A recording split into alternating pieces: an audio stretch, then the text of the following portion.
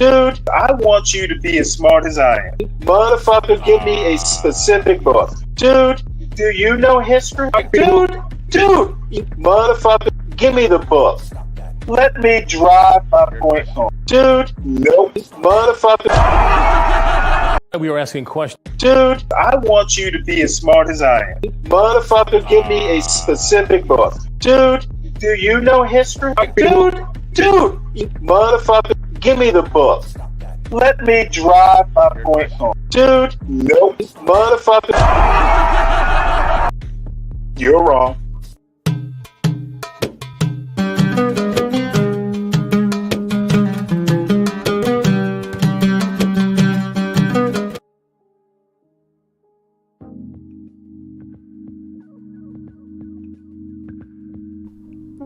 Fall is here and winter is coming, and you need to shop Lowe's Customs. For the ladies, there's stunning designs and colors. For the men, Lowe can make something manly to keep your insecurities in check. But wait, there's more. For you simps, there's a special simp edition, where Lowe will roll around in it, blow smoke from the finest Southern Eastern American marijuana. She'll even rub her pretty feet all over it just for you. So what are you waiting for? Shop Lowe's Customs now, exclusively on the John Galt Urban Landlord channel. Let Lowe help you stay cozy and warm this season. Shop Lowe's Customs today.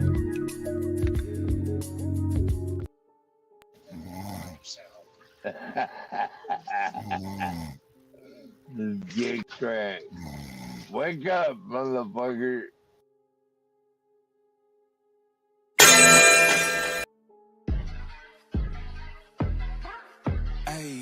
I got the recipe, never gonna let any op get the best of me. Thought it was distance, but hey, this is next to me. Talk to the spirit, you know I've been heavenly. Company definitely show your trajectory. This ain't a diss cause I say it respectfully. It's time to eat up, right like a speeder. Hit the like button.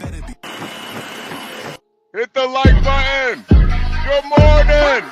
Ayy, I got the recipe, never gonna let any op get the best of me. Thought it was distance, but hey, this is next to me. Talk to the spirit, you know I've been heavenly. Company definitely show your trajectory. This ain't a diss cause I say it respectfully. It's time to eat up, right like a speeder. Taking it deeper and that's how it better be. I never let the comparison get to me. I just remember the promises meant for me. I know the enemy and that he's sent for me. I keep the blood of the lamb as my centerpiece. I cannot trust in no crystals or energy. Look at the chemistry, it do not even mix chemically. Most of the tricks they be gimmicks, they mimic the truth. It's poison and we got the remedy.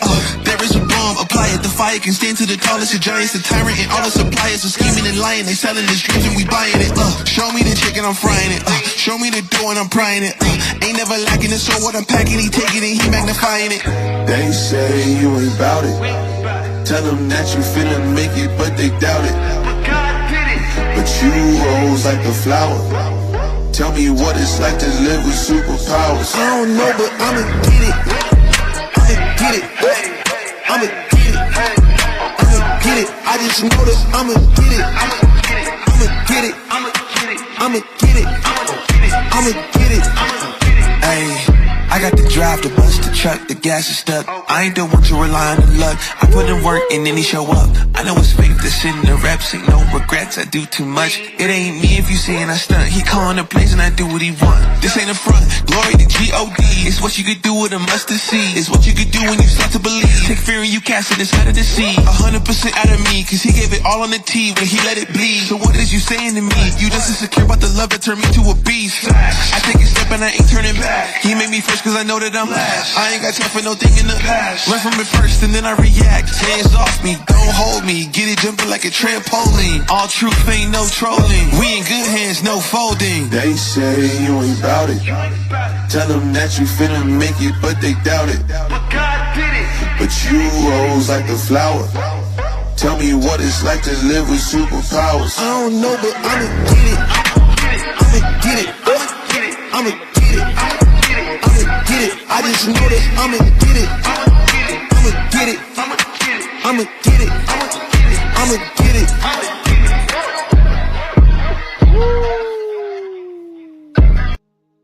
Woo!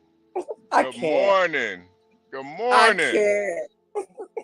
It's Good Powell morning. Day, everybody. Hey. What day is it? Hey, What day is it, Dennis? It's What day is Powell it? Day. Oh, Oh yeah. Oh yeah. Jerome Dennis said you Powell is got gonna some come out of leftover his hole. Sunday sauce. Always. Some I'm coming over. I need gumas, some leftover Sunday sauce. some gumas. Gumas makes the I best mean, if sauce. you want to venture giving me your address, I'll send you some sauce. Ooh. Oh Ooh. Lord, I love me some sauce now. Some Ooh, old gumas sauce from the old country. that Yeah. is some good shit for real. Yeah, you I gotta learned from boil my the grandma's recipe. tomatoes and peel the skin off. Oh yeah, Homemade like I sauce from like the I old told you, I country. grew up around some Italians and woo, woo, child, that was some good food. Hey, you know what they say about Italians? Yeah, they're official blacks, man. I don't care what they say. They're official blacks. From the old country. Hey, And hey. they welcome to the Oh, you barbecue talking about all the day. Moors? You talking about those I'm Moors? talking about all Italians. I don't give a damn. Y'all all welcome. Y'all know how to season y'all food. My father used to Yeah. say, "Never trust a Sicilian; they'll steal your underwear without taking off your pants." Oh my God. Oh I Jesus. will give that to Italians. They definitely know how to cook. They know how to season their shit. Yeah, they do. They definitely know how to season their shit. I feel like every race has some good food though, honestly. Pretty Right? much, yeah. Yeah. The Germans are kind of failing, and the French are Yeah. overrated. The French puts too much butter. And Well, the that's their Germans, deal. like my husband, he didn't know how to season his food, very good. I had to teach him. You said German? Yeah. Yeah, no, they suck at food. Yeah, And the British, Their The food British, looks disgusting. they win at breakfast, and they win at fish and chips, and that's about it. Oh, Man, but I mean, actually, though, that cottage pie, though, you where's like it? you Not like cottage pie. toast with beans on Shepherd's. it? You I like don't toast? like No, that that's shit. not English breakfast, buddy. What is No, that? you gotta pull it up. It's there's roasted tomatoes, sausages. Oh yeah. They eat the big thick sausages. Pause. Eat the big. Yeah, I like the big they eat sausages the too. they eat the big glizzies first thing in the Yeah, morning. an American breakfast sausage is nasty. Yeah. No, you're right. You're right. American sausages are nasty. I like my big German sausages. Oh. This is a family show, lady. Oh. What did I say that was? What did I say that was so off? I said I like big German sausages. Oh. Forget We're about it. talking. Forget We're about talking it. food here. Hey, Forget about it. I thought it was summertime was over here. I'm getting hot. Hey, every time I come around here, you guys are talking about coups. Man, Every you time. fugazi. You Every fugazi. time. Is that all you guys talk about is coups? Oh my god. Oh my god. Hey, Jenny Sack, I heard she's getting a 98-pound mole removed from her ass. Jenny Sack. What? Wait. It was implied that her ass was so fat that she could have a 98-pound mole removed from it. Oh Man. Jesus Christ. I always go back to The Sopranos. Who's my favorite character? It's either a Ralph or Johnny Sack, one of the two. I don't know. I've never seen it. You've never seen this? Oh my god, yo! I always go back between The Sopranos and The Wire. Which is the better show? And sometimes I say The Wire had better. Oh, The Wire had a better story, but The Sopranos had better characters. Have you ever lived oh in Baltimore? man, I No, no, love them both. I never lived in Baltimore, but I know. What about yeah? What were you You saying? said what? What about the Italians? You lived around a lot of Italians before? I've lived around a couple Italians before, and it is kind of they definitely have that Sopranos kind of vibe to them. Virgo, have you seen The Sopranos? Oh, of course. Oh, come on now. I love The Sopranos. But you know what I loved about the Italians that I lived around? A lot of them were cops. So our neighborhoods were safe, man. When I tell you, I walked like a pimp through my neighborhood because I knew I was safe because I had a lot of cops in my neighborhood. Yeah, Dennison, you gotta watch The Sopranos, man. It'll make you proud. Do you think Hey, it's authentically Italian, Virgo? I wouldn't say authentically Italian, So but neither, huh, HB? well, yeah, I think it's Italian in the sense that it's the mob, but I don't think it's like a exactly, yeah. I exactly. don't think it's like a representation of all Italian people, but Yeah. I do think like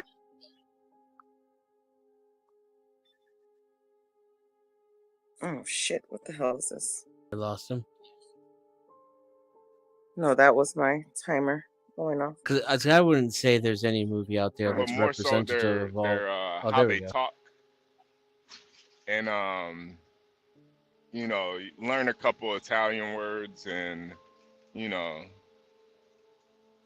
Yeah, I wouldn't say it was Italian as far as representing the whole Italian community. I would just compare it to, just watching like a gangster show with blacks and, and saying that that's the whole community and stuff like that, yeah. But it's highly We all have our entertaining. stereotypes. Yeah, but it's really entertaining though, and it's like when I watched it, I realized how great it was until like years later when I actually like were around Italians and stuff, and I'm like, wow, this shit. You guys really do call us Mulians, huh? Oh, Mulian. Oh, Muliani. Yeah, Mulian. Yeah, Mulian.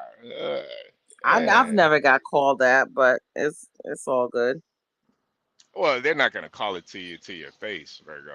Yeah. Nah, but no, what I'm trying to say is that the Italian people I grew up with, they were just good people and we just got along. The first time I heard that word, honestly, was in I think I would call it a black movie. Because I think it was directed by Spike Lee, if I recall. Yeah, there you go. Yeah. Oh, we were talking about that. Oh, it's funny that he mentioned that. We were talking about that movie earlier on. What was it called? It wasn't School Days. Do the Right Thing. Do the Right Thing. Yeah. Now, here's what I'll say, though. I asked my dad, who I never heard say the word. Mm-hmm. And he didn't really know what I meant. But eventually he was like, "You mean Mulian? Like an eggplant?" So Spike Lee wasn't wrong, but I grew up never hearing the word. If that makes sense. Oh, so that's what Mulian means, like an eggplant. So yeah. So you're saying black guys have big dicks? Well, it's black skin. I think that's not really racist then. To be honest with you. Well, I mean, to be fair, even if it's what it's supposed to be, like the blackness of an eggplant, that's not really racist either. Yeah. No, I think it's like they're so black they're purple. I think that's the. Okay. I thought that was just talking about their. Manzana in Italian, the eggplant is not purple; it's black. Oh, yeah, that is right. That is right. Okay. That is right. Yeah, that is It's right. just plain black, no purple. Yeah. The like the But emoji's purple. Yeah, but in I tell you this. The only white guy that I've dated that was uh you know not Italian is my husband, but every white guy that I've dated was Italian. forget about it. Forget Yeah, about it. forget about it. Uh, You love them sisters. Stop playing. yeah, Stop yeah, playing. Oh, I ain't. yeah. Who's fronting? Yeah. Y'all love the sisters. They say Virgo throws it back too. So I don't Jesus Christ. Look at how happy that German man is in that avatar. Yeah, he's pretty happy. He's pretty happy. He But went yet, from no. unseasoned schnitzel to No, his schnitzel is pretty good, I tell you that much. Ah, come on. This is a family show. Talking about schnitzel. It's too early in the morning for that. Yeah, 5 in the morning. People Talking haven't about even had their schnitzel. coffee yet. His schnitzel is Jesus. pretty good. Come on, Virgo. Jesus Christ. Jesus Christ. But no, I did watch like I don't know if it was like a food channel or something when they went to Italy, and I do remember all the eggplant that they were cooking with was like completely black. Like they make Yeah. some weird dishes out there in Italy. Man, Italian food is freaking awesome. God Man, damn, it is freaking awesome. a lot It's of garlic. simplicity. Yeah. If I can be any other ethnicity, I guess I would choose. Yeah, I would choose Italian or Asian. Yeah, because I love Asian food too. So Nah, Are I you would sure you choose. love Asian food though? Oh yeah, Asian food is so freaking good. see, I love that Mexican food. Give me some Oh damn. quesadilla. Oh yes, you're right. I love Mexican food too. Oh well, god damn it. Then I guess I would have to be multiracial. I guess I would Yeah. have to have a dad that was like Mexican and I like all the Italian, foods. and then a mom that's like Asian and you know Like that elote, that and street Haitian and corn. whatever. I could eat that street corn every single day. Oh god, that is so good. And you know what? You know how I make it? So I boil the corn and Yeah, then I yeah, cut the corn off the cob yeah, and then yeah. I make the sauce and I pour it on top of there. Ooh. And we make that for Thanksgiving or just whenever. My daughter Ah, loves it. Dennis, then you ever had elote? Elote? Oh yeah. Yeah, It yeah. is so Wait, good, right, Yeah, I've had Denison? elote fresh from a vendor, like from a 90-year-old man pushing a cart outside my house. Oh, yeah. See, that's that what is you the really best want. thing. Yeah, Yeah. that's the best right there. Yeah, that's little mayonnaise, little cheese on top of it, whatever the little seasoning they use. So wait, Dennis, and The hot pepper Tahine. sauce. The so you tahine, do, yes. yeah, that's what it's called.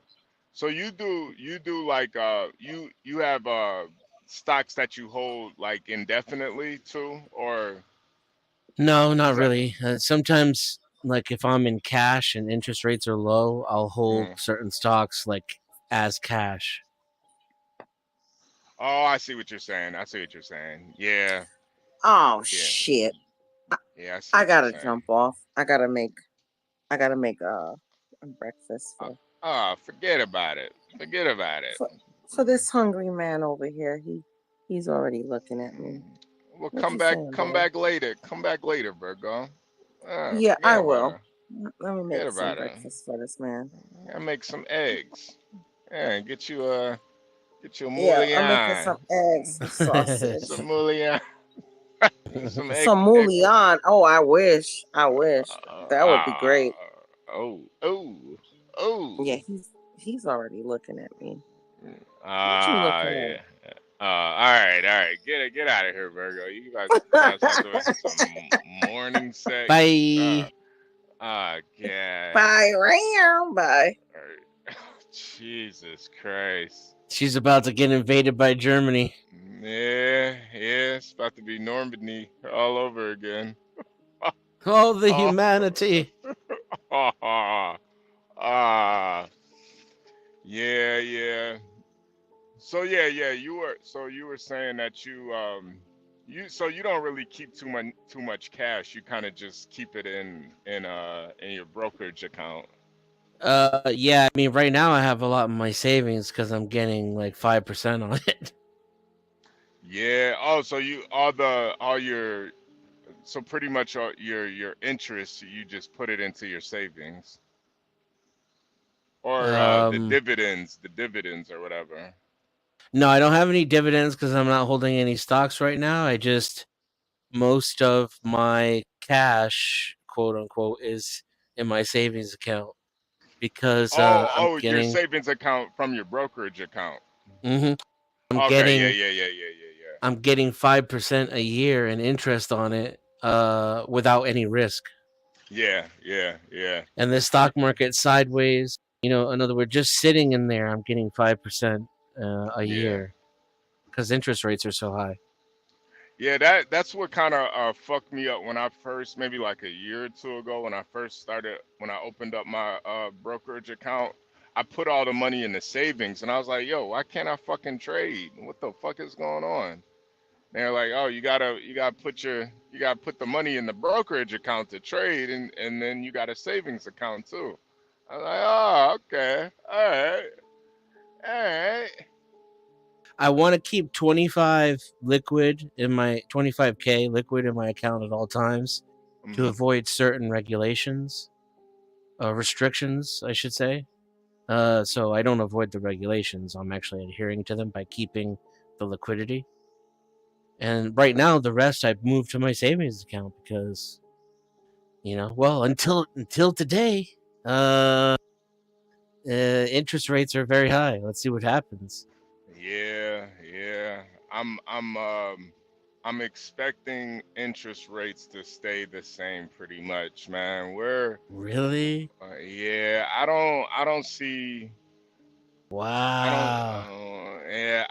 I think we're gonna be high interest rates for a while, man. This whole inflation shit, it's not going anywhere for a while. Go ahead. Yeah, no. I just think we've been living too high on the hog over here, man. And the powers know that we can survive with high interest rates. A lot of so they're not gonna pull it down, man. It's yeah, we're gonna be pretty much fucked for the next couple of years, regardless of who the president is. But we'll see. I don't know. That'll probably cause the market to sell drastically, which will give me an excellent opportunity to buy. Yeah. Hopefully. So you think SPY's gonna go down a lot today? No, I have no idea what it's gonna do. Yeah. I know it's gonna move. Yeah. I'd be surprised if it's like exactly priced in. Yeah. Now with Norman Powell talking today, do you actually listen to him when he's talking, or do you just watch what the market's doing? I just watch what the market's doing. Sometimes I listen to some of what Powell says for the laws, and also I mean, he's kind of like my pope, so. Yeah, I see what he's doing. He might cough or something. I don't know. Yeah, yeah, you know, exactly. You know, you gotta check in on the Pope every once in a while, you know. He's And he got like gives signals and shit, you know, about the future. he's got a really black person name, Norman Powell. Jerome. Oh, Jerome Which Powell. is Yeah, even yeah. more black. Yeah. Jerome Jerome is Powell. definitely more like street. Like, yeah, what the heck? Jerome Powell. Sounds like a rapper. Jerome Powell. You listen to that new So Jerome looking Powell at him, mixtape? it makes me think he comes from old money, right? Like he's so old and so rich, his family name, that's what the rest of us got named after. Oh, wow. Wow. Yeah, where did he come from? Where did this guy come from? Right? It's like, He's one of the most powerful men in the world. Nobody knows anything about him. With this is how many channels are talking about Jerome Powell? Yeah, nobody who's his wife? What does he do for fun? Do you even think he has fun? Like, does he just go to Disney World or something? It makes you wonder, maybe manipulating the economy of the most powerful military empire on planet Earth is what he does for fun. That does sound kind of fun now that I think about it. Having that much power. Yeah. And look how many poor people I can murder today with one touch of a button. Oh man, you think he's really that type of guy though? Like just the evil.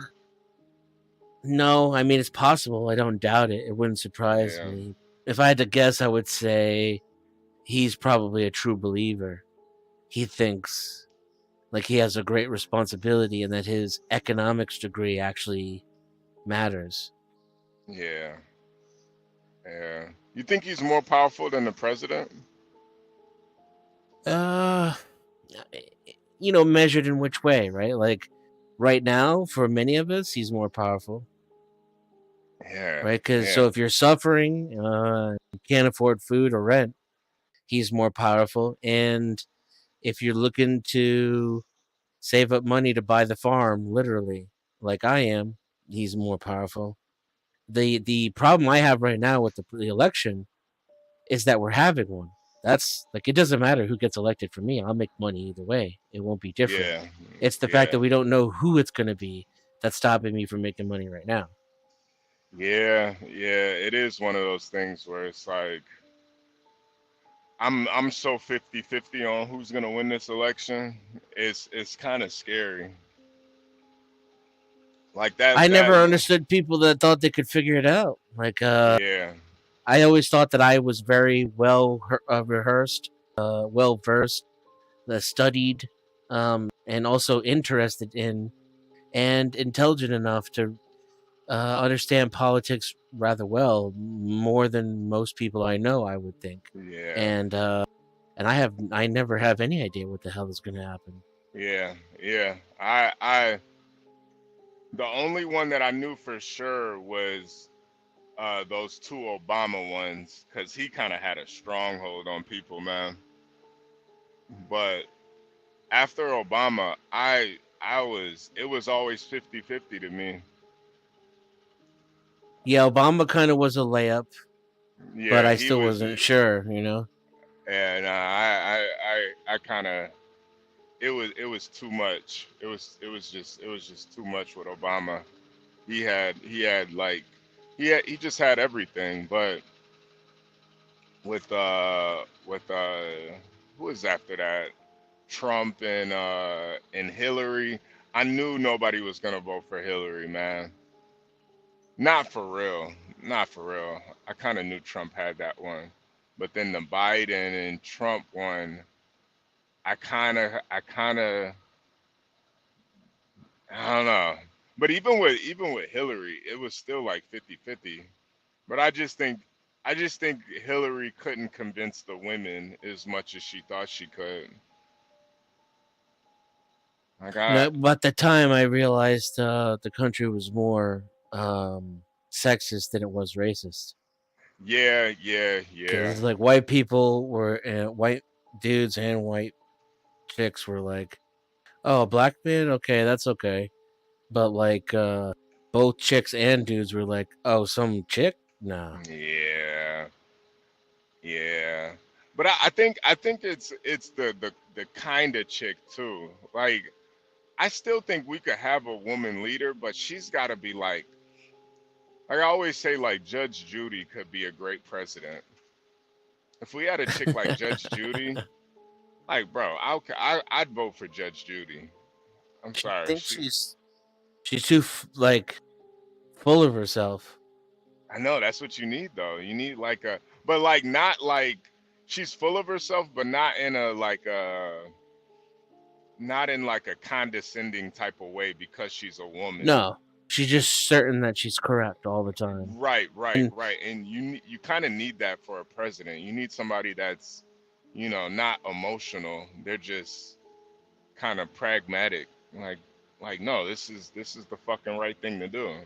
Like fuck out I of would here. say it'd be the opposite. You want somebody who doesn't think they know everything and knows how to surround themselves with the right people. Yeah. You got to be able to take. If you're gonna be a good leader, you got to be able to take counsel too. Like the president's supposed to be like a chairman, not like a dictator. Yeah, maybe that's my thing. Because I could only like tolerate a woman if she's like a dictator. Maybe because I have like mommy issues. Maybe that's what that is.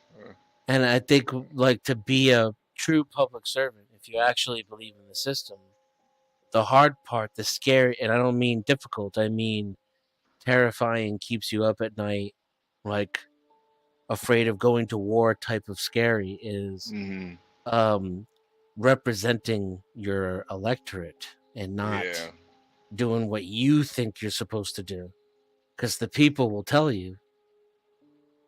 Yeah. So representing their actual interests, I think that's the hard thing for so-called leaders to do. You think that's what kind of scares people away from Trump, is he kind of comes off like a dictator? I think what scares people about Trump is a deliberate attempt to scare people away from Trump. Yeah. And he doesn't shy away from it. Yeah, because I get it. It's just like I'm that type of guy where I just like I'm kind of more, I gravitate more to people who just kind of tell it like it is, don't sugarcoat it. But I get for like a politician, you can't really be like that. So I get like why people don't like him too. But, we gotta get crack. Yeah, where is Asbaroon? Yeah, where is Asbaroon? Hey, I don't. Wait, go ahead. I don't really believe in any of this crap. But if I were to assume Trump and take him for his word at face value, then I think he's a lot like me, and I understand kind of the way he does things. Yeah.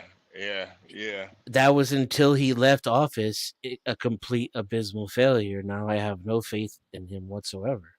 Yeah, and I think that's what makes me gravitate more to Trump too. It's like I see myself more in that in Trump too, where it's like, I see where society is at right now, and it's not like we're in a better.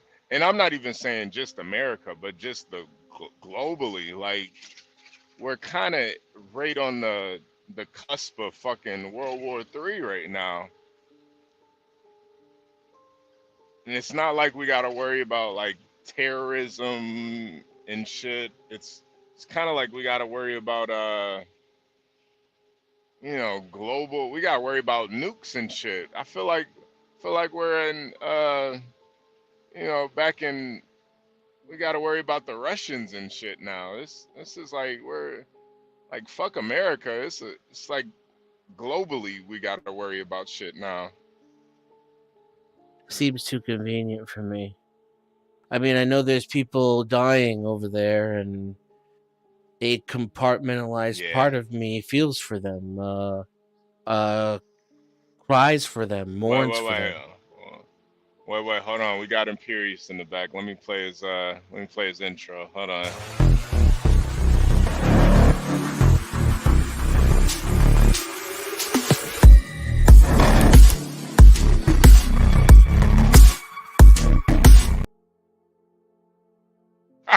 Good morning, you fucking bums. Get up and go to the gym like I am. It's 5 o'clock. Get moving. Number one. Number two, this doomsdaying libertarian homo is the biggest simp I've ever seen in my life. Do you ever hear the liberals criticizing their people? You ever heard them ever say Obama or Biden or any of them do anything wrong? No, you need to shut the fuck up, dude. Shut the fuck up, you faggot. You fenced-in bitch, dude. All you conservative, like quote conservatives or quote libertarians, you have no idea what you're talking about. You sit there and criticize your own side when you're at war with somebody. Shut the fuck up. He thinks I'm a libertarian. Dude. You are. You can't choose a side. All you do is bitch. About. You bitch, dude. You bitch like a simp. Why Shut are you the fuck up, like dude. Right you ever now? heard anybody say Obama? Any heard anybody on the left ever say Obama did anything wrong? Who cares? It's boring. Yeah, that's why you're a faggot. You don't choose a side. You subterfuge your own side, too. you stupid son of a bitch. You bore me. No. You are nothing. You're an old fucking idiot that sits there with minuscule influence, and he sits there and he wants to talk about, Obama, Trump doesn't do this. Nobody does this. I don't like anybody. I don't like anybody. Choose a side. Choose a side or shut the fuck up. Are you done? No, I'm not done. Choose a side or shut the fuck up. I don't care about your bullshit. When the two armies form, nobody's going to sit there and go, what side is it where you go what does the guy in the middle think? Because he doesn't like either side. Men make choices. Choose your side or shut the fuck up.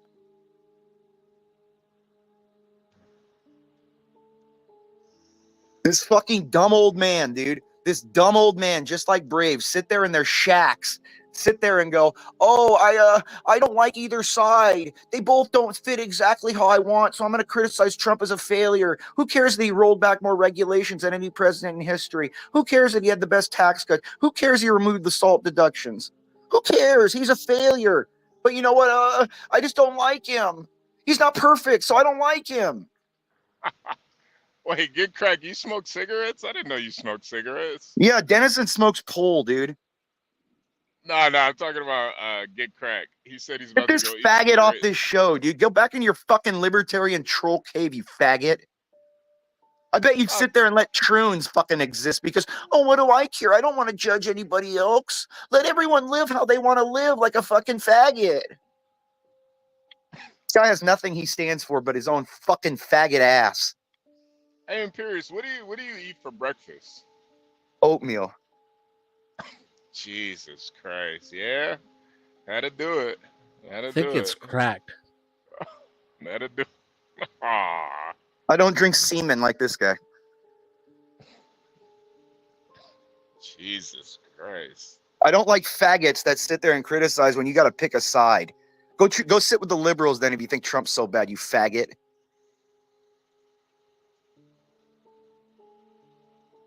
I don't think Trump. No, he can shut the fuck up, dude. We're no longer in a time where you get to talk. Choose your fucking side. We're in a dichotomy. Choose the Democrat or the Republican. Pick your side and shut the fuck up.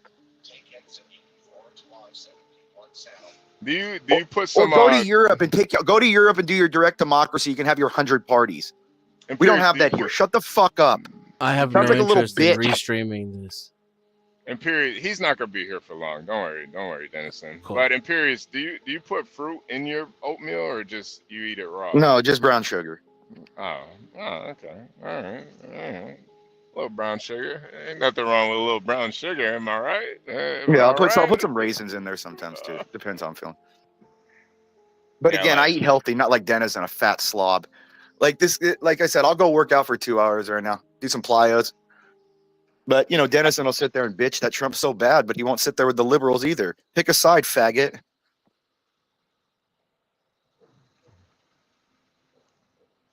And that is Imperious, guys. It's Imperious. No, I don't like faggots that can't pick a side. He's a bitch that sits there in the middle. He sits there in the middle like a woman. Can't make a decision. Wait for you to leave. You sound like you'll wait because I own you, bitch. Wait till I'm done. Just don't shut up. No, I don't need to shut up. I shut you You're a up. spurg. No, You no, did, sir. yeah, You're a absolutely. bitch. You're a bitch that won't choose a side. You complain about both sides like a woman. I just don't care what you I don't think. like I'm going my to talk to husband the because audience after you leave. he doesn't take me out enough. I don't like this other guy because he doesn't fuck me good enough. That's what you sound like.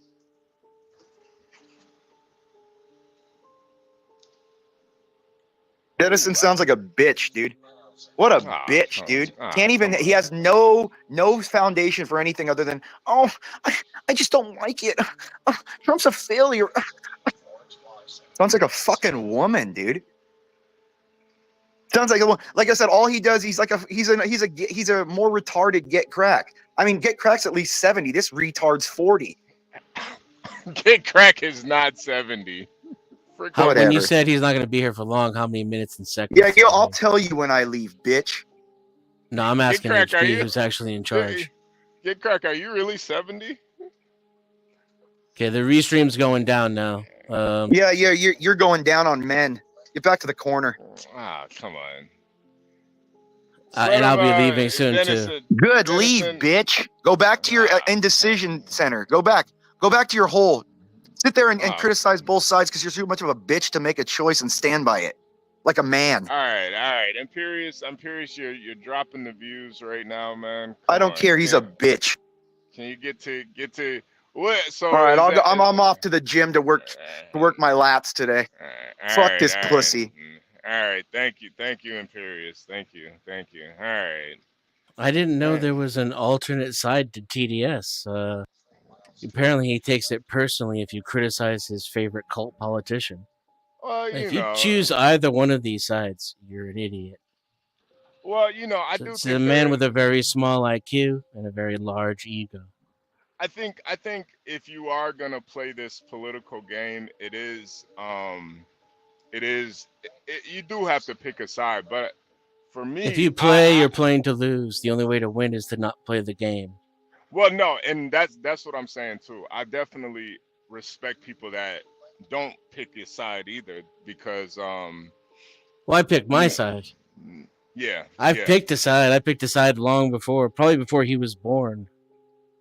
And I think too, to like the more we talk over here, I don't know if you heard the guy yesterday, but there was this barber that John called that lives in Springfield, Ohio. And Springfield, Ohio is one of those places that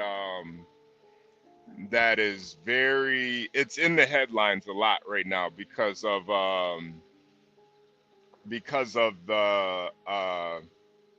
the Haitian immigrants who pretty much, there's a town full of 60,000 people, and there's 20,000 Haitians there that live there. Small town in Springfield, Ohio. So this guy is a barber. He pretty much debunked a lot of what Trump's been saying about Springfield, Ohio. And Trump's been basically saying that, they're eating goose out there, they're kidnapping cats, all this other shit. So this guy called up yesterday. Well, John called him up yesterday. We were talking to him for maybe like an hour and a half. This guy basically said that the Republican governor of Ohio is the reason why all these Haitian migrants are in Ohio, and it's because he has a church down there in Haiti, and when all the tension came up from Haiti, this guy was paying for their green cards to come to Ohio, and they're working at the Honda factories in Ohio. So what it really showed me was that the Republicans, they don't believe in nationalism. They don't. I mean, mind you, this guy isn't really a Trump supporter, but you would think that a Republican governor would you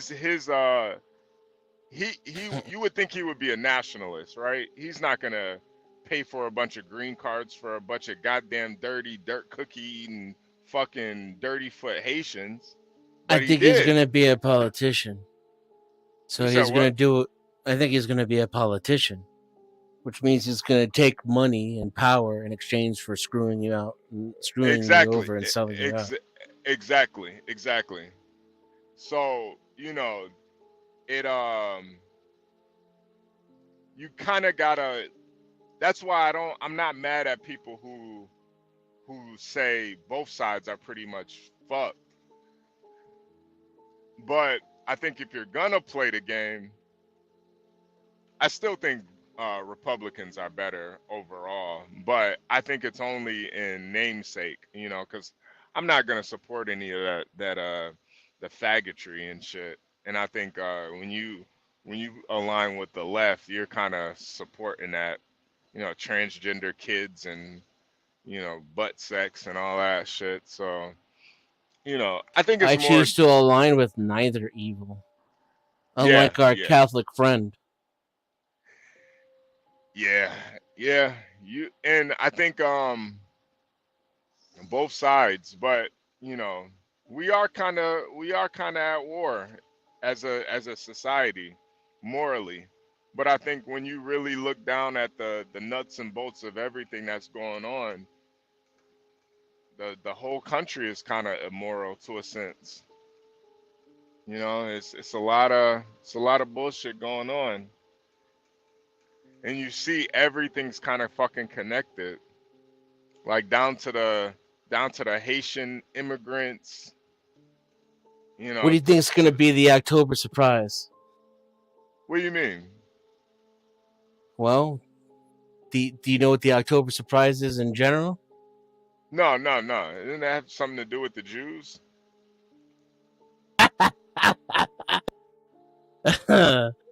Oh, that one gave me dopamine. What?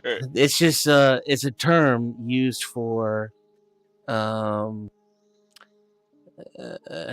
like one side or the other in the campaign in an election year will hold on to something to as close as the first week of November as possible and release it in the press in order to try to sway the election. Happens every major election. They call it the October surprise. Because, October is as late as possible to give people as little possible time to digest it. Yeah. Hold on. Imperious is in the back. Imperious, if I'll let you up as long as you could be a gentleman, man. We don't gotta call each other names and stuff, and we're trying to. Well, he could be correct. He's just so wrong about everything all the time. He has no idea what he's talking about. He's just on a complete and total spurg because I hurt his feelings by criticizing his boyfriend. And then so that's where all that vitriol comes from. It'd be different if he was accurate and and then it'd be possible to respond. I could talk over him, but he bores me. He bores me to death. Yeah. He kind of bores me too, but he does have a lot of supporters. So I want to let him up, but just try to be a little. I thought he was about to work out, but I guess he's putting his workout. He doesn't work out. Let me bring it up. I'm on my way there. The difference is here. See, this is what I'm talking about. Dennison says he has something he stands for, why he votes the way, himself. He stands for nothing but himself. So if you want a consumption pig, that's fine. You'll lose. There's more of us than there are of you, Dennison. Get in line or we'll eliminate you. Don't you understand that, Dennison? You alone can do nothing. There are 2 billion of us. You can't do anything by yourself. You're insignificant, sir. The reason why I will vote for Trump, the only reason why, is because he got rid of Roe. I care about that. I care about the lives of those unborn children. I don't care about your finances, Dennison. I don't give a shit about your happiness in your life. I don't care about you. I don't care about someone that doesn't put his money where his mouth is and sits on the sideline and let other people do the work. And then complains and complains and complains. You're a child. You have no influence. You walk in the middle of a movie and go, what's going on here? Tell me all about it. I'm right now. I know the movie. Get in line, sir. Like this is the nonsense. He votes for his own self-interest, and then he talks about how he has a moral judgment on what other people should or shouldn't do. The difference is, sir, I can judge you morally because I have a moral foundation. You don't. So you could sit there and go, oh, I vote for this, I vote for that. Imperious is mean. He acts like you know what? The difference is, sir, I care about the unborn children. I care about fundamental morality. You just care about your finances. Just like Crack and Kim on here. You guys sit there and talk about stocks. You gives a shit about the stocks. Like there are more children being sex trafficked now than there were slaves at the height of the Roman Empire. You don't give a shit about that. All you care about is my finances, my stock. Sir, I have more money than you do. I have more money in my portfolio than you ever have in your life. 2.5 minutes ago, but it's getting like really yeah.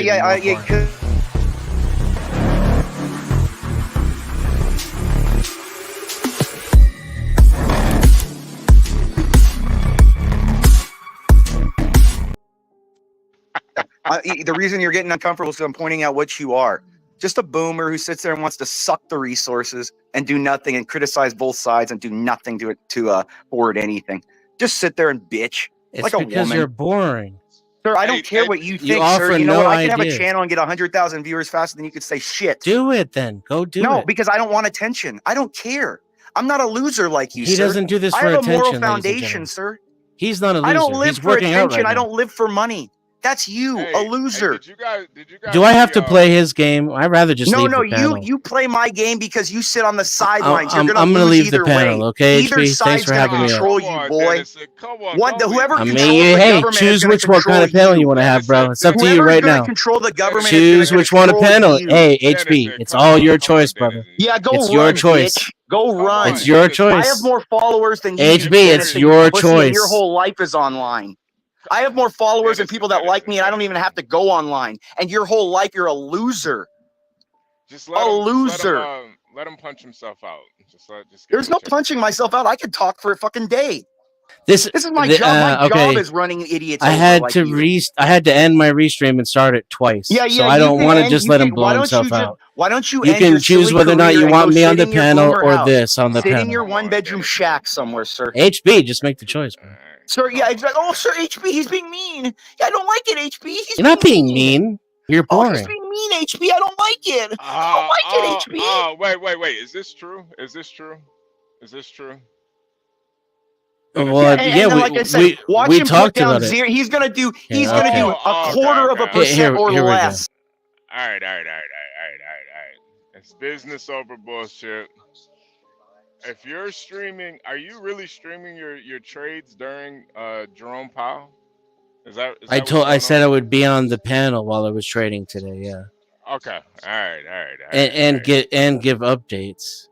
Okay. All right. Yeah. We. It's business over bullshit, you guys. We gotta Imperious. I'm never gonna do the bullshit though, right? So like. Yeah. I'm reconsidering whether or not I'm gonna stay here much longer. No, come on, Dennison. You know, I don't know what that means. I don't know what "come on, Dennison" means. I just don't know. I really don't know where the I told you where it comes from. I told you where it comes from. Everything he said was a projection. He's talking about himself. He's alone. No one follows him. No one listens to him. He can't lead anything. We've demonstrated this guy doesn't even know anything about the law. He claims he's a lawyer and he doesn't know simple laws. It's a caricature of a caricature. So, I mean, here's the two possibilities from my perspective, and I mean no offense. You know, I like you guys. Either you're so fucking stupid, you think you take the guy at IOTA seriously, or no, hold on, or this is a troll panel, in which case I'm bored and I'm gonna go fuck off to somewhere else. Yeah, nah. You know what I think of Imperious? I don't. Exactly. But you know, I do appreciate I do appreciate when people hit the panel and add to the show, but you know, I think what we're doing over here, this isn't like a troll page, and you know, we actually are trying to benefit people, and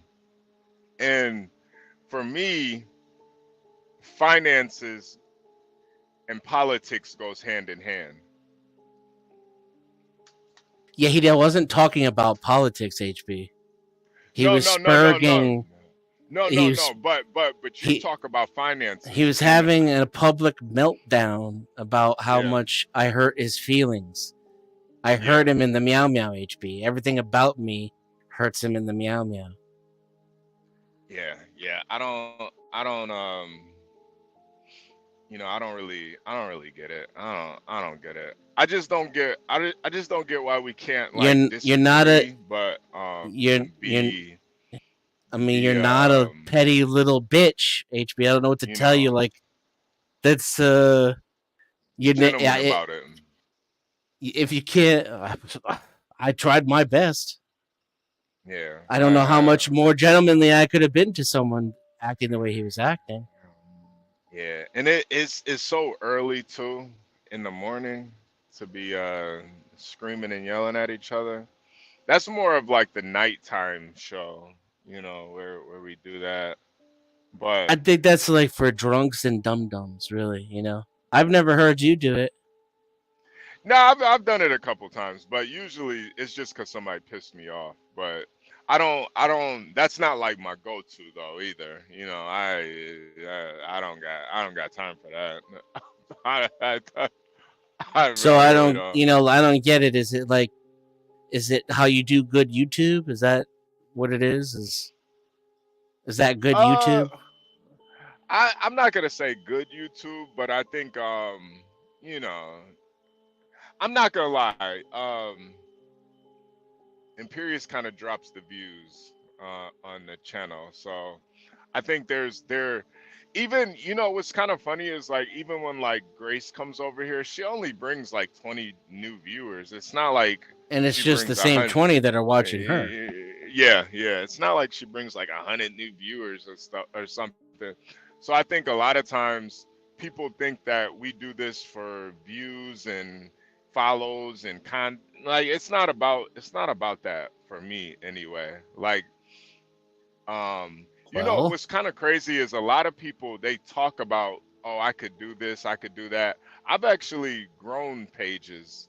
I've actually grown my own page, and you know, even with this like even my HB2N page, I got close to 3,000 subs. I don't even fucking upload, you know. So like, tell me then, why does Imperious have his own intro here, and he's given leeway to just essentially what he does verbally and digitally is he runs up on the top of a business table when there's 14 people having a conversation, drops trow, starts jerking off, and shits all over the table while he's running around. Do you see the intro? I need you to look at the intro. Look at the intro. Hold on. Yeah.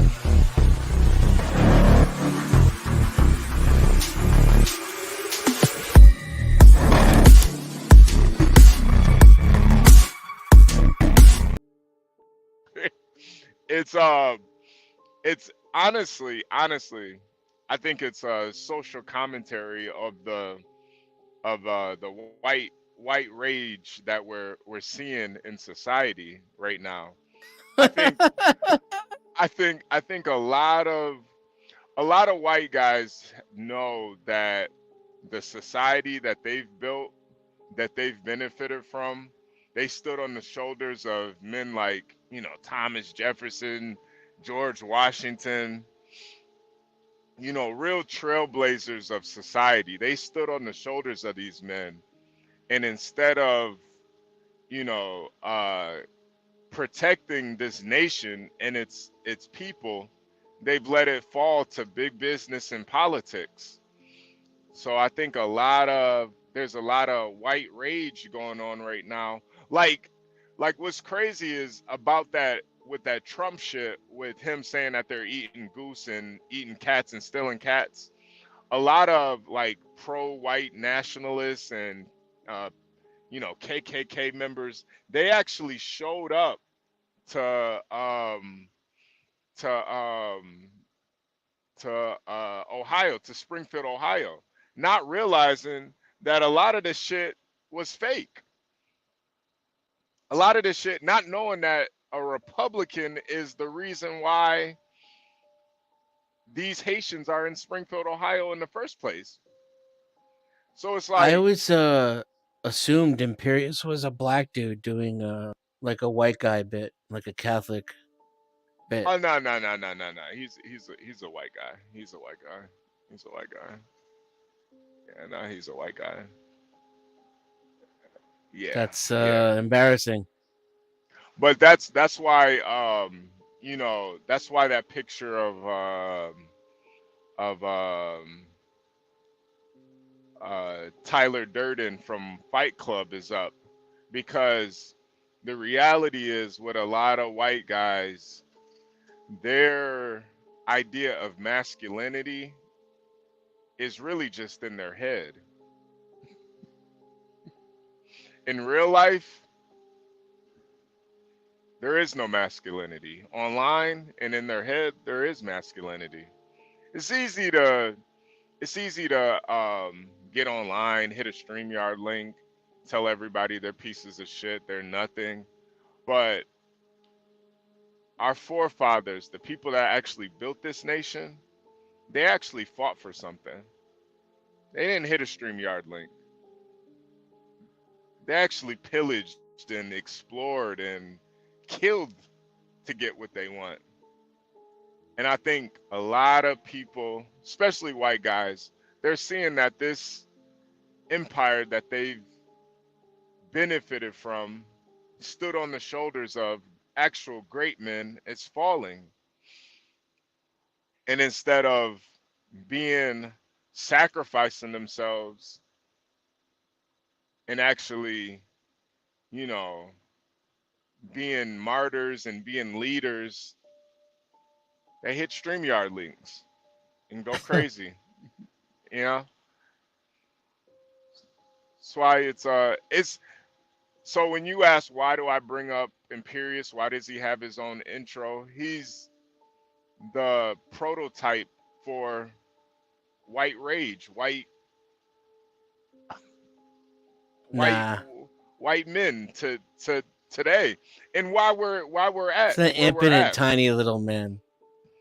His rage is like, it's like a kitten who's hungry. There's no rage in that man. He's just a spur. I don't think he's experienced enough in life to even be really angry about something. No, I think there is a lot to be angry about, but it's what are you going to do with that anger? Are you going to get online and yell at other men? Or are you going to, you know, say what you want about those guys taking shots at Trump? Those, you know, I'm definitely not advocating that. But technically they do actually believe in the system and are trying to change it. Exactly. Yeah. They're at least doing something. So, you know, you can believe your vote that matters, but there's guys out here that are taking shots at the president. You're just hitting a StreamYard link yelling. So, I mean, were they Catholics, the two of those guys? I don't think so. Nah. I think these guys were straight. They were both kind of liberals that Imperious looks down on. Yeah. They taking shots at the president, though, man. It's almost like he's just a spurg and he doesn't have any logical consistency to his arguments or his positions whatsoever. That's why, you know, sometimes you gotta be that martyr if you really believe it. But I think with a lot of white guys, they've been cucked so much by society. Man, they would rather join a ladies' league before they fucking take a shot at a president. You know, that's why. I suppose if it really mattered, I you know, that I might think differently, but I don't think it does. But at least, you know, whether it matters or not, that's for history to say. It's about what you believe in. And if you believe in what you really believe in, show the world. Yep. History would tell us if it matters or not. Like, you know, I don't know if it's gonna matter. Who knows? But You know, this is why I always hate those pro-blacks that are, you know, oh, the white man is evil.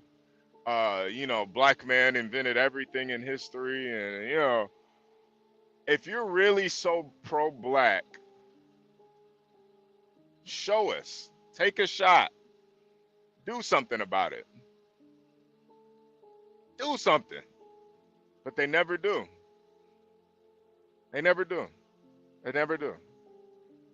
Don't you think we're just programmed to hate each other because if we got along, it would mean like the end of the party for the psychopaths in charge? I think that is a big part of it. That's why you know, I do try to think about how, you know, I know it's it's kind of silly, but I always, you know, I do try to think kind of how Christ would think. Christ didn't hate anybody. He hated evil, but he didn't hate people. And I think a lot of times we get so caught up in hating a person instead of the evil and not having any compassion for that person or at least understanding. Like, I don't hate anybody, man. I try not to have hate in my heart, but I understand though how a lot of this evil works though too. Sometimes people can put that, they can bring the evil out of you if you let them. That's why I'm not even mad at that you you know, you don't even want to go back and forth with Imperious, because all it's really gonna do is bring out some evil in you. But at the end of the day, you know, if we're talking about making some money, I'm trying to help everybody make some money. So let's get back to the bag, you know. Let's get back to the bag. Cause even with that you know, going to war shit, you want to go to war, you can't go to war broke. You gotta have some money to go to war. I mean, I guess we could do it like you know, the Palestinians and the fucking Vietnamese, but what they have is organization. They got culture behind them. Yeah, I think we someone have was that. giving them money too. Yeah, You know, on the side, kind of like, yeah. hey, fuck those Americans, you know, or more like, fuck those Americans. Yeah. Yeah, you want weapons? I have weapons for you. Yeah. There's always a big there's always somebody behind the scenes funding a lot of these wars and shit. Yeah. Ah, Lindy Lou, good morning. Beautiful Lindy Lou. Good morning. How are you doing? How you doing? I like your gatito. How you doing, Lindy Lou? Yeah. But I do understand the white rage. And that's why that movie Fight Club, like when you really watch it, it was kind of ahead of its time, because you see a lot of these white guys now online, like where they're just so angry with life and with society that they turn themselves into online trolls. And you know, that's kind of where, oh man, it's just like I just look at those early settlers and shit where these guys really fucking, you know, they really paved the way, man. I just don't think the founding fathers were trolls at all. These guys were really, man. Fucking George Washington was the president and he was on the front lines. Could you imagine that? A president on the front lines of a war. I'm not sure I believe half of the stories, to be honest with you. Well, just take it at face value. Oh, well, from an internal critique, I mean, yeah, he's one of the greatest heroes of all time then. Right, even right. He's like comic book proportions. Right. He even turned down more power after he took it. Right. And even, let's say, I mean, it could all be fake, fabricated, who cares? I mean, you know. But that's the shoulders that we're standing on. So when I see Not these motherfuckers. Nah, not these guys. Not these Yeah, guys. not the. If you're voting for someone right now, you're not voting for George Washington. No. And if he's out there, I haven't seen him yet. And frankly, you know, like get all the criticism in the world because I heard everybody's fifis by shoving the truth in their face that they're dumb and they're voting for bullshit. But I would get on your team if you could just make just a simple fucking smart decision and vote for someone like RFK.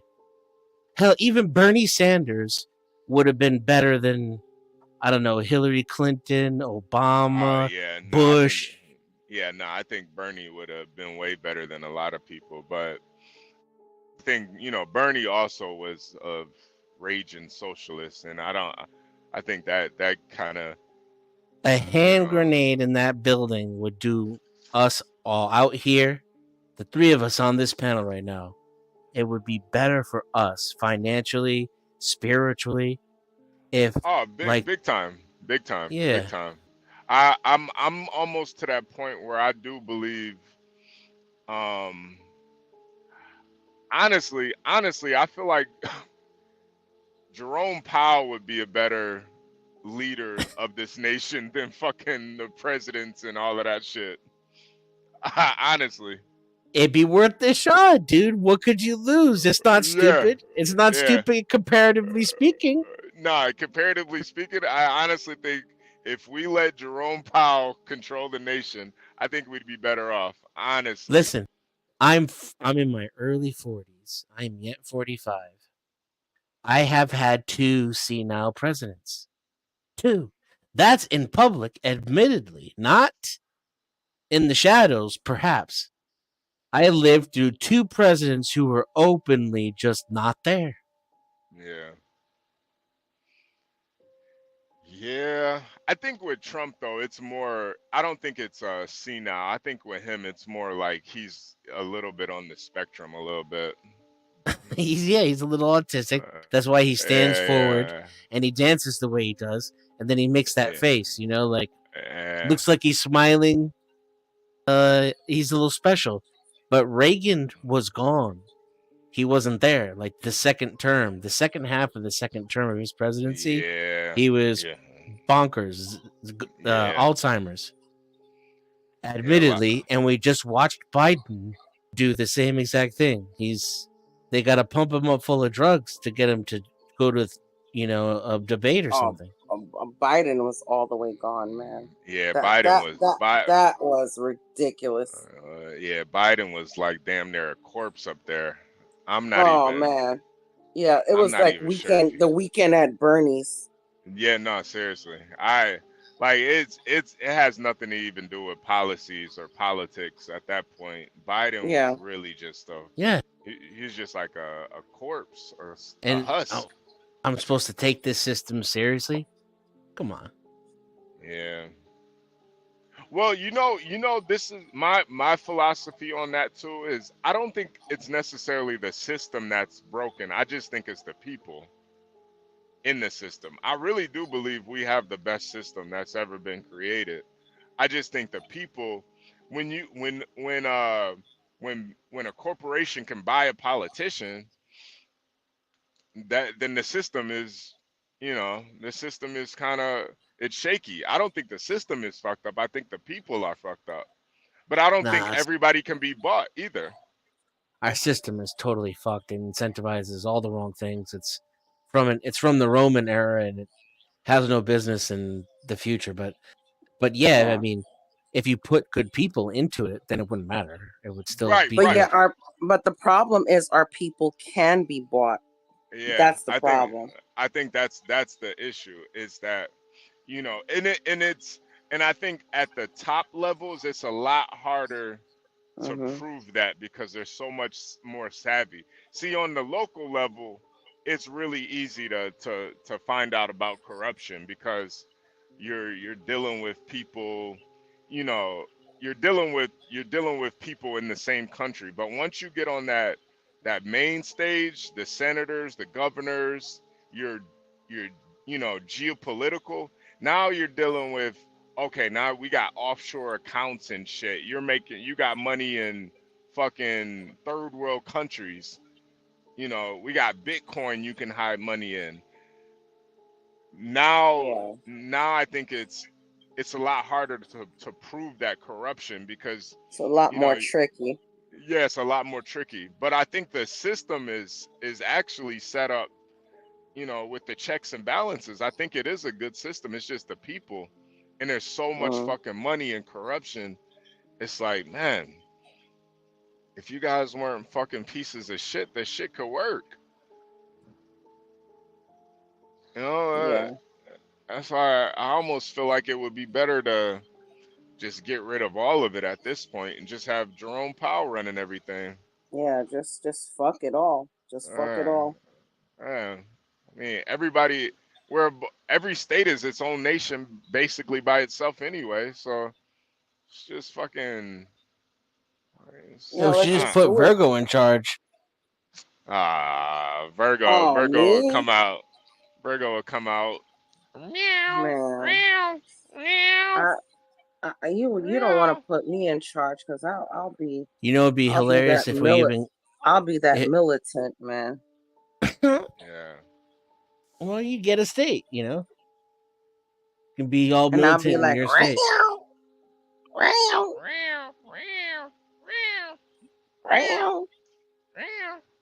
But yeah, I just think those founding fathers, how they obviously they did get a lot of stuff from Rome. They got a lot of ideas from Rome, but I think a lot of it too was they did kind of think they thought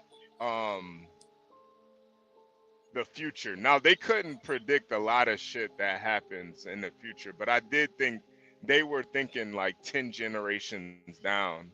I just don't think that they could really predict how far we've come since then as a nation. I think they thought that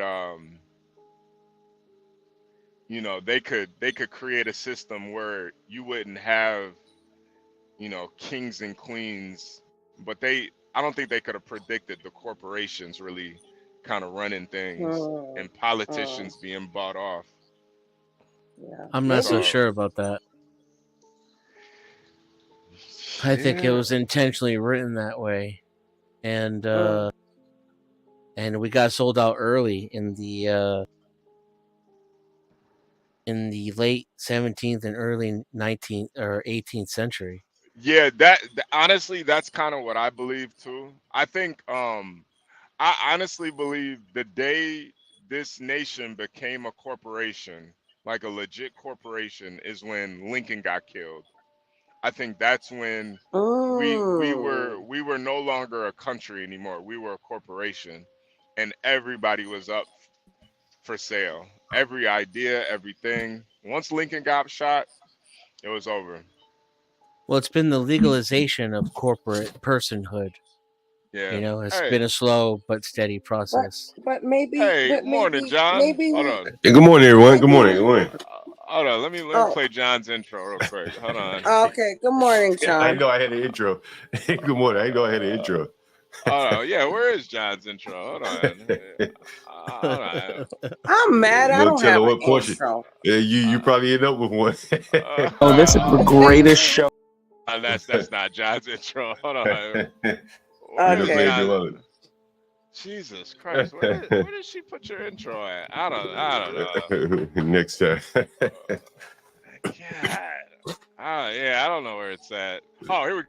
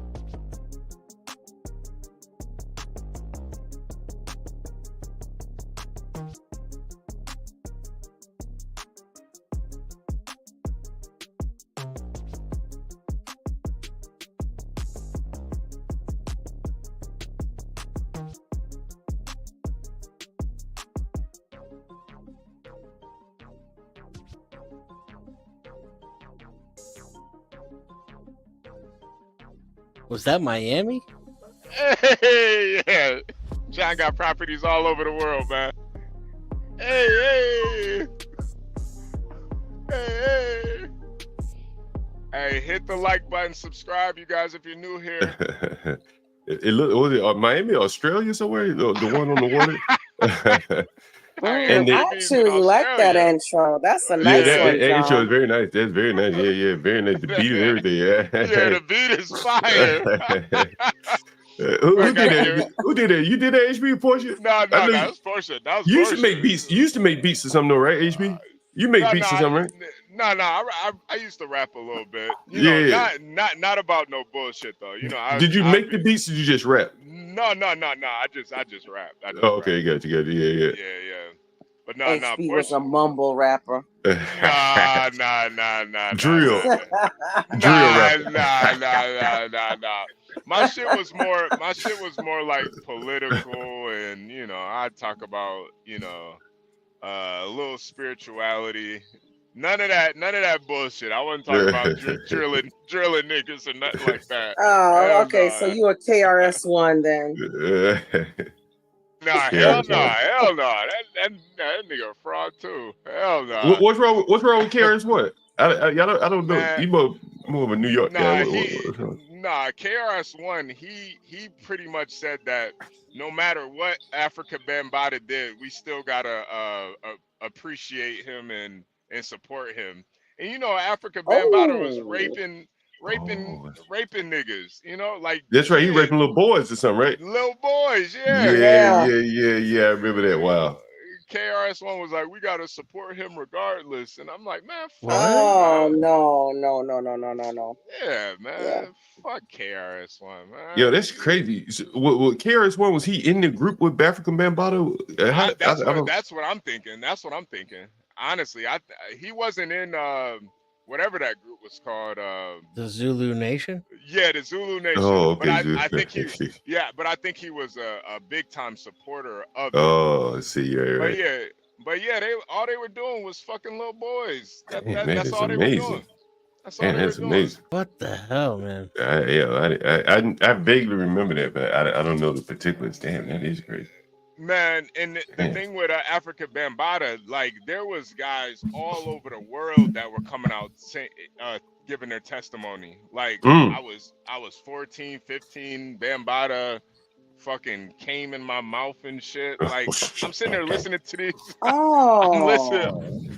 Bro, I'm telling you, some of these fucking interviews that I heard about this guy. Is he dead? Is he in prison? Did they put him in prison? No. Because a lot of the guys are like adults now. They're grown. They pretty much moved past it. And I just think a lot of guys would that's a hard pill to swallow. You know? Yeah. I mean, bury that shit. Yeah, you gotta just get over it. Like damn. And that statute of limitation. That too.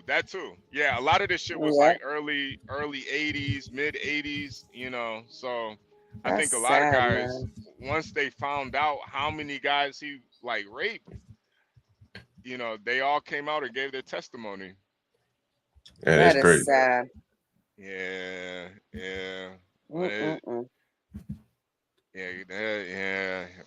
But yeah, fuck KRS-One. I never thought he was that good of. I never thought he was that good of a rapper anyway. I thought he was kind of. I don't know. He's kind of. Yeah, I always thought his nose was selfish to the air. He did got a big ass nose. Nigga dude got a big ass nose. Yeah. Why is it gotta be about his nose? Wow. Yeah, he's got a big Muliani nose. Big bell pepper ass nose. Man, all this racism is killing me inside. Come on. You're Italian. Go on. Wait, what's that supposed to mean, huh? I'm Italian, huh? Hey. Italiano. Forget about it.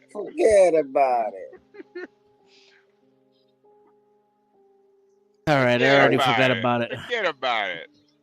You're right, I already forgot about it. Forget about it. Yeah,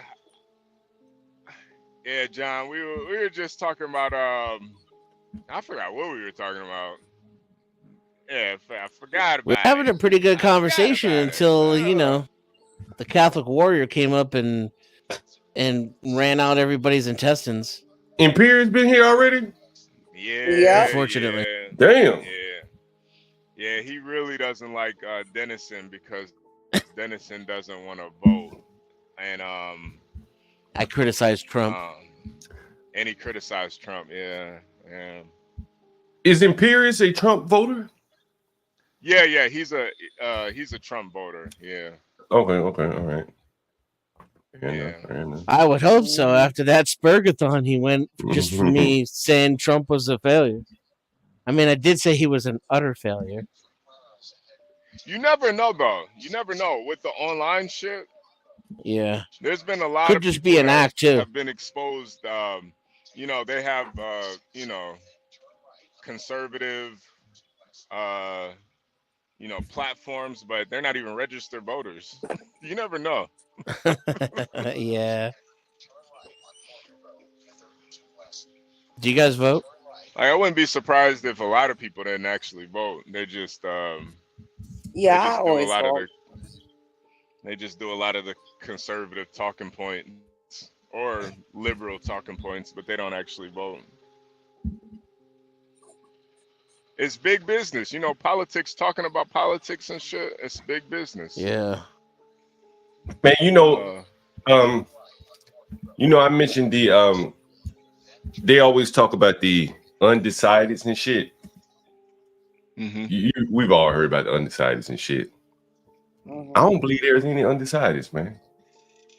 I think. Yeah, I think that. I don't either. There is. I think that it's it's like at least in DC, it's an industry. A whole bunch of campaign managers, the Carl Rove, the Dick Morrises of the world, that come along and tell candidates, I'm gonna get you that undecided vote, and that's gonna be the key to you winning. And they make a fucking living out of it. You know what I mean? But does it exist? I mean, we let people vote now. Shit, they about to start voting. Right? Yeah. People been had their mind made up, man. Right? And if you didn't have your mind made up, you're probably gonna make it up on your own.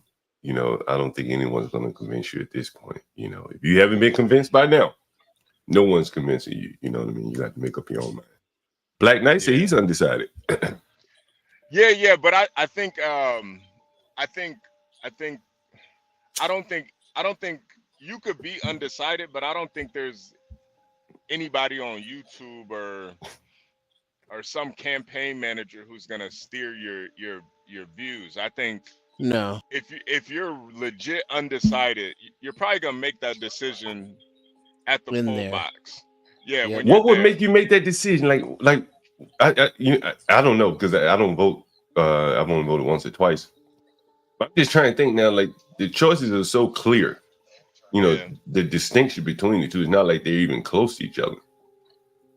You got a man and a woman. Well, start off with man and woman, right? And then you work your way down from there. One is, pro, let's say, immigration. One is talking about deporting people. I mean, those are stark differences.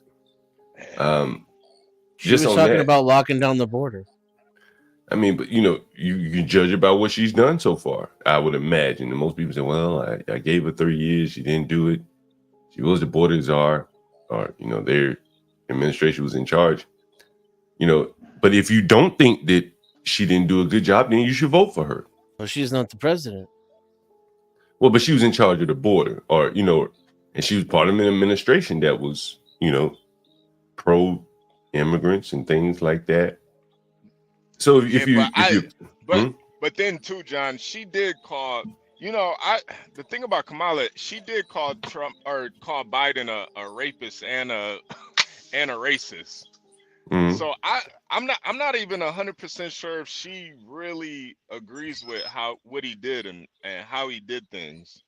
Not saying that she's gonna do anything differently, but I'm just not sure. I'm not fully convinced that they have the same values. She's playing to the middle too on immigration now with because you got to figure a lot of people are the same way. A lot of people think we owe these people an opportunity. We just need to do it the right way, John Cole. We just have to have comprehensive good immigration reform. Yeah, Immigration reform. Right. Yeah. So those people are going to be, they're really undecided on whether or not they want Trump to come in and round people up and kick them out. I don't think so. Or they want, comprehensive immigration reform. If you have any compassion for the immigrants being brought here, then your choice is clear. You got to vote for Kamala. Yeah. Because she will probably continue to bring them in and she will be compassionate with them. Donald Trump is talking about kicking them out. I don't think leaving them in Mexico is that really that dispassionate. You're not going to be able to leave them in Mexico anyway. Most of these people aren't from Mexico. Mexico is not going to allow these people to stay in there. The cartels would kill them, right? Or the people would kill them. So I think the choice is pretty clear. LGBT, where you stand, like school choices. Yeah, no, there is so many different, like it is like a stark contrast. There's so many different things you could vote on and decide on. I can kind of see how somebody could be undecided on certain topics. Maybe they are like, really against immigration, but maybe they're a little undecided about, Roe v. versus Wade or something, or lost emotional control. What does that mean? I think I hear a lot of people say, they feel like, or they think that as an example, like they'll criticize Kamala for her giggles and her laughs and things like that. You don't really see it in the media much, maybe conservative media. And then I think on the other side, you have Trump, and you see people say he lost his emotional control. He doesn't hold his tongue. Mm-hmm. And I think part of that is that he's just so candid that we've kind of been lulled to sleep with political speak for years and years and years. Yeah, but how is he less in control now than he was in 2016? Well, that doesn't make any sense to me. Well, I think even in 2016, you hear people. He was just worse then. Well, yeah. Mm-hmm. If anything, he's more reserved now. The presidency tempered him slightly. But I think a lot of people would rather have Barack Obama, ineffective but a smooth talker. Yeah. Than a man to give it to you straight. I don't know if he was ineffective though, man. He really fucked this country over. Well, yeah, pretty hard. For some people, that's a bug. I guess in your case, you think it's a feature. Yeah, oh yeah, I think he did that shit on purpose. Right. When he came to my town, a bunch of like I don't know if it was the Secret Service, but it looked like Nation of Islam. Mm-hmm. You know how they all dress exactly the same way? Mm-hmm. Just and they like piled out of his detail. Mm-hmm. Is he being surrounded by Nation of Islam as his bodyguards, or does he just only pick black Secret Service men? Either way, I was like, this is creepy and wrong. Wait, was this before he became president? Because he was definitely with the nation before he became He is president. from Chicago. It might have been. It might have been when he was campaigning the first time. Yeah. Man, there was a speech that Obama gave. I think it was right around the Arab Spring time. You remember Arab Spring, right? Everyone remembers that. Right?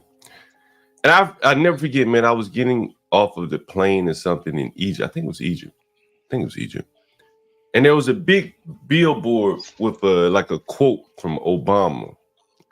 And he was more or less encouraging the Arab Spring people. And he was saying the American people should be more like the Arab people. Something to that. And I'm going to go back and find the quote. And I remember taking a picture of it. Let me see if I can find it somewhere. But he was more or less saying that we should be more revolutionary. like the people that overturned their countries in Tunisia and Egypt and all that. And I don't think many people caught that, but I do think he stoked the revolutionary spirit in the underman of society. The men that are having a tough way to go. He stoked them and gave them, put kindling on the fire, I think, in Obama's case, where he could have cooled the temperature in the room a little bit. He kind of stoked it, in my opinion. Yeah. He did play into that kind of, because people weren't really on that revolutionary shit before Obama, but he definitely did. He definitely did turn everybody into preachers and shit. And, you remember the Philadelphia speech he gave? Man, that shit was amazing. You remember that? No, I don't remember that one. It was right after the Jeremiah Wright snafu. Right? You remember the Jeremiah Wright? The chickens come home. Chickens come home. God damn, America. Right? And so Obama gave his race speech in Philadelphia of all places, right? And the city of brotherly love. Brotherly love. Philadelphia is like one of the blackest cities in America. I don't know if you knew that. Yeah. Damn. It's blacker than, now it's not blacker than DC, but it's a lot of blacks. You know what I'm saying? It's a big city. And Philly may be 40% black, give or take. I don't think any other city is that black in America.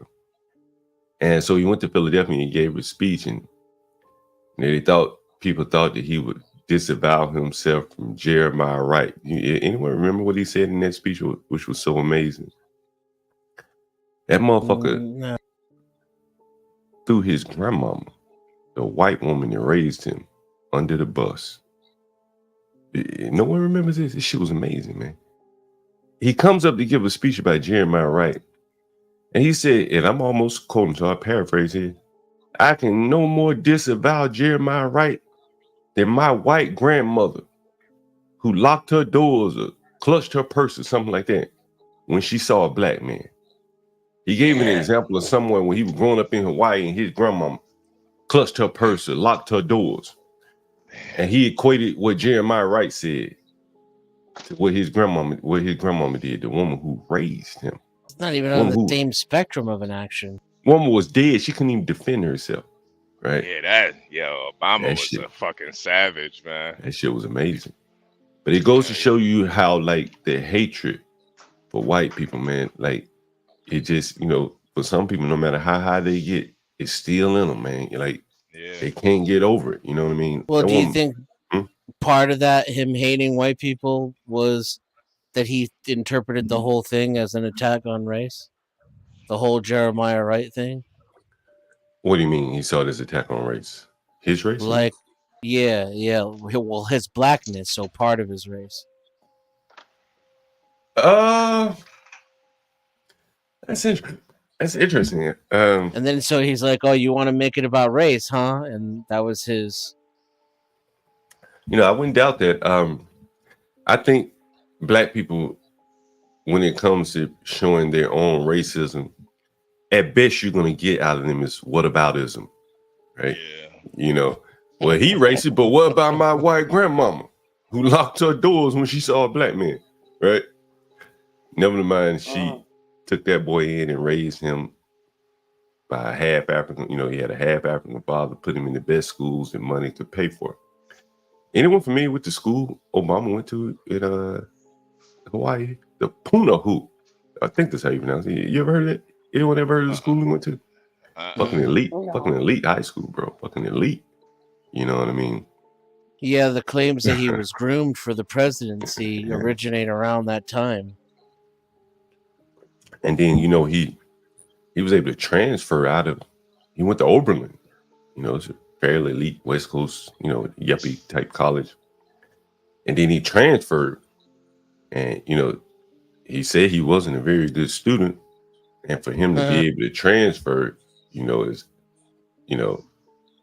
what's the odds of him being, at the time being able to transfer into a school, like wherever he transferred to. There were a lot of thoughts about that. And there was some guy from a black radio station, I can't remember his name, and he basically talked about, Obama and how he more or less groomed him I can't remember the guy's name, but anyway, yeah, it's interesting to see how Obama has such hatred for his white grandmother. I don't think it's real hatred though. I think it's just he just kind of like what you were saying. He had to kind of stoke the flames, and I think it was all intentional. He had to, especially him being, biracial.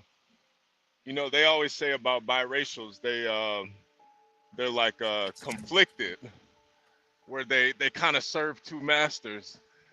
So I think he had to pick a side, and he had to make it very intentional to let people know, nah, I'm not trying to come together.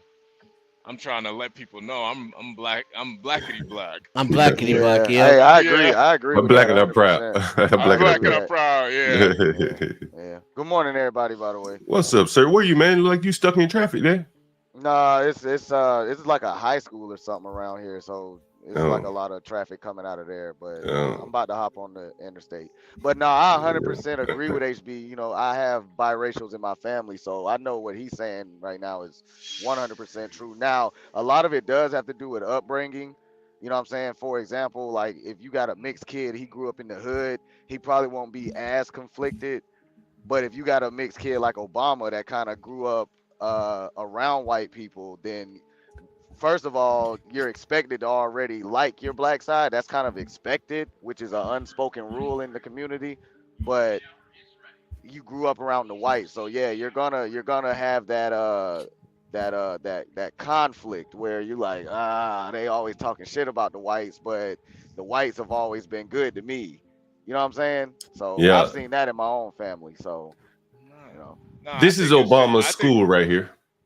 Nah, John. Go I ahead, think it's just. I think it's just. I think it's biological. I think when you're biracial, you just have dual allegiances. Yeah, it's like an internal conflict. Yeah, I agree with that. Here's Obama's school, by the way, the Punahou School in Honolulu, Hawaii. Very nice looking school. Very nice. Yeah, a lot of the California schools look like it. You said high school? Yeah, this is high school, right? A lot of Damn, California that's a hell of a schools, campus. Wait, is that in Hawaii? Yeah. Hawaii? Yeah. Damn. I couldn't imagine growing up in Hawaii. God damn. Wow, is that a draft room? Jesus. That motherfucker, that's a nice ass school right there, bro. God damn. Look at that shit. Yeah, I mean, it may not look like that. Man, he was impressed, huh? Oh, brother, man, out here just trying his best. That's a nice school there, bro. Yeah, I guess that is a draft board. Yeah, it's some draft. Man. It's huge, man. I wonder what the admissions is like. Oh, let's see what it costs you. Yeah, do they even list 76 acres? God damn. 10 million. What is that? 10 million what? Over 10 million in financial aid. Average aid award is $11,000. They have need blind admissions and need based financial aid. There you go. Anyway. Wow. Let's see what the tuition is like. It's tuition $31,000. God damn. A semester or a year? A year. One school year. God, that's a goddamn concentration camp, except they really concentrating in there. And look at 22% of students receive financial aid. The rest of them pay the full freight, I guess. Wow, like 80-20. That's a pretty that's insane. Damn. That's a significant. That's a good school, I think. I'll probably look at it for my kids if I live there. Yeah. It's like a C class every year. You gotta pay for it. God damn, we need a Benz every year. Puna. There it is. There's the tuition right there. You can see the tuition. Jesus. Maybe $31,000 per year. Yeah, that's crazy. You know, in New York, man, they more expensive than that. Shit, I can't remember the name of some of those schools, man. Like $50,000 a year. You know, and you're not even in Hawaii. Yeah, you got the bad weather now. It's either that or your kids got to go to School with the drill rappers. It's either. Pick your poison. Yeah. Homeschool. Man, you know what's interesting? Man, you know what's interesting? Not to change subject real quick. Puffy, man, I was reading about Puffy last night, bro. Is he arrested finally?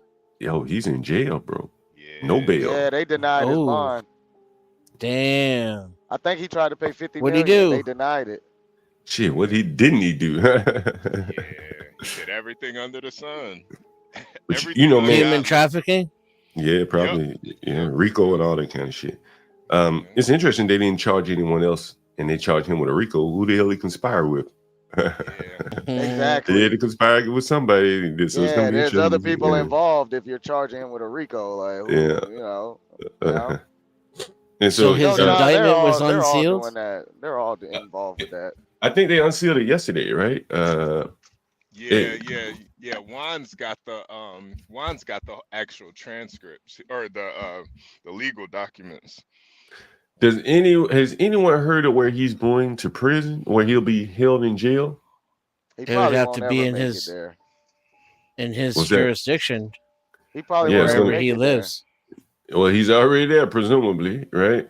And he's going to be in the. Let me make sure. He's going to be in the prison out there in Brooklyn, right? And he's a New York resident? Yeah. Well, you know, that's what the charges are. That's what the charges are. And so let me share this article with you. I remember when people were outside this jail, protesting because of the conditions were so bad in the jail. And here is where Puffy will be. P. Diddy's Hell on Earth jail, where R. Kelly did time, from rats to freezing temperatures. P. Diddy, real name Sean Combs, will be housed in pretrial at the MDC in New York after being denied bail. I was reading about the MDC. Said the jail's so terrible, one judge didn't even want to send prisoners there. I think she refused to send people there. Says run by incompetence, poorly run. They had one time where the lights were out in all of the prison. People were locked down, freezing cold, no lights, no utilities, no heat. And this is where P. Diddy will be. And see if we can read about this prison. It currently holds 1,600 inmates, most of whom are awaiting trial. Has been New York City's main federal detention center since 2021.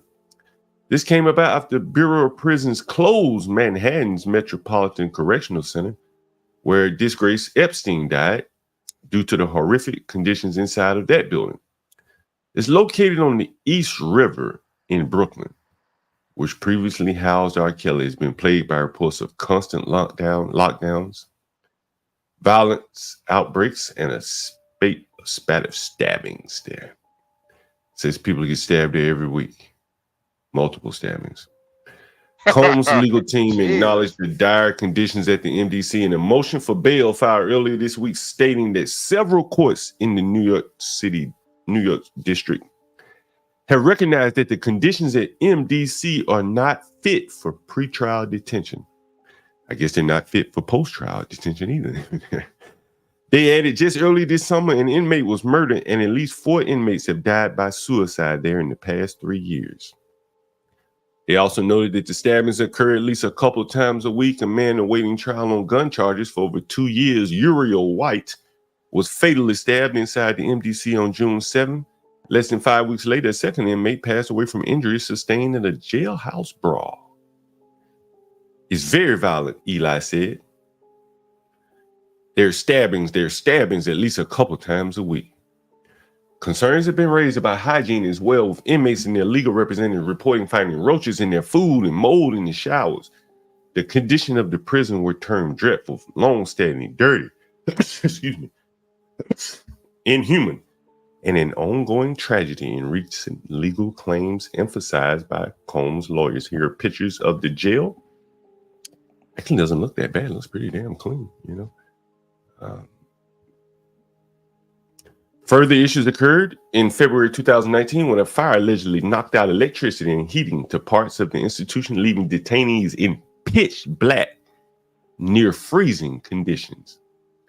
Among those incarcerated at that time were NX-IBM sex cult head Keith Rainier, suspected jewel thief Damir Piznovic, MS-13 affiliates, and organized crime figures. Wow.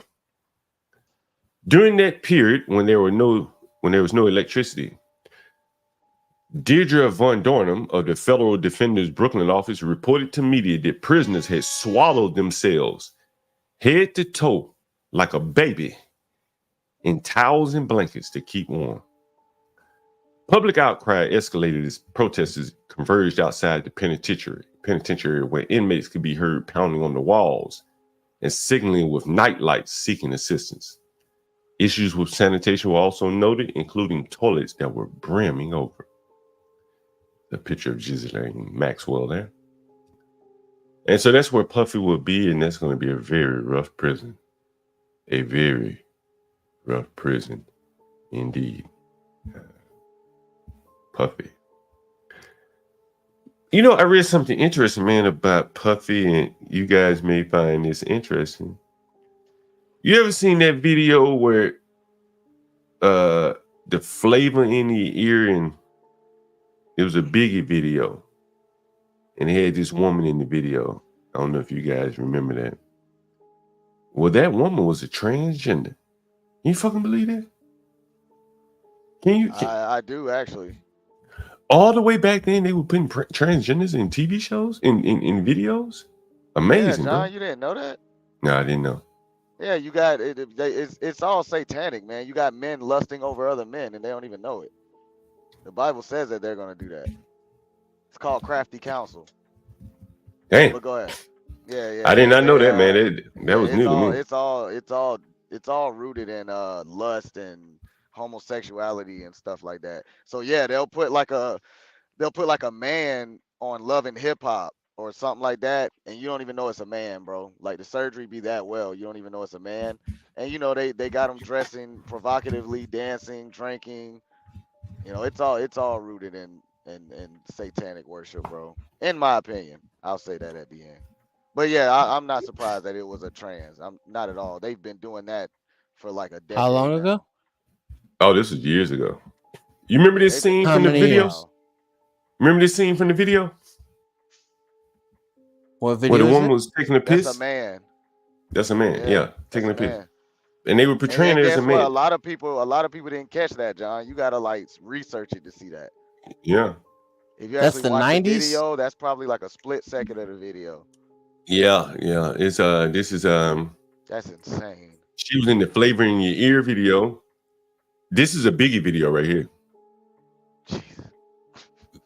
I don't think we're gonna play this without the sound. That nigga need to go to prison. That nigga is a weirdo. Well, damn, I don't know where she is in the video. Let me see if I can find it. Let me see if I can find her in the video. This is the Notorious B.I.G. Big Papa video where the woman is pissing. Yeah, Biggie was in on that stuff. Yeah, too. but they're telling you it's that. a tranny because she's standing at the thing. Yeah. It's. Let me get the boy now. You can see her pissing right there. Look at it. Yeah, in other words, they're telling you there's a transvestite. Yeah, it's called hiding in plain sight. Here she is again. They putting it right in your face, but it's up to you to catch that. Here's the woman right here. And here she is again in the Biggie video. Now, how many people you think caught that, then? Watching this Look, video? she's in bed with the nigga right there. God damn. God damn. God damn. Yeah, it is crazy, man. How many people knew that? Ain't nobody catch that, John. I ain't kidding, man. I didn't even know that. They put that kind of stuff in front of us all the time, but we don't catch it. They're very good at it. They're very good at what they do. Very good. Yeah, that's very subtle, man. It's very subtle. Like having her go to the bathroom is kind of like letting you know, but not really telling you. Yeah, directly. And like I said, that's probably a split second of the music video, and it's probably a random part of the video too. Yeah, I mean, the video was probably on the beach somewhere, but they just showed a clip of him in the bathroom. Just boom, 1 sec. didn't catch it. Most people ain't gonna catch that. Yeah. They do it all the time though, John. He's basically saying he likes to get effed by trans. Yeah, he messes with men. That's what it's telling you. He's You been see this shit, telling us HB? for years. Yeah. Can you see this shit, HB? Did you know that one was a tranny right there in bed with Biggie? know what I'm talking about, man. He knows exactly what I'm talking about. I don't deny you. I'm just saying, did you know that was a man in the bed right there with Biggie? Yeah, I know that's what she played in the video. I don't know. Well, you knew that? Yeah, I mean, if you saw the video, that's what they were implying. Yeah. Yeah, I don't know. I don't know if she's actually a dude though. I don't know. But she's a man. She's a man. She's dead. I don't know about that. Someone killed her. Yeah, how can you argue this, HB? Even if it's not really a man, she's portraying as one. Like, come on, bro. That's what I just literally said that. So when you saw this video, no, you said I don't know if that's a man. Like, come on, bro. And actually a man. No, that is literally a guy. I said that's what she's portraying in the video. How would I know if that's a man or not? Man, that's a man. That's a man. I don't know. The symbolism alone is weird. So I mean, why is she? Yeah, wait. The symbolism is insane. So when HB, you saying when you saw this video back in the day, you knew that was a man? I knew that's what they were saying. It was a really? Man. Yeah. They make it obvious. Wait a minute. What were they saying in the song? Because I forget this. Wait, HB, you actually caught that when you saw the video? You saw that? I mean, part. I knew girls didn't stand up and pee. I thought that was common knowledge. I mean, I didn't get it, but did you know this was a transgender? Do you remember? I knew it was a dude. I don't think I knew what a transgender was at that time. I just knew it was a dude. Yeah. I didn't. Dude dressed as a chick, hey, good morning. and that they both could tell the way they're looking at her. They can see his dick, right? Right. Yeah, like it's all implied. It's pretty obvious. But I don't think, like if you're 15, 16, you're probably not putting all this shit together. I wasn't. No, it depends. But but we're looking at the women that are. That's a whole other conversation. If you look at the picture, right? This is when Biggie's about to come in and shove Busta Rhymes out of the way, and let me holler at this chick. But that's a man. Yeah. Why would they do that? I don't understand. Why would these seemingly masculine gangster ass men, that's the image, have a transgender in the TV show and then in the video and then have her the object of your desire, of all the men's desire. Every man is trying to get with her in this video. No, I think the symbolism is that they're trying to tell you what they're really about. You think exactly Biggie was gay? Look at this right here. Definitely on the look. He pushes the I think Negro that they out the way. hate women. Yeah, I think they hate women, and they think that men are the ultimate ideal of what is even considered feminine. You think these people are thinking that deeply? John, Biggie had one of the gayest lines ever in the history of rap. What was it? I think it said, "She looks so good, I suck on her daddy's wiener." He said the D word though. He said, the bitch looks so good, I suck on her daddy. I was like, nah, man. Yeah, you can't come back from that.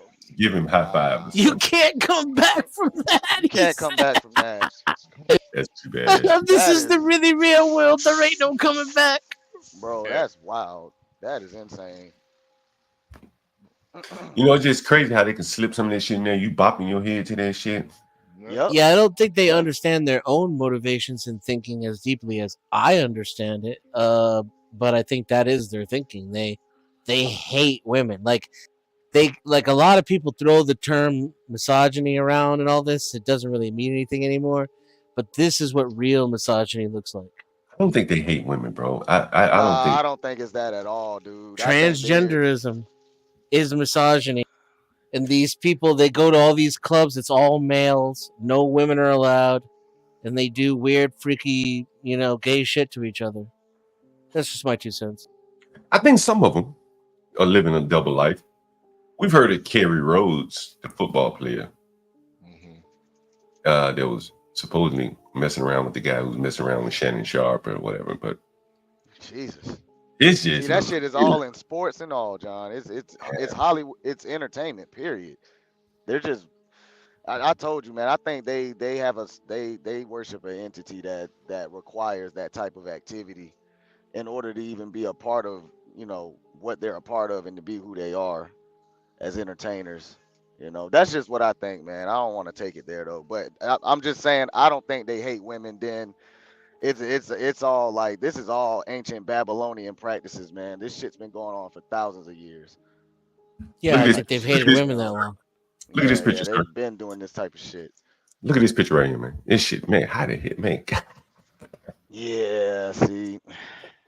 And you know what's crazy, John? They got all the little black boys wanting to be rappers, not even knowing what you about to get yourself into. But I think you gotta be some kind of a gay already to even want to be a rapper, bro. Cause ain't nobody stupid. Y'all know what's going on out here, but you still trying to rap. I don't think people think about getting sexually molested as a rapper. You know what I mean? They just want to get on. I think a lot of people would do whatever for $1 million. That's what I think. Yeah, I think that's really what it is, agree. John. That's what it is. It ain't about, oh, he about to pop me in the butt. It's about, man, I got $3 million sitting in front of me. Like Diddy was really like the Debo. Give me 1 sec, y'all. I'll be right back. One sec. My bad, HB. Go ahead. No, you're good. But Diddy was really like the Debo of niggas. Like he really, like you remember that Drink Champs where Fabulous and Diddy was up there. You remember that, John? Yeah. Yo, and Diddy was like, he was damn near like flirting with Fab to his face. He's like, yeah, Fab, you ain't really party with me, Fab. Right. You ain't never really. And Fab was like, Diddy, we party together. He was like, we ain't never party. You know what I mean? Yeah, you know where we get the butt stuff out. Yeah. And now we know what he was talking about. Now we know because the indictment came down. He wanted to watch you. He wanted to watch you fuck another nigga. Now we know what he wanted to watch you fuck a female, but he wanted you to party. He wanted you to come to the freak off. But to know that Fabulous, to know Fabulous knew what he was talking about, but wasn't man enough to say, "Hey yo, Diddy, chill, relax." You know what I mean? Yeah. I'm telling you, man. A lot of these dudes, for the fame and for the money, man, they'll be gay for pay, man. Apparently, bro. Apparently, the dude Meek Mills. I mean, his career is over. Yeah, I don't think he could ever come back. How much would you charge P Diddy for your butt? Come on, man. Come on, Dennis. Come on, man. I guess you got a price. Dennis, and go ahead and tell us what you charge. 25 million. That's all right. Puppy might get you that. Yeah, that's not a lot. But not over time though. That's got to be pretty, quickly. I need it either one lump sum or within a certain amount of time. You just want to drop a load on you. You're gonna crack it open for Diddy, man. God damn, Dennis. Well, at least you got a price. I don't have a price, man. I couldn't do it. Yeah, I couldn't do it. Look at it this way, HB. Look at it this way. In my opinion, what is the point of doing it when really you want to become a rapper so that you become famous, rich, have all the women that you ever wanted, right? I would say those are pretty much the three main reasons. And to become a legend, leave your mark on earth, whatever. What's the point of that if you got to do gay stuff on the back end? Because now it ain't even just about being rich, famous, and getting women, because you ain't even into women no more after a while.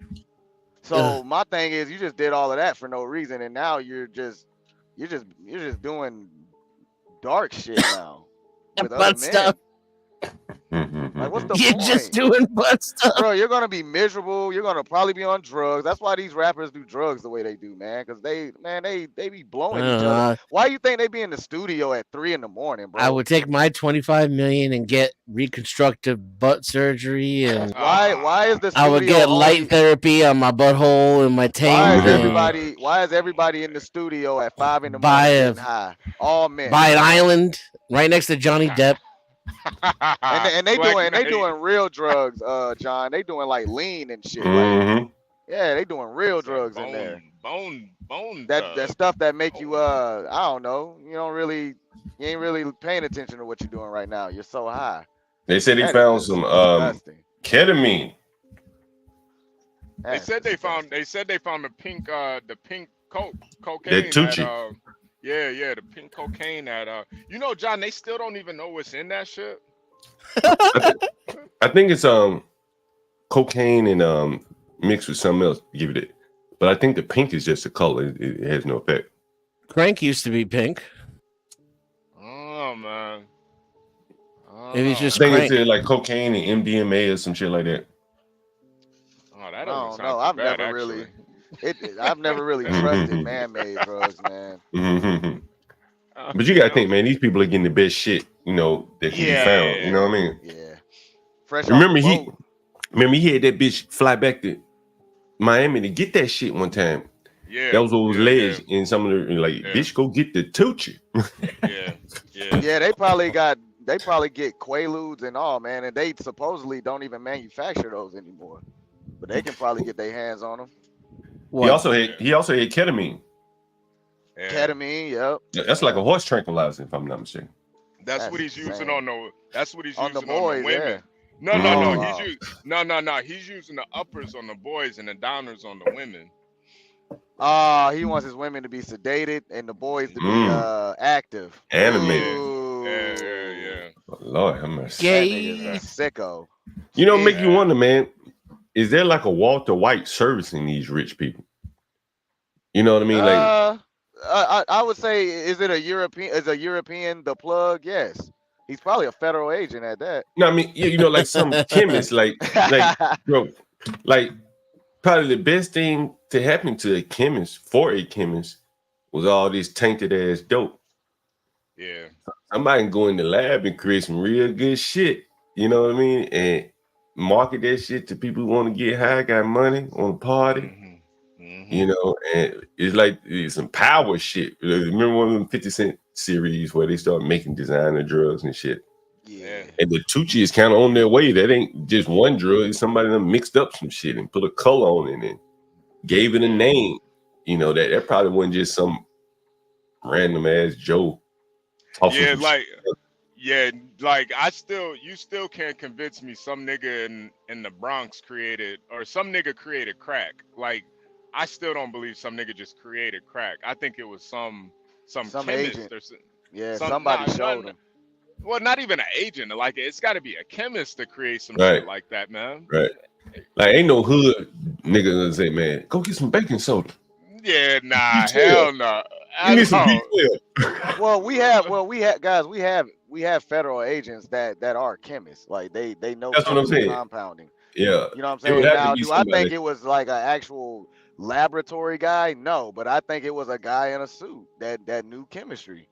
And he's like, hey, come here. Let me show you have to know how to bind. Hood. Maybe not even that sinister. You just trying to make some money, right? You got to know how to bind that shit, the chemical properties to make sure it binds.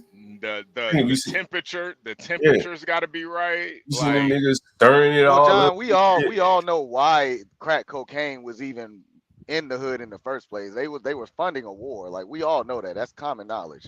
So yeah, they was in it to make money, but it was also I can't say that. Which neighborhood do we sell it to?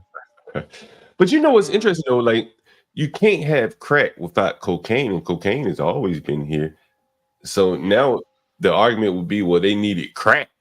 They needed the black money to fund the war. That just don't seem economical. You know what I mean? Yeah, nah. The money was in the cocaine. Yeah, the money's always been in the cocaine. I think it's just, it was a cheap drug. One's cheap and fast. One is they both fast, but one is cheap and fast. And I think it's far more it's more intense. It just doesn't last as long. It's more intense. Yeah, it's way shorter, but it's far more intense. Yep. And that's the cheaper one. Yeah, that's why them crackheads keep coming back, and then they start getting aggressive. Now they robbing people, and because that shit starts to make your body hurt, man. If you can't get your hit, your body starts aching and shit. Cocaine don't do that to you. I hear cocaine have a bad come down itself though. It ain't that good of a come down or whatever. Well, I would think any upper could come with a crash, Mm-hmm. So, John. But you ain't got guys on Wall Street doing crack. You know, well, I can't say that. I can't say that. John. If it's good shit, you're not gonna really have a bad come down. Honestly, like I ain't gonna lie. I've smelled it a couple times, and we've all been there. We've all been I've there. smelled it. Maybe a little tootski off the back of a lot lizard's booty. Nah, never Jesus. never in the truck. But this like in younger days. I don't know. You a freak, HB. You might be the one to blow it into Lot Lizard's ass. Wolf of Wall Street. Go ahead. Hell yeah. I mean, girls gotta have fun too. Yeah. Sweet Auntie, good morning. You only gonna have a bad reaction with the cut. The cut is what cuts you. That's what fucks you up. That will get you right there. The cut is what, and I mean they cut it with anything nowadays. I mean they've always cut it with anything, but baby powder. They cut it with baby powder, laxative. They'll cut it with fucking, all different types of anything white. They'll cut it with. So you gotta be careful. Yeah. Damn. I never tried to, lean by. It scared the shit out of me. Yeah, no, that's because go ahead. That's because back then that shit was 80s coke, John. That shit was pure. Like, you talking about 99%. So this nigga hit that shit, bro. He was out of there. I think they tried. Was coming from Pablo and shit back then. So that was I think they tried to portray it, to scare people like, ooh, it was his first time. But I don't believe that was his first time. Nah, it wasn't his first time. It definitely wasn't his first time. Nah. But he definitely overdid it, but it wasn't his first time. It wasn't his first rodeo at all. Everybody was doing it back then. Hey John, you didn't see that clip about that one kid that signed the Young Money and he told everybody that he let Birdman pop him in the ass for the deal? You didn't see that video? What? You didn't see that? He was like, bro, I let Birdman fuck me, bro. I let him fuck me for the deal. Oh my God. I don't even remember the dude's name. But they all do that shit, man. Birdman probably or Jay. But did he mean fuck him financially? I mean, why would you word it like that if that's what happened, I could see that coming out, honestly. Like like he really fucked me on that deal. I could see myself saying. I wouldn't have said he fucked me in the ass. I let him fuck me for the deal. No, I wouldn't have said it like that. I know you guys probably haven't been paying much attention to this rich homie suicide, the YSL case, and their connection. Yeah, I haven't. But what's interesting, Rich Homie was supposed to be testifying. They had mentioned his name like a day before he committed. Well, I almost say he committed suicide before he overdosed. Right. Yeah. And I think he did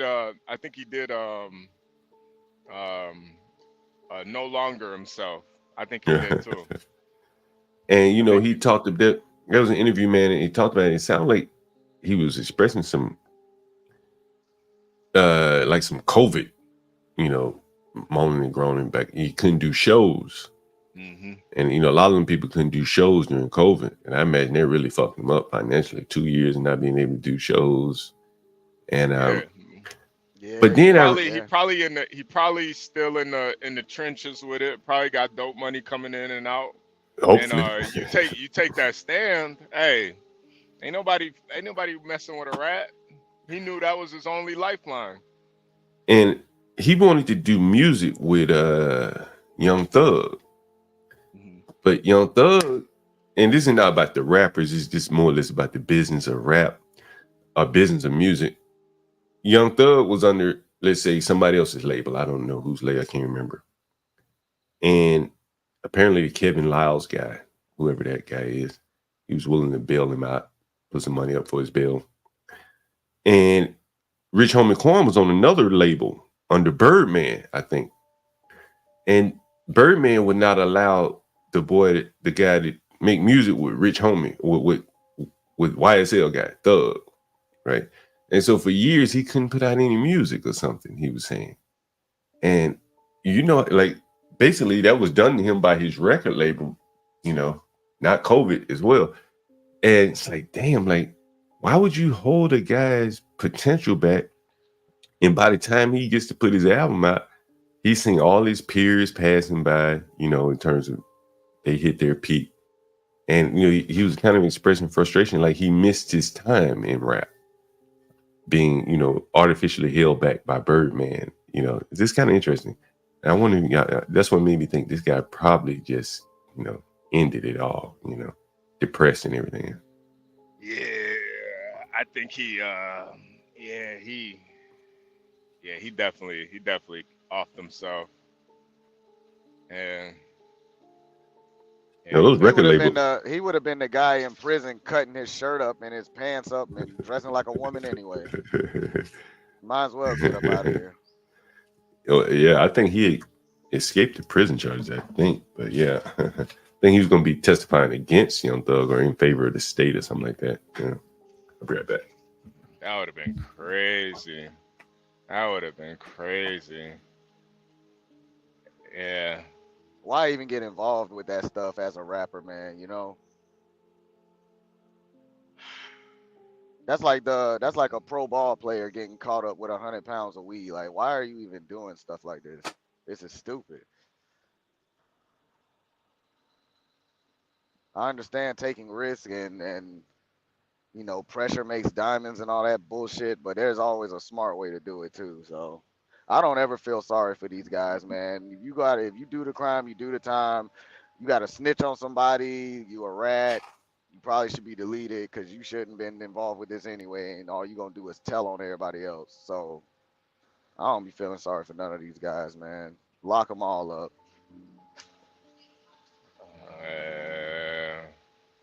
Yeah. I know Dennison, in his culture, snitches get stitches. Hey. Oh, over here. Hey, big pussy. You telling? Oh. Who are you going to tell? That's the thing, right? Like, if you're going to tell the cops, yeah, that's... No real man ever snitches to the police. I mean, it's even frowned upon when you get pulled to the station and get interrogated. You're frowned upon automatically.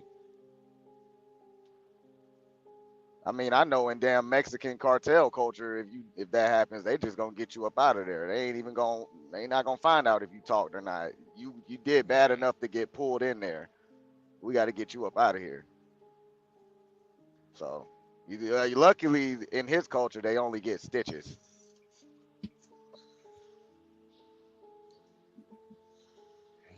Yeah, you don't get the machete. Yeah. But well, you really think it's because these men hate women? That's why this type of stuff is going on? Yep. I think it's a cult of misogyny and like testicle worship. What about the stuff they do with children? Is that same thing? I mean, I can see how in a such it could be misogyny. Yeah, I mean, it's misogynistic activity for sure. It's like a hatred for the whole idea of, I think they just want men and women to be one. Like they want to be like a, I don't know. There's those people, but I don't think those are your biggies and your what is his name? Puffies? Diddy's? Yeah. Like that dude, he hates women to his core.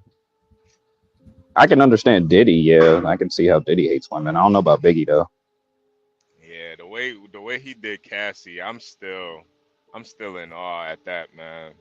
It's just like she's so beautiful, man. How could you beat that girl up? Yeah, he beat the shit out of her, man. I know, man. So let me ask you real quick, HB. What do you think's more masculine? The way you feel about a pretty girl or the way he treats a pretty girl? I don't think there's anything masculine about Diddy at all. So I don't know. I don't know. I was gonna say, Dennis, that's a bad question because putting your hands on a girl is not masculine at all. That's your opinion, man. Tell that to a billionaire. Are you sure? especially chasing after her in a hallway just to beat her down. Like, God damn, you had to run her down and beat her up. Like, what the fuck? Well, I think I rest my case though. Tell that to every pimp. Tell that to bro. What? Men have been smacking women all throughout sir. history. Pimp. So you telling me pimps have to chase their women just to hit them? No. The women are chasing the pimp to get slapped. Well, that's HB's point, man. Why the dude got to go after the girl just to address her problems? No. Let's go before that point when we said that there's nothing masculine about hitting women when that's all that's been going on all throughout history. Right. He did a little bit. Stepped out of line and need to be he did a little bit more than he did a little bit more than just hit her, man. You know that. Yeah, I know that. I'm not saying it's right, but I'm not gonna say a billion. No, I'm saying no. He'll probably slap. I'm talking about specifically the way Diddy did it. He dogged her out. He didn't just hit her. She's probably not the only one. She's just the only one that spoke. He probably used to beat up. Yeah, that's what I'm saying. He has a history of dogging out women. That's not masculine. You never know. Diddy if he really wanted a violent man in general, like he's not a small. Yeah, guy. I was gonna say that. That nigga a psychopath. Yeah, and he got some weight to him. Yeah, he's about 6'1", 230. He's not a small guy. He probably used to beat up little what's his name? Not Justin Timberlake. What's the little white boy? Justin Bieber. I know you're talking about.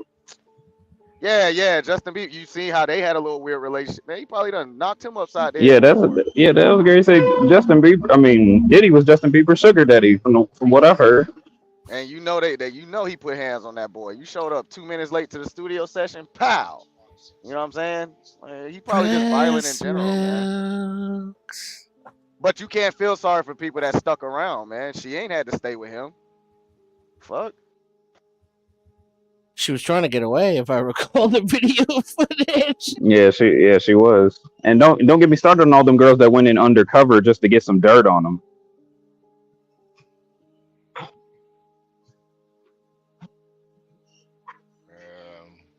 Run, bitch! Go get some help.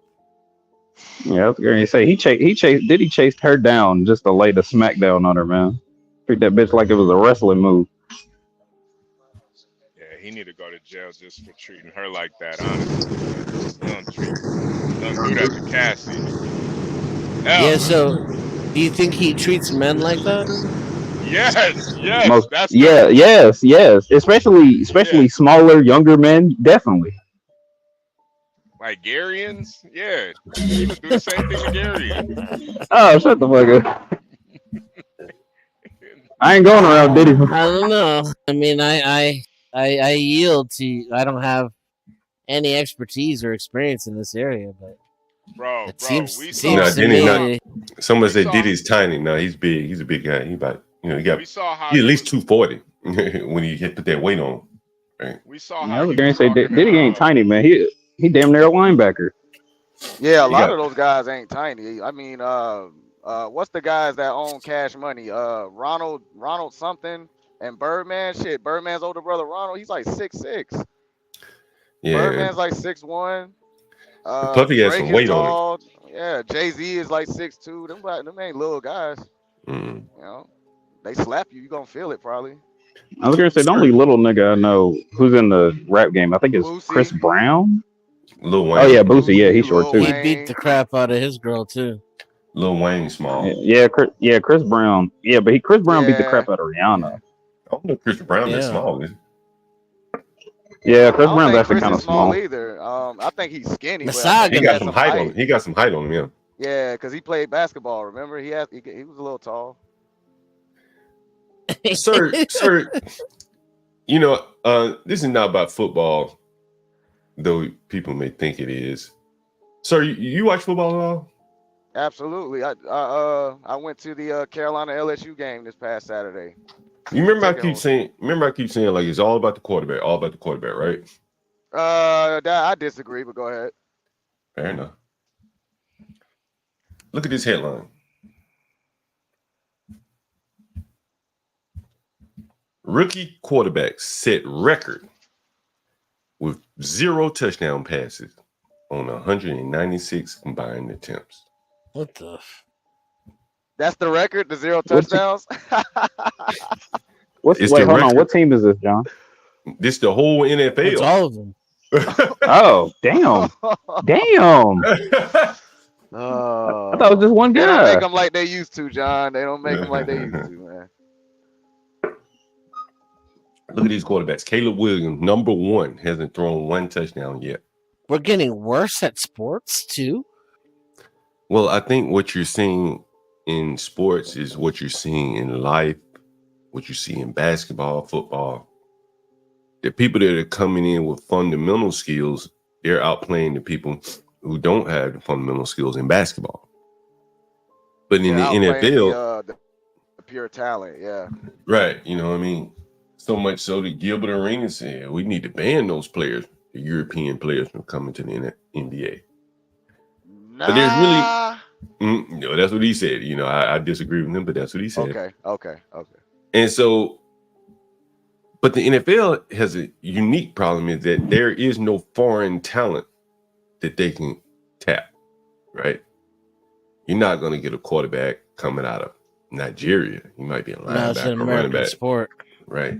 But there are Africans that play in the NFL, but they mostly are on defense and, you know, maybe they're on offense on the perimeter or something like that. But very rarely you're going to see like an African on the offensive line or quarterback. I agree, John. But is it spare chucking just like throwing a football? I mean, what's the deal here? She'll get some and hey, yo, hold on. Hey, go. Moving on. This man said spear checking is like throwing a football. What about Patrick Mahomes? Yeah, you can tell Gary. They should be recruiting these quarterbacks from Africa. I ain't gonna lie, John. Africans just aren't. They're not athletic enough. The NFL is going to be locked down by African Americans for much longer, man. The NFL is it's all athletic now, man. Look at your games. It's 60% pass plays. It's all about big plays. You got to be able to run, jump, cut, get in and out of your cuts with bursts. Africans just don't move like that. It's more of a Negro thing. No, I think it's all that running from the dogs. African can run in a straight line. They can run in a straight line fast as fuck. That's about it. Right. Like if you look at even some of the wide receivers, you look at some of the wide receivers of today, right? Oftentimes, all that lion hunting. They're just raw. They could be raw in their 10th season, right? Like Deshaun Jackson, if you remember him. He was just raw, man, just fast as hell, you know, just naturally gifted. And he just run past your ass. You know, he ain't got to learn no routes, right? You just go. You know what I mean? Go, right? And the quarterback throw the ball as far as he can, and the boy run and catch it. But with quarterback, there has to be some sophistication. And I think it comes early on. So you're not going to get that from a very poor country like Brazil or Mexico. Like playing quarterback, man, you know, you got to start early teaching, getting the accuracy of throwing that ball. It's like a fine carpenter. A lot of people can put up drywall, but very few people can finish it and make it look real nice and clean. And I think that's what the NFL is experiencing. They got all the talent everywhere else, but that sophisticated position, they can't fill it. They can't find talent. People that want to work, they can do the job. Kind of like what we talked about yesterday. And the people that they're putting in position, I mean, they're just not working out. Right? Well, that's why I was. Go ahead.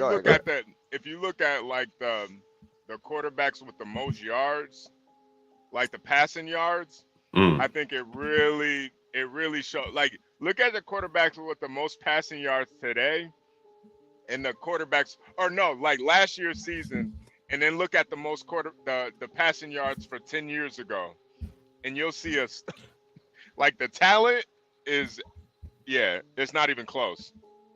Yeah. Well, that's why I was disagreeing with John in the beginning, because in my opinion, you know, I don't think it is about the quarterback. This is a team effort. You know what I'm saying? I mean, you can have the best quarterback in the league, but he ain't completing no passes if that line isn't protecting him. He ain't completing no passes if his wide receivers can't get open. If they can't read the defense the same way he's reading it and be on the same page as him. Now, yes, it's all about ball placement, accuracy, timing, all that. But that quarterback can't do anything without those other 10 guys. So I don't think it is all about the quarterback. He's just the leader. That's it. I mean, you can't have the most passing yards without great receivers and a good offensive line that's giving you the time to allow those receivers to get open. That's why I do agree with you early, John. Yeah, it's way more than about the quarterback. It's the whole team got to be on the same page. Really. I wish I could count up all of these touchdowns. I think I was reading there's only been like 64 touchdowns thrown across the NFL this season. Oh. Yeah. And that's brutal. That's pretty low. John, we are moving to an NFL era where they want to pass the ball more, but we're not producing passing quarterbacks. So I will agree with you on that. Colleges aren't producing, they're producing more mobile quarterbacks now, and that's not what the NFL does. Now, do the NFL need to shift to that? I mean, maybe, but that's going to cut down on big plays. They like big passing plays. That's what gets TV ratings and shit, you know? Mm-hmm. So, I mean, I don't know. We're in a conflicting spot with the NFL right now. A lot of these guys want to run, but they can't throw, and you can't run all the time. Like the defense is too athletic for that. So, I think, the lesson in this is like, the fundamentals are always going to win out, right? Yeah. That's just the way, Yeah. You're going to have to hone your fundamentals in anything you do. Otherwise, meaning superstars can't save you.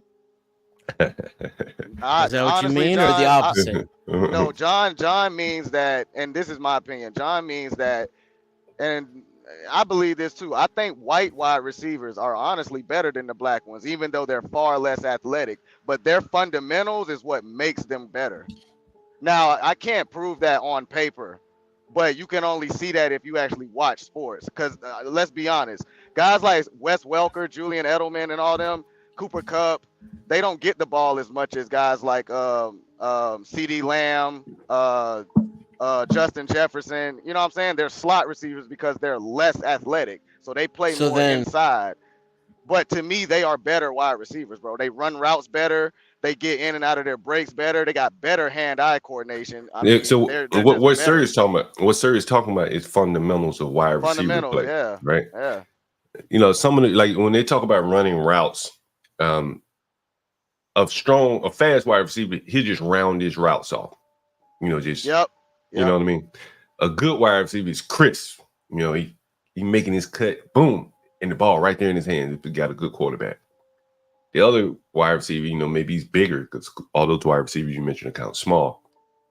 The bigger wide receiver, he may not be as nimble. He can't make those cuts as clean as a smaller wide receiver. And maybe you don't work on it as well. But the other day I talked about the top quarterbacks in the league and blah, blah, blah, how the league, is, pretty much tied to the hip of the quarterback. The rules and everything is in favor of the quarterback, right? And I said, if you want to bet on football, you got to bet on the quarterback and the coach. That's my approach. Yeah. And I said that there are 16 black quarterbacks in the NFL right now. They've been fighting this fight for a long time. And they're 50% of the league at quarterback. So let's see how they are performing the first 2 games of the season. We're going to look at the touchdowns, passes. Sorted from high to low. Derek Carr leading the NFL with 5. Baker Mayfield with 5. Sam Darnold with 4. Kyler Murray with 4. Josh Allen with 3. Kirk Cousins, Hayberry, and Hurts. I guess you could add Mahomes. It's about the top 10. We might as well add Anthony Richardson. Right? So we got 1, 2, 3, 4 out of the, let's say, the top 10. 3, 6, 9, 10. 4 out of the top 10. It's not bad. 40%. That's about equal representation. What you would expect, huh? I think Kyler Murray's playing pretty well. He's doing okay. He's doing okay. Wouldn't equal representation be like 20% though? Yeah, I think you're right about that, Dennis. Because they are 80% of the league, right? Are you guys predicting there's going to be more white players then? No, I'm predicting. Well, I ain't gonna say that. I'm predicting there are going to be less white quarterbacks. Yeah. Right? Because they don't play as well? No, because they just don't play anymore. Like the CTE. Not pocket passing quarterbacks. No, they're fizzling out. I think the concussions and things like that are taking the middle class white guy out of football. And if you look here, man, like Derek Carr is an older guy. Baker Mayfield probably in his 10th season. Sam Darnold was the first. These are all really high draft picks, and they're older guys. Josh Allen, he's an older guy. You know, he's been in the league probably 10 years. Kirk Cousins, he's been in the league 15 years. And I don't think it has to do with concussions, John. I mean, I think that's a large part of it. Like, I think it has to do with athleticism. They can't keep up with the new trend. The new guys coming in, they're faster and can throw. I mean, look at Peyton Manning's nephew. He doesn't play nothing like his uncles. He's gonna be better than them. He'll probably be like Archie. So athleticism is advantageous if you're the quarterback, but the fundamentals are what count if you're a receiver. They need to coexist in a way where it benefits the offense and the offensive scheme. It's a science, man. Football is a science. All the way from genetics all the way up to play calling. It's all a science. I mean, look at it this way, man. Guys like Kyler Murray, he's undersized to be a quarterback, honestly. He's too small. But he's super athletic, and he has a pretty good arm on him. So he's allowed to make millions of dollars to play. But how many guys you think are truly like him? There's not a lot. Most guys got to be about 6'3" to even get looked at to come out of high school and play college ball.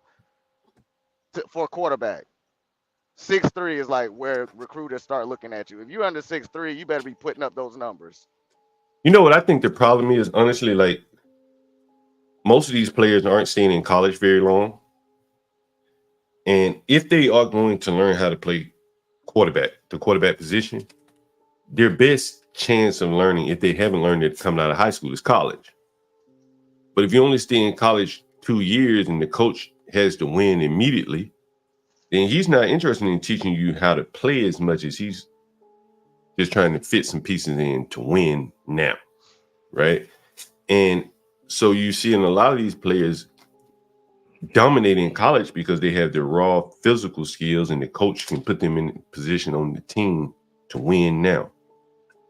But when they get to the NFL, it just doesn't work because that raw physical ability has to be melded with, you know, the fundamental of the game, the nuances. Too many pros. You know how, sir, you know when they talk about how a quarterback can move a safety or a linebacker with his eyes? You know what I'm talking about, sir? Sir, me left. Yeah, no, I know what you're talking about, John. But you know, like, that's Peyton Manning used to do it all the time. Right. And it's that nuance, man. It's subtle. You know what I'm saying? That if you're not a natural fitted quarterback, it'd be like a man walking around in high heels. He can do it, but it just don't look right. You know what I mean? Wait, right? That was a crazy analogy. You know what I mean? Like, it's just not a good fit. You know what I mean? Yeah, like, he'd be better off in some running shoes and let that woman wear the heels. And I think in some sense, the quarterbacks, I saw the Alabama quarterback. This motherfucker lifting weight. In a Biggie video. That was the Alabama quarterback, man. He's in a video and he's just snatching weights up. Like, and his, teammates are cheering him on, but you don't need to be strong to be quarterback. It's not even that important, right? Hell no. I remember when Colin Kaepernick played for the 49ers and Jim Harbaugh told him, he said, man, I don't need you in the gym. I need you in the film room, right? Stop spending so much time in the gym, getting jacked for the bitches and get in this film room. You know what I mean? Like, that's where I need you. That's where you are going to be able to excel if you excel in the film room, not the weight room. But he wanted to be in the weight room. And, I just think that, you got to learn the fundamentals, man, in anything, you know what I mean, to really excel at it, Anyway. Yeah. Nah, it's not football. It's not the product thing where it's at. I think in certain aspects, there's the lines are a little bit better, more athletic, but the quarterback play, man, there's not a quarterback in the league right now where it's like must see TV. Yeah. Like, all right, that nigga's playing. I would say almost maybe Aaron Rodgers, but I mean he's damn near 60. Mahomes is he probably fun to watch. Yeah, Mahomes too. But that's about it. It's just those two. It's not. I don't know. But I do think too, the quarterback position is a very. You don't do. If you're a quarterback, you're not doing anything else. And I think a lot of these guys, they might have played 4 or 5 different positions before they got to their position in the NFL. Yeah. Well, quarterback, you a quarterback your whole life, damn near. You playing baseball and a quarterback. Yeah, you remember that Steve Young quote I put up about playing quarterback? You put up like 5 or 6 of them. I can't remember. You put up a lot. You started. I started going through. Man, he equated football to like he equated playing quarterback to like getting a graduate degree. You know what I mean? Like, yeah, like a medical school. He's like, to learn the position is like going to medical school. You know what I mean? Just the nuances of it. I can go in and cut your spleen out. But when I sew you back up, do you look nice and clean? Is the wound nice and neatly sewed up, or is it you just got a gash left? It's the nuance of it. I think like the players aren't really learning coming up now, and it's translating in the NFL. Yeah. HB, you driving right now? Yeah, hell yeah. I'm out in Kentucky right now. Kentucky bluegrass. Yeah, it's beautiful out here. It's starting to feel like the fall now, man. Yeah, we here. yeah, the trees starting to change, all types of shit. Did you hear about the have you seen the mansions in for the horses out there in Kentucky? No. Oh, you said for the horses. Yeah. Mansions for horses? Shit, them horses live like kings and queens out there, man. I think I may have driven past one. I didn't know it was for the horses though. Yeah, hell yeah. They have like nice setups for man. They're $1 million horses, bro. $1 million horse? What the hell hell? Yeah, the race horses. What the fuck? Yeah. Yeah. I never bet on the ponies before, so I don't know. Go to Derby. You had to go to Derby. Never. I know Dennison probably has. He's Italian. They bet on anything. So Dennison, you been to Derby? You bet on the horses? Oh, you may rig the horse race. I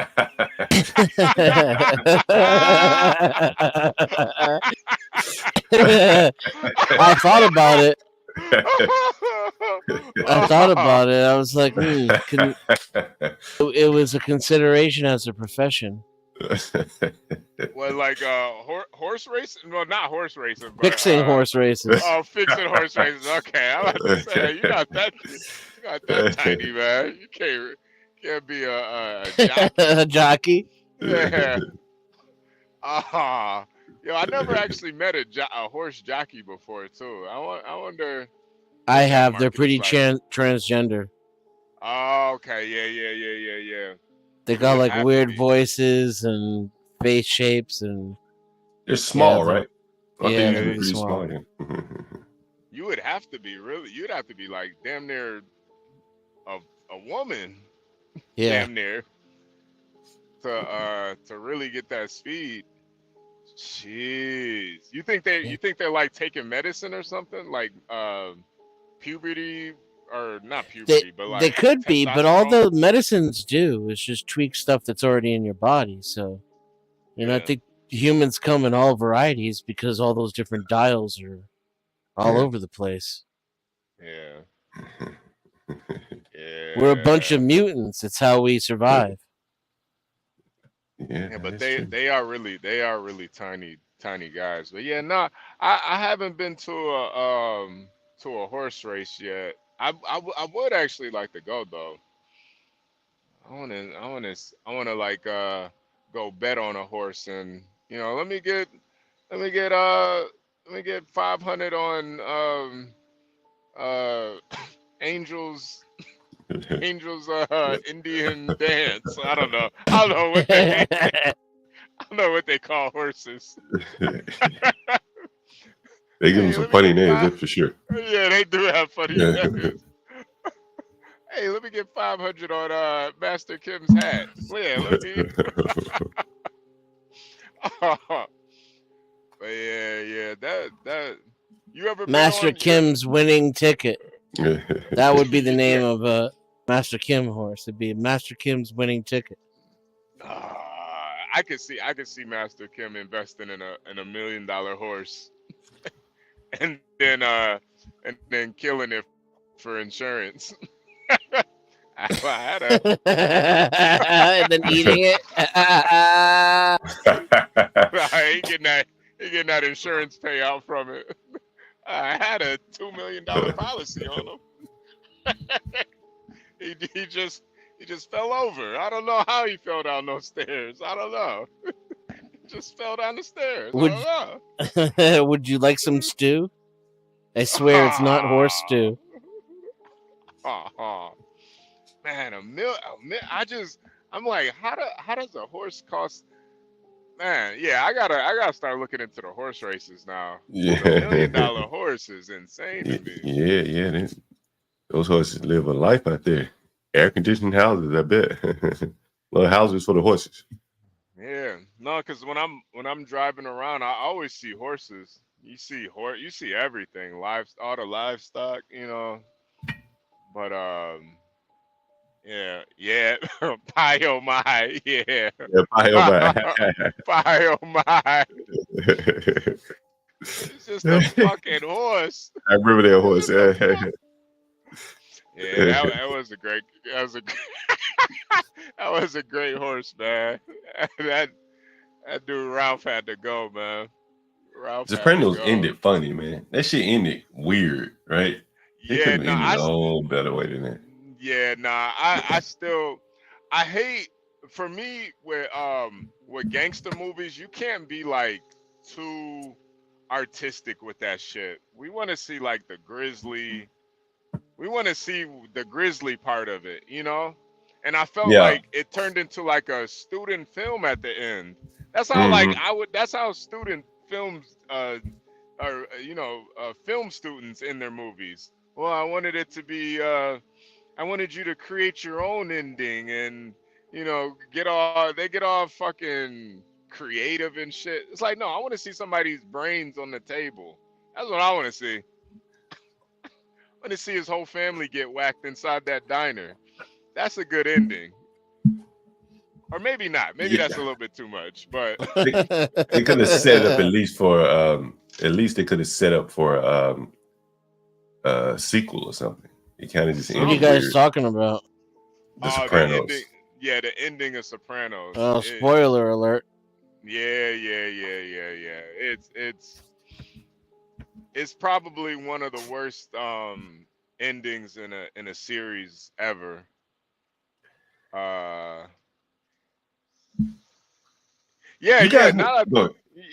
that I think about it, Stanley always says that too. Sometimes it's better to make a bad decision than no decision. Yeah. And I think that applies to that ending. Yeah. Like y'all didn't even decide to make an ending, man. Y'all just, god damn. Did you you know who Skip Bayless is? You ever heard of him? Yeah, definitely. Dennison I think probably he just doesn't got know. fired. Sounds very familiar. Yeah, he's an older guy, and sports has changed, man. It's part political, part sports. Probably more political than sports. Yeah, right? I hate it now. And so when you listen to people, you're like, damn, he can't be honest, or he's pitching the vaccine to me if it's a player, or whatever, right? So Skip Bayless just recently got fired or whatever, and so I think he's 70-something years old. So he has like a podcast. You know, he fell out with Shannon Sharp. I think it was manufactured. Shannon Sharp manufactured kind of racial thing against him. Well, anyway, this is what I found interesting about Skip Bayless. You've heard of Caitlin Clark, right? We've all heard of Caitlin Clark, right? You know Sounds Caitlin familiar. Clark. Yeah. She's a beast. She's in the WNBA. Yeah. She's a man. She's a beast. She's the only. Is she the white chick or the pretty one? Well, I wouldn't say pretty. But she's for them. Yeah. Oh yeah. For WNBA players, she's decent. Yeah, she's decent. She's the first woman since like I think the 90s that made me watch a 1/4 of a WNBA game, all because of Caitlin Clark. I had to watch her, man. She's really good, man. She's really fucking good. So Bayless was hesitant to, cheer her on and support her. Why? He says, maybe I was wrong about this. But Caitlin Clark started to feel like some sort of new right-wing symbol. White woman dominating game dominated by black men and women for years and years. Oh, yeah, she's the white one. I could almost hear some people thinking, white power, baby. And please, I'm not saying Caitlin Clark is far right in her politics or beliefs. I have no idea what her politics or religion are because she has carefully, and I say smartly, avoided taking any rookie year stance because she is already such a lightning rod.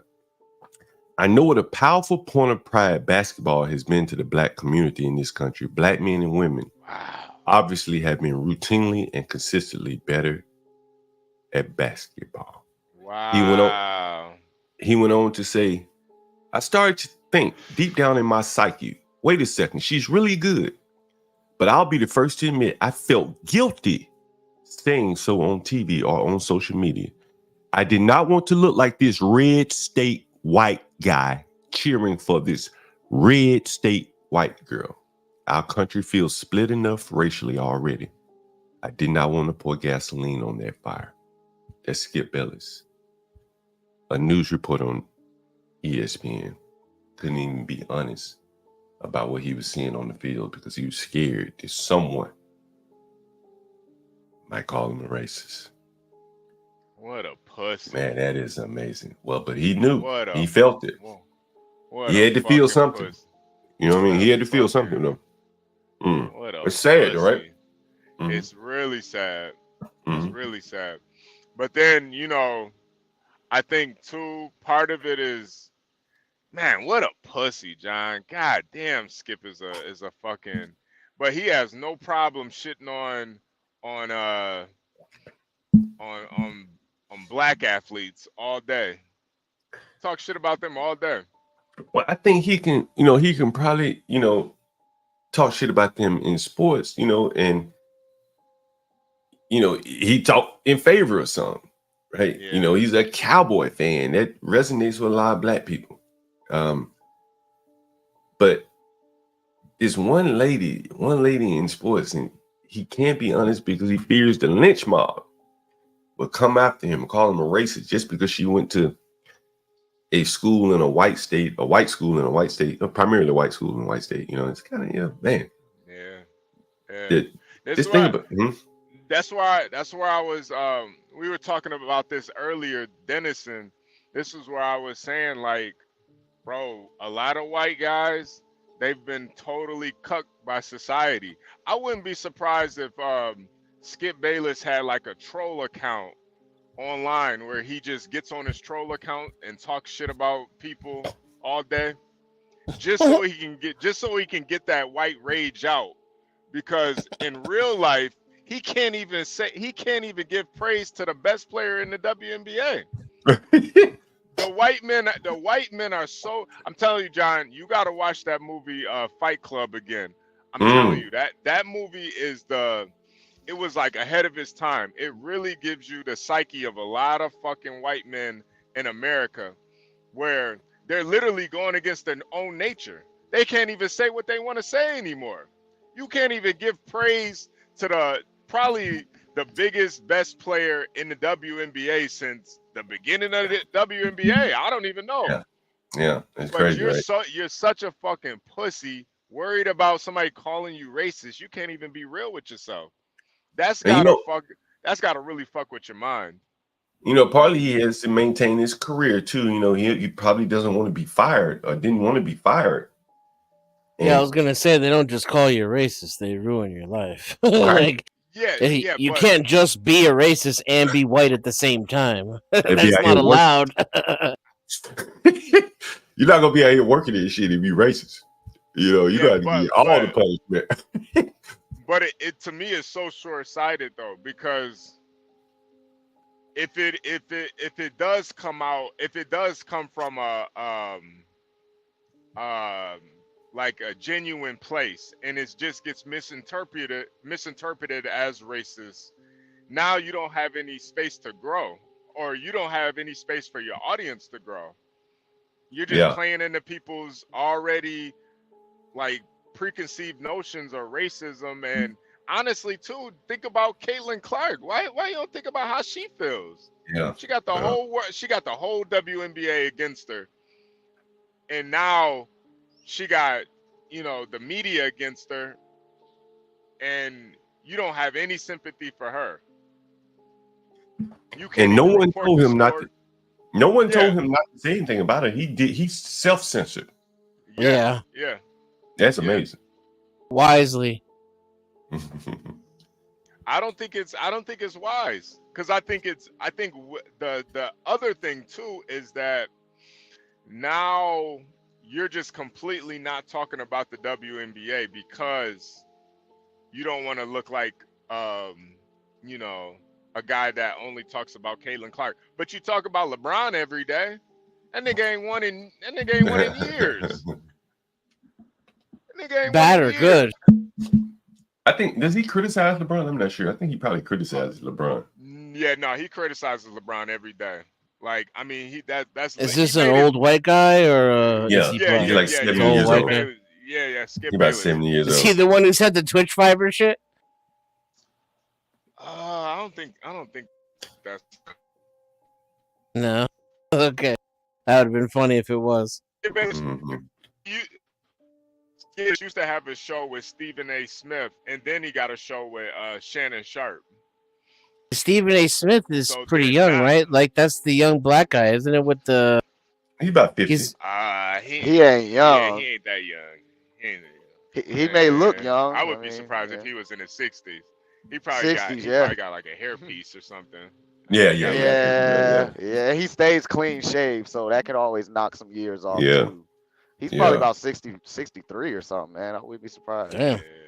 He's up there. Even Shannon Sharp. How old you think Shannon Sharp is, then? He's 50. Sharp. Oh my God, never mind. He don't know him. That's not a bad thing. No. Yeah, I think he's in his 50s too. Yeah. No, I don't follow sports. 58. I'm not even sure I have these people right that I'm thinking of. Well, Shannon Sharp is interesting. He was in the news recently for having released a sex tape at 55, 53 years old. Yeah. Wow. Yeah. I didn't even really want to talk about that. It's just. 50's the new, 40 or 30 or whatever it is, right, man? Mentally as well, right? Yeah. Hey, so who's the sex tape with?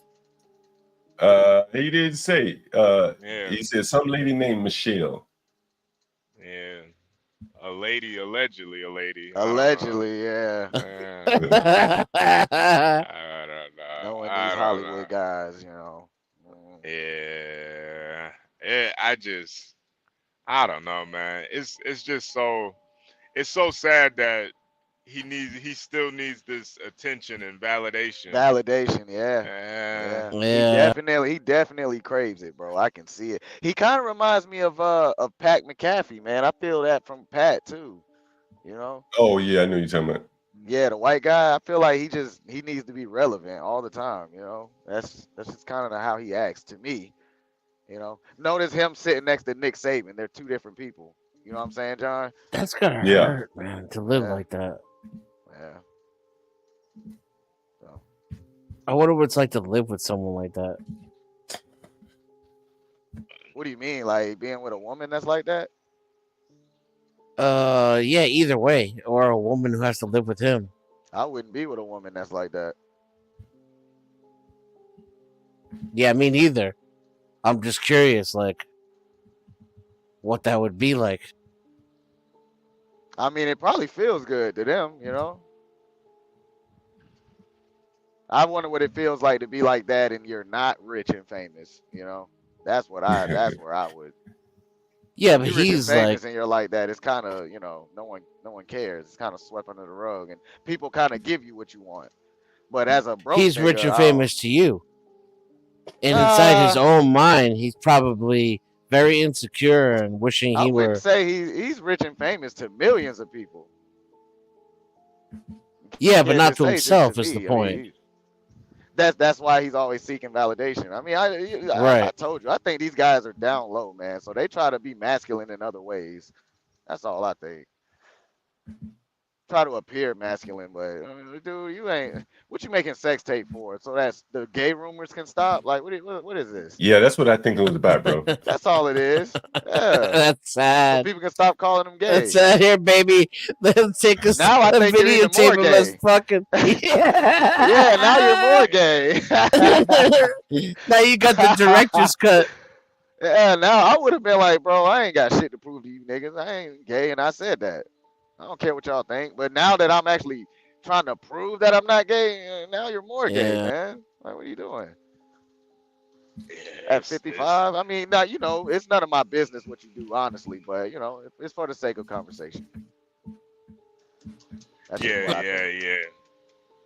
Yeah, that's the only reason I didn't even want to talk about it, because it's like I really don't care. Yeah, I really don't care about Shannon Sharp. Great football player. Great football player. I think his brother was better than him, honestly. Yeah. His brother was better. And he's not gay. Sterling? Yeah. Sterling Sharp. Yeah. Sterling went to Carolina, John. Was a lot of Sterling people don't really even know that. Was he really better than Shannon Sharp earlier? Shannon even admitted that his brother was better than him. He always looked up to his brother. So his brother was far better than him.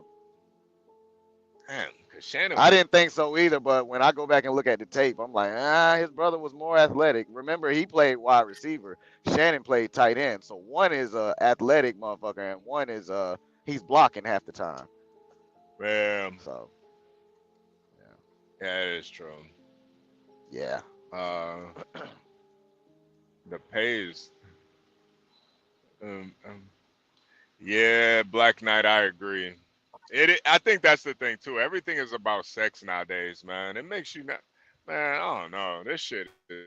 It's not nowadays.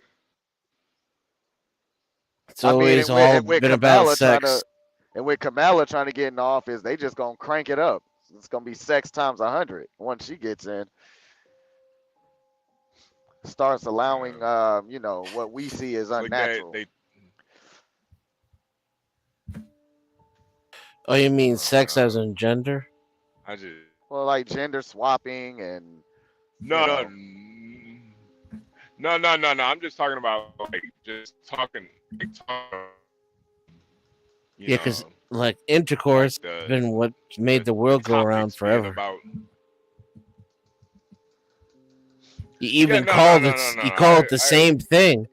We literally call talking and fucking the same thing. I was about to say, look at this idiot with his door open. He see me coming through here. Hey, CKJ, what's going on, man? How's your niece too? How's she doing? Oh man, she good, man. She good. She acting like nothing happened, man.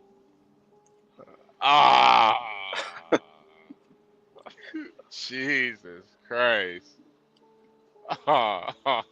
Hey man, I wish I could have recorded her the other day. I went to go visit her, and I'm like, yo man, show me what you was doing. Dude, she was demonstrating everything. Like, I'm like, man, like you too smart, man. Like, She a genius, man, on the low. Yeah, that is crazy. So My sister, my sister said that the New York Times, the Today Show, and it's another Insider Edition, been blowing her phone up. Jesus Christ! For what? Man. What happened? I missed out. What happened? Remember, I showed you the video, or we showed you the video yesterday with CKJ's niece. Oh yeah. That drove to Target. Yeah. She at 8 years old. Hey, said the New York Times trying to hit him up. New York Times, the Today Show, and Insider Edition TV something. Wow. Dude, she sent me a text, and I'm reading it. Dude, they want to give her compensation, like to get the ring cam video.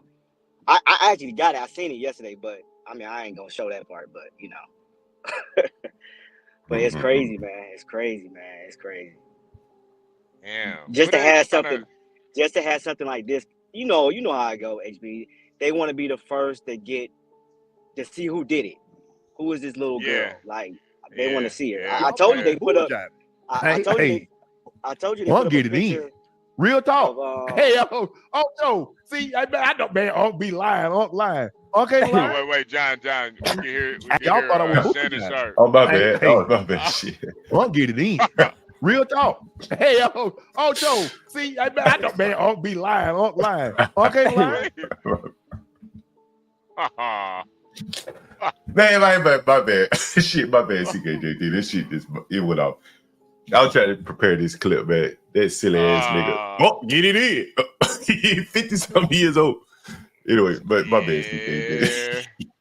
Yeah, but what I was saying was like having something this close and the way the media is playing, John is right. Like about, I know you mentioned a couple of times like how they try to, how they manipulate people and stuff like that. But it's just seeing it like, the behind the scenes of it, like, do they really want to see my niece? Oh yeah. They really want to sit down, like, they want to be the first one to have her. They fighting over it. Yeah. Had the exclusive. Mm-hmm. Yeah. And for the news to even say that they made the police department say that they let her finish her frappuccino. My niece don't even drink Starbucks. Like, you know what I'm saying? Just a lie. Like, yeah, we let her finish her frappuccino. Just for advertising, It's crazy. Damn. Why do you think they did that though? Oh, marketing. Because every Target is a Starbucks. So why just have the name Target? Let us get in on it, It's all about money. It's all about Did business. they give her a frappuccino or something while she was there? No, not at all. She never gave her nothing. Like when she was checking out, that's when the cops came in and they got her. Because my sister was on her way out there. So when she was checking out, like she was about to check out and go back to the car, but they ended up catching her before she walked out. But she didn't drink no frappuccino. I asked her. It's interesting. Like someone says, you need to be her manager and charge the hell out of them, service king. And then right behind that, Maverick G says the kids are going to do bigger shit with that kind of attention, though. Plus, she wasn't scared or thinks it's no big deal. ? Bro. Yeah. So it's like, what would you do? Do you get the immediate money to come from that by, going on the media? It would kind of incentivize. I can see what Maverick G is saying. Yeah. I'm gonna go viral again. I told my sister that I don't know if y'all would agree to this. If Target not coming to you or like Starbucks and they not coming to you trying to give you a gravy deal, I'm not going to none of these people. I need, if you want to utilize it for like say Christmas coming around, kids want to buy toys and parents want to spend. I mean, you could utilize that.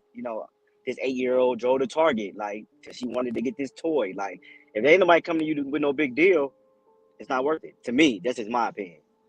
But I think the thing is, she would have to do that initial interview first. But then you got to look at it too, like, man, this is how that Catch Me Outside girl started. You know, now she got an OnlyFans. So, yeah, I mean, you're gonna have to play it up. But look, I'm close to my nieces and I'm close to my sister. I know how to move. You know what I'm saying? So I wouldn't let it to be like, you know, oh, they're gonna do some like crazy stuff. Like I tell my niece, she's a good little kid. Like, you know, like she's not a bad child. This is the first thing that I ever seen her do, you know. And she's 8, man. Like she's still a baby, man. Like she's not like, you know. I can see if she was like a teenager, you know, close to being like 18 years old. There wouldn't be no story if she was a teenager though. She a baby. The story is a baby. She was 8. Yeah, she a baby, and she actually she did it. She completed. You know, she did it without really and having I think too, you got to look at it too. This is usually something that a little boy would do. There's the female angle at it too, where, you know, it's a girl doing this. You know, I'm looking at it from the media's point of view. They're looking like, oh, this, you know, they can ham it up. You know, women can do anything. They can even drive at 8. You know, right. Women can do anything. Hey, Kamala Harris may be giving my sister a call. See, you not even seeing. Yo, Kamala, have her up on the stage. This girl right here drove to Starbucks. Girl power. Girl power by herself. Hey, if she pull that off, it might be over with for Trump. No, it will. It will be. That's it. Oh man, yeah. That's the October surprise. No, seriously. Oh man. Hey, check this out, HB guys. Hezbollah in Lebanon hit by a trail of exploding pagers. What the hell? I didn't even know people were still using beepers. Yeah. Who still got pagers? Killed 9 people and injured thousands. Sky Pager. Remember that song, Sky Pager? Sky Pager, yeah. Who's the Sir Mix-a-Lot? What that Sir Mix-a-Lot? Pagers used by hundreds of members of the militant group Hezbollah exploded near simultaneously Tuesday in Lebanon and Syria, killing at least 9 people, including an 8-year-old girl, and wounding several thousands, officials said. Hezbollah and the Lebanese government blamed Israel for what appeared to be a sophisticated remote attack. God damn, how did you do that? How did they get all them pagers, them bombs in people's hands? Yeah. Among those wounded was Iran's ambassador to Lebanon. The mysterious explosions came amid rising tensions between Israel and Iran-backed Hezbollah. That is amazing. Yeah, that's like some GoldenEye technology, some 007 type technology. You got a pager that can explode from a radio controlled pager that can explode. That's some high tech shit right there, man. The pagers that blew up were apparently acquired by Hezbollah after the group's leader ordered members to stop using cell phones, warning that they could be tracked by Israeli intelligence. The pagers were a new brand, but declined to say how long they had been in use.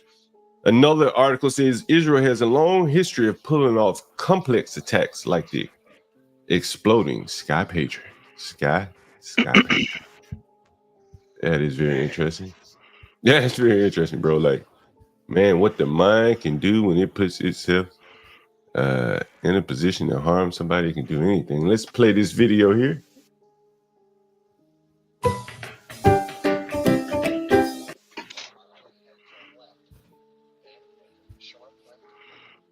Hundreds of handheld pagers exploded almost simultaneously across Lebanon and in parts of Syria on Tuesday. Lebanon's health minister says 8 people were killed and 2,750 were wounded. Members of the militant group Hezbollah and the Iranian ambassador were among those injured. Hezbollah officials pointed the finger at Israel in what appeared to be a sophisticated remote attack. The Associated Press reached out to the Israeli military, which declined to comment. The incident comes at a time of heightened tensions between Lebanon and Israel. Hezbollah and Israeli forces have been clashing near daily for more than 11 months against the backdrop of the war between Israel and Hezbollah ally Hamas in Gaza. That's amazing, right? The Associated Press has been. That's amazing. Man. Sky Pages. Got Brave up Who's that, Brave up here? Sky Pages. Yeah. There's this song, Sky Pages. What was it? 1-800-MIX-A-LOT back in the day. You know, John, I think the funny thing is they probably set it up from the beginning. They probably told them you got to stop using cell phones, so use pagers, not knowing that the pagers they were making had bombs in them. Couldn't you track a pager just the same? Hell yeah. No. I think the technology is not sending a signal, but you could. But I'm saying if you can put a bomb in a pager, surely you can put a GPS in the pager, right? Oh yeah, you can hide a GPS in there for sure. Right. You know, if you can get a bomb in there, you can get the GPS coordinates there. Yeah, no. But I think that they're trying to get certain people, and I think that was whoever that prime minister or whoever that was. That is one of the Hezbollah leaders, probably. Right. They're trying to get certain people. They're trying to get certain people. So you gotta be careful. That's pretty provocative, though. I mean, they are taking shots at high up people in other countries, no less. You know what I mean? Like you're Israel don't fuck around. Right, they don't. Nah, they don't fuck around, man. Like they're going into Lebanon and killing the Mossad are true believers. Yeah. They're biblical. They don't fuck around. They are the chosen people, by the way. Do you ever see any funerals of these high ups supposedly that they're going after? No. So who says they're even getting them, or the high ups just aren't being removed? I'll tell you. You don't think they're being killed, Brave? You don't think it wouldn't surprise me if they were not, John. If you get that high up, all they got to do is say they killed you. Nobody's going to trace it. Nobody can. Yeah. The people in the country can't possibly prove it or say anything otherwise. Yeah. So who can say anything other than the guy who just went off to the French Riviera? And first of all, you've got the pagers blowing up. That's because Hezbollah, Hamas, Muslim Brotherhood, all of them are all started by the same group of people. So basically, you got in Iran and you got all that shit and all of this. So they're all kind of like, in the end, in the beginning, or in the end, or in the middle, in the end, they're all connected. Yeah, they are connected. Connected to Mossad. Yeah, right. Yeah. So the point is all Mossad has to do is do this for strategy to keep the facade going, to keep the nonsense going. In other words, they're not after anybody. A good few blown up pagers, and guess what? Israel gets blamed. Hezbollah doing their job that's hired by Israel to blame everything on Israel. I'm telling you, this stuff is not as near as organic as people are thinking. These people have been doing this for, you guys mentioned it earlier. Who said somebody's been doing something for 1,000 years? Yeah. They have. But I got up here because I wanted to rub a little something in.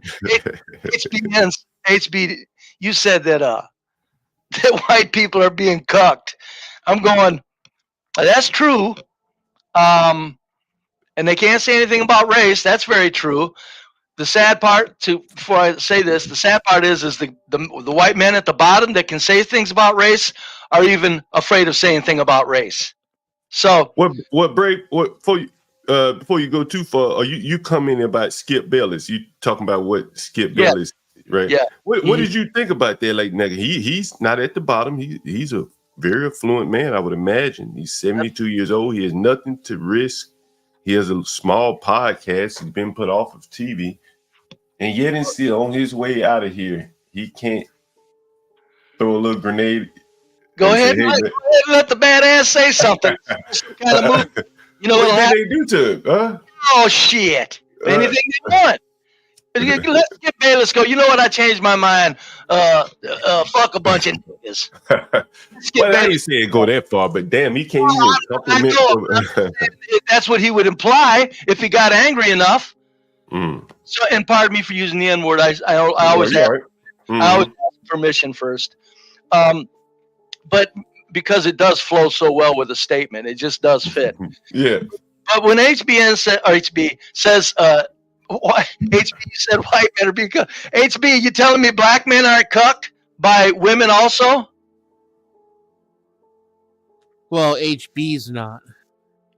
No, I'm just saying all men are cucked now by women. Women have won, is my point. They've all won. And that's why I'm saying, you know, when you say white men are cucked, I'm going, oh, no, you don't, HB. Don't leave black men out of this. No, you don't. Black men are cucked in two different ways. White men are cucked by white women. Black men are cucked by not only their women, but you got the well-reasoned black people that are sick of the 70% of black idiots that are cucked by the 70% of black idiots also. The well-reasoned blacks can't even. My bad. Oh. I'm working. My bad. I heard you though, Brave. And okay. This is my whole point. This ain't about. I wanted to. It's about Skip Bayless and white people. I know. We got always shit on black folks. But, no. Wait a minute. I just wanted to bring in the fact that wait a minute. When it comes to men being cucked, you can't leave out blacks if they're too severely cucked. Listen. We did that all day yesterday or day before. Yeah. Black men are the biggest simps. There's not even a close second. Yeah, Bray, we watched an hour of a parade. Talk about where the men at. Well, but I'm just saying, black men are no. But what I'm saying is that with white men, though, it's more. I think it's more detrimental to society as a whole because it's like, bro. You're in this position where you have the power. You're standing on the backs of people that had conquered the world, and you can't say anything. Black men. We definitely fell the farthest. I'll go with you on that. But I'm just saying the severity. Hold on, Bray. The blacks do not be in any ways by complimenting Angel Reese. But here, Skip Bayless is a 72-year-old man, can't even be honest with what he's seeing on the court. And that's his job to be honest. Mm-hmm. And it's not that he's being honest. His honesty will lead to negativity, saying something negative about someone. It would be positive. Hey, she's playing well. He's scared to even do that because of the political climate in this country. Right. So that's why I'm coming in at the end defending both black and white men that people think are cucked. In other words, there's a system that's doing this. Do you expect these men to fight against this world global system? Well, I mean, I think people would hold on. Okay, I'll say this right quick, HB. When you speak of men being cucked, we're implying that it's within this culture. And it's like, no, the worldwide, there's a system that has now decided men better shut up. So, I mean, I don't know if that's cucked, defeated. I don't know if you'd call it something as horrible as being cucked, but I'd say definitely that they've changed things. You know, Brave, this is the thing. The reason why a lot of people don't understand why men love sports, why we even follow or talk about it. Because sports it's pretty much like it's almost like commentary on society and life. So you can make a comment, like when John is talking about quarterbacks, he's not just talking about quarterbacks if you really pay attention. Yeah, he's talking about society as a whole. And the sports is kind of like a commentary on society without talking about it. Really. So when Skip Bayless is talking about when he just decides to completely not talk about her, what he's doing is he's not really talking about the issue without talking about it. But now when he talks about it now, we understand what his position is. So he can't even really talk about it. It's almost like he should have just said something about it and been more nuanced to the conversation. Like, listen, Right. this girl is playing amazing right now. Transcendent fucking basketball player. I mean, probably the best player I've seen in the past 20 years in the WNBA. I mean, she's that good. She's really that good if you watch her. Is that good for white players, or is she that good? No. Overall. Angel Reese is a fucking bum compared to her. And that's the fact. So Caitlin Clark is that good, Brave. Like, okay, all right. Hey, I thought she was just good for white. No. Bro, she's a transcendent player, man. Bray, one of the reasons why she's good is that she has mastered the fundamentals. Yeah, she can shoot the ball very well. Mm-hmm. And John, and that is key when it comes to basketball, and that's why the players from overseas is dominating now, because the kids here, they play AAU, they got away from doing the fundamentals. They can't even do the basics. They just dunking the ball. And the basics is how you win the game, and people don't even understand that. Well, let me move on from this point, I guess. But let me say this right quick. My point is this, as always, generally. The way men are cucked, and I get what you're saying. You guys, we were tearing up some blacks the other day, and you were talking about whites this morning. But I'm just saying the way men are cucked in general is one of the reasons why I stand back in amazement that people still don't understand that there is a global system, and it is now taking us wherever they want to take us. Because this isn't something that anybody's going to fight against.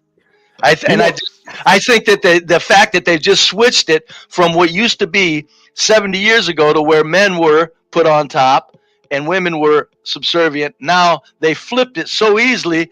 That should awaken people to understand that, woo, there's way more here than what seems. That's all. Be brave. I got a question for you. Yeah. But don't you think that men are always on top? In the final analysis, behind the scenes, they are controlling. They're making it seem like the women behind the scenes. Yes, you are correct. Okay. The global rulers are all men. Right. I don't care what anybody says. There's no global. There's women that are queens and things like that in nations, and who knows. But right now it's always men. But what I'm saying is they have determined. That's my point. That they have determined that we're going to change the game now, and they just do it. Be brave, basically. Yeah, right? And they just do it so fast that should alert us all to. But run one more real quick statement here, because I got a kick out of it. I was reading in the when I turned you guys on about an hour ago, I was reading in the comments where somebody was saying that somebody was jumping all over Denizen, and I'm going, wait a minute, Denizen is a nice guy. Who can just continuously jump on him? So I go back, and that individual brought up my name also, and I'm going, now wait a minute. When it comes not to choosing a politics. Here's Dennis, and this is what, because Dennis and I agree on this matter at least. There's no reason to choose. It's like if somebody stands you in a round room and tells you to find a corner, you're the one that's more dignified for saying, I'm not looking for a fucking corner, thank you very much. Yeah.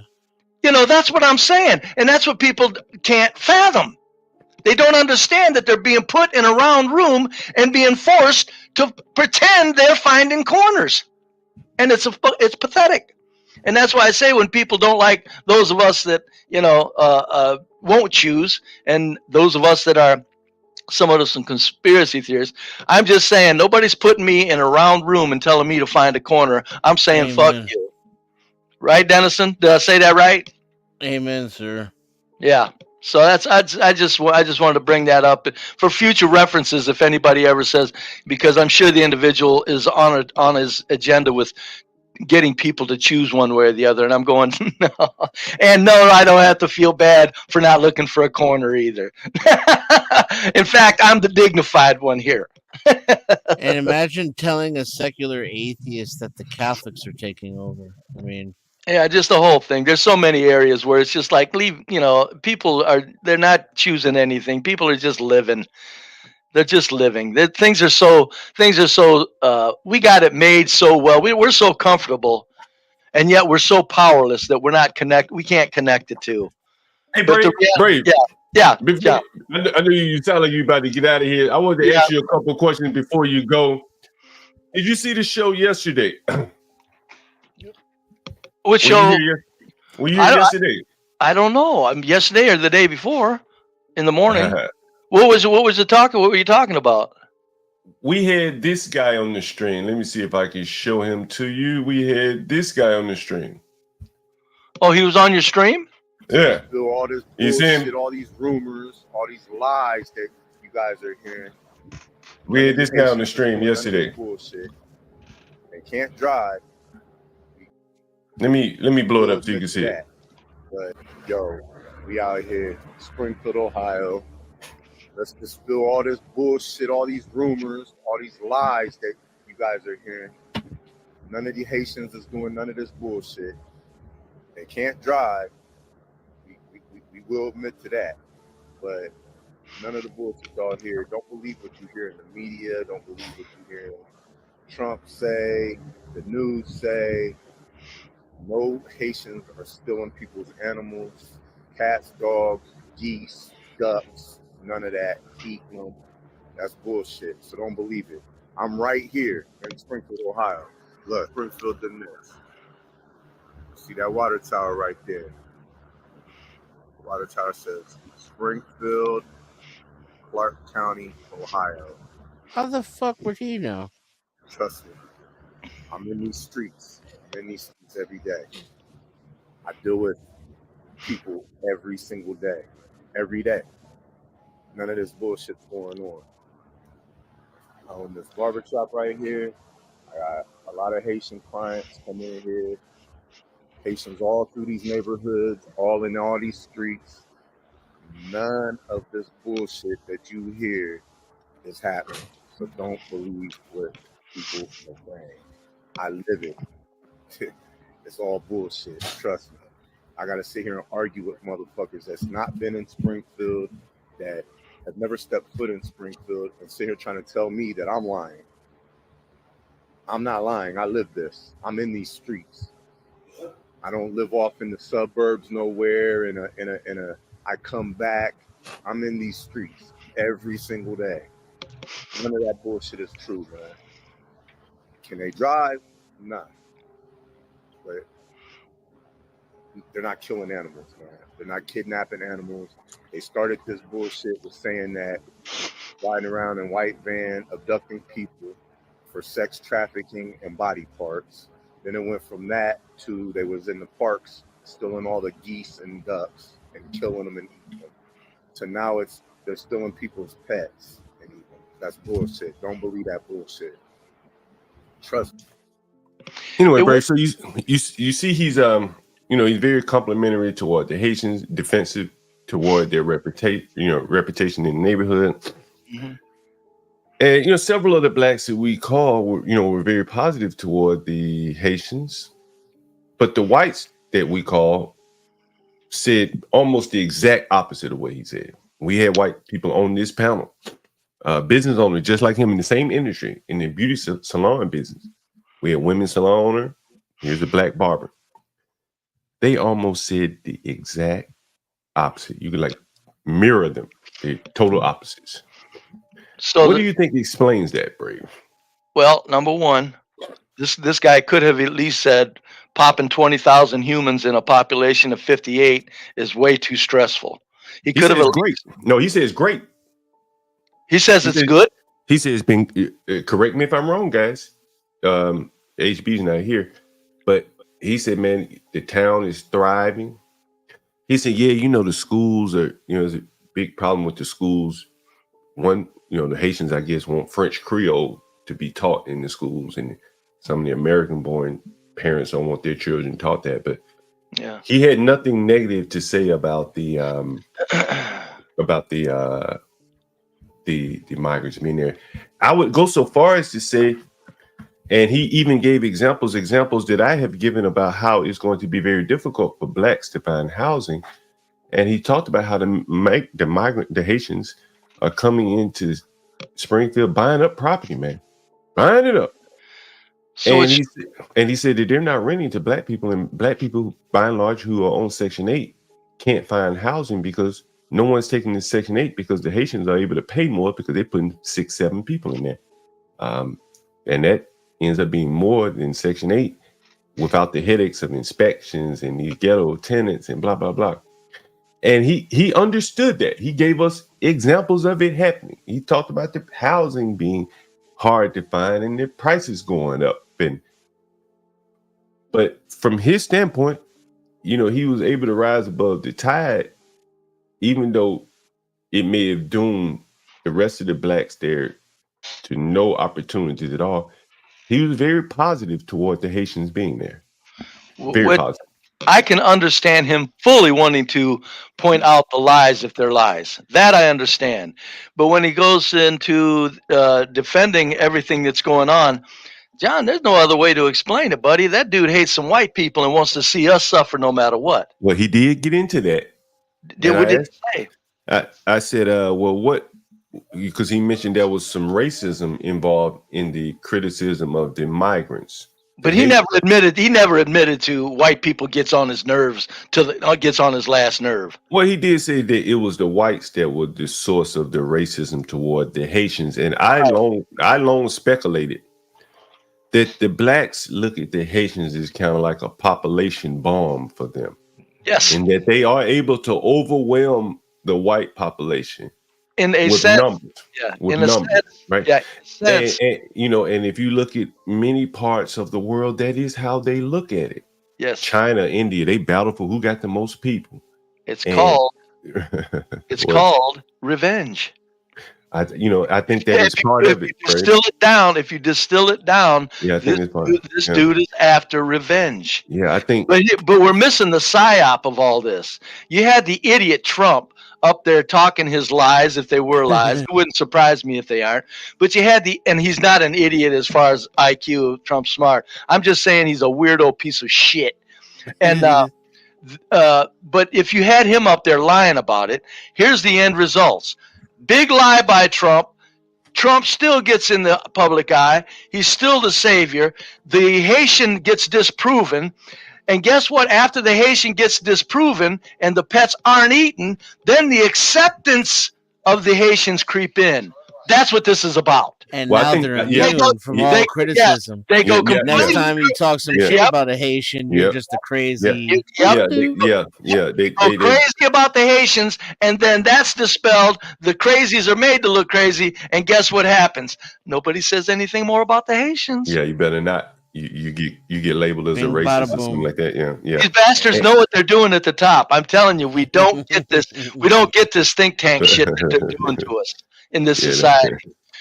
We don't get it. They'll be doing voodoo in the White House in no time. and dare somebody to say something about it.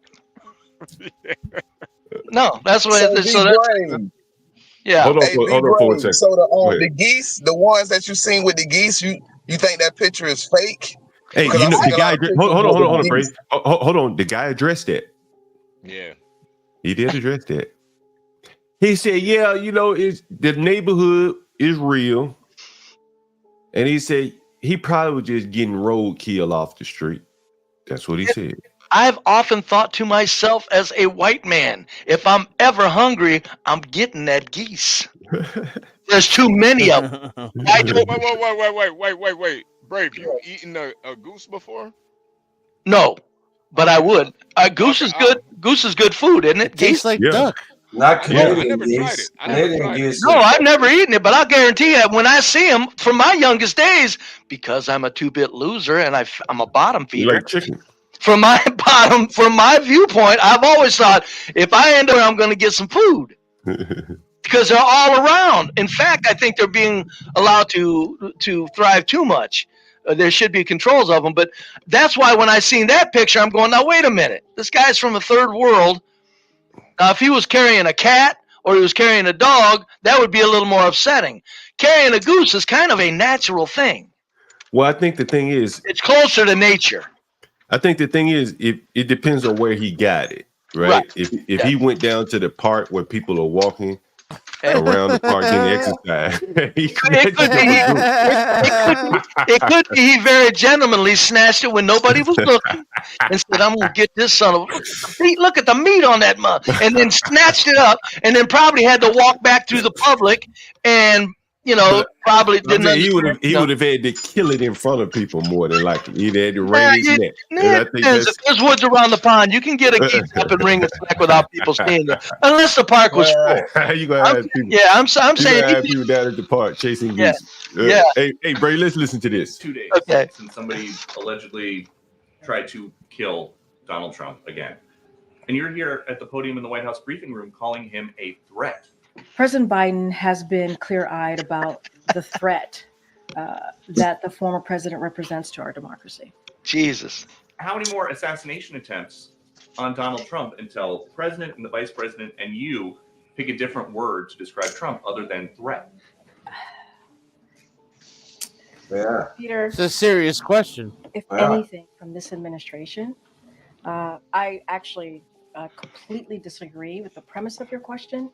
The question that you're asking, it is also incredibly dangerous in the way that you're asking it, because American people are watching.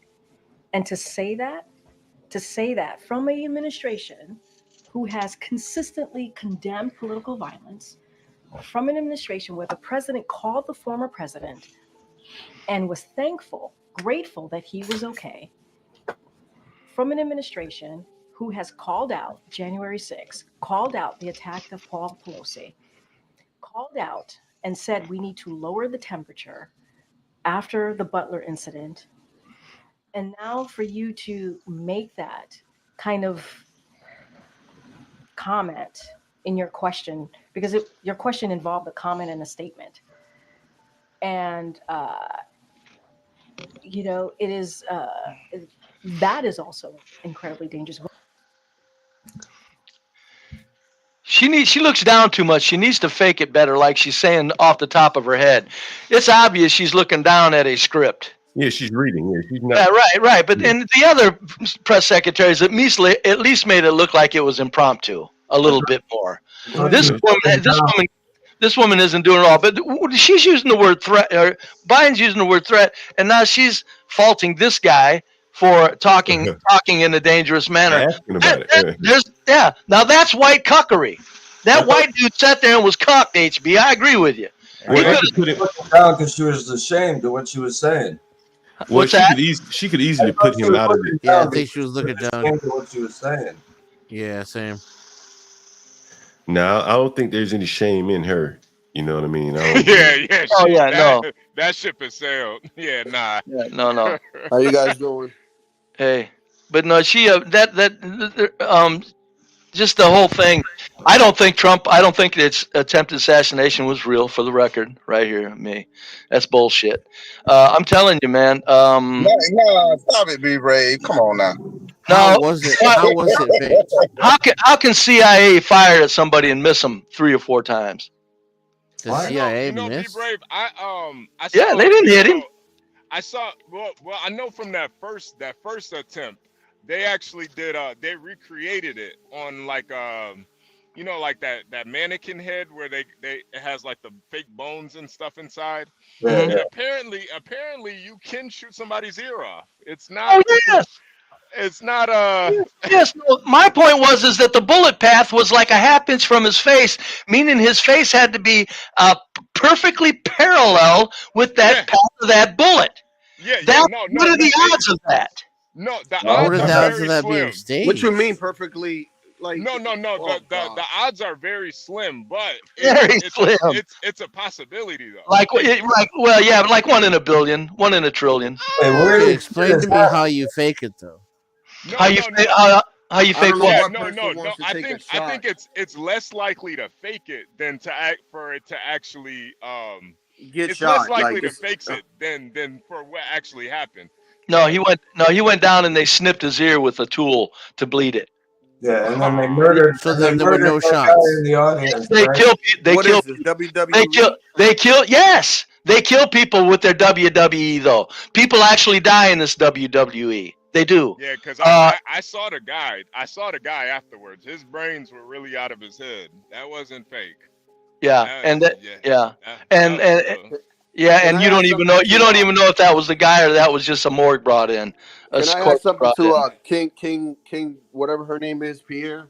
She says something, right? She doubles down and then she goes, "Oh, because of the things that Trump said about Pelosi." It's like that Pelosi situation with her husband had nothing to do with Trump. Yo, what's up, Joe Cool? Yeah, that is true too. That is true. How do you guys feel about what Kamala said recently about reparations? Man, that's all she's doing right now. Is pandering to give away free honestly, man, reparations is like it's like the never-ending story, man. They're gonna be talking about reparations 1,000 years from now. Yeah. If y'all want reparations, get it out the market. You think if they get reparations, let's say they blow through all that money, you think they're gonna ask for more money again? Yeah, I would. don't know. I'm trying to figure out how I can identify as black. I'm trying to do the math right now and get it all lined up. You know, I gotta have like a grandmother or something somewhere. I'm a quarter African. Hey, Dennis, how much you gonna put on the trade? What today? You mean because of Powell? No, I'm talking about if you was to get reparation, how much would you put on? If I was all of trade? it, all of it on one trade, on what a 3-month on trade? one trade, no. Yeah, the reparations is a wedge issue that will be used against us forever. Well, I think she's doing it. I think she's doing it to get the black vote because she thinks it's a last-ditch effort to try to scramble for votes. In my opinion, I don't think it works that way, Joe Cool. When it's all robots, when it's just a bunch of AI robots, they're still gonna be talking about reparations. Yeah, because in 1619. Yeah, they still gonna be talking about that shit, man.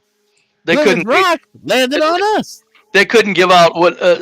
Let's say this. Okay, if they paid reparations, what amount? I'll go first. I'm thinking if they paid reparations, would it be a start off with a cool $500,000?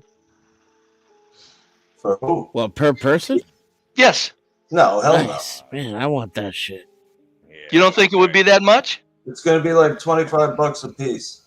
No, come on now, really. Give a real figure. If they pay reparations, I think he's right. I think he's right. Though. No. I think they're already working on it in California, and it comes out to around $75 to $150. Nah, I'll give him some fries and a 5-piece. Yeah, that's not to say that'll be the last round of reparations, but that's what it's starting at. Yeah, no, then that's whoever you've got people across the nation saying that's not reparations. People across this nation, I think, would never think of anything less than $250,000. I think that's the starting point. Nah, man. That happens. That ain't your Uncle Sam, dude. Uncle Sam does not work that way. Remember when he told you that you couldn't even go to work anymore? It was illegal to go to work, and he gave you $1,400.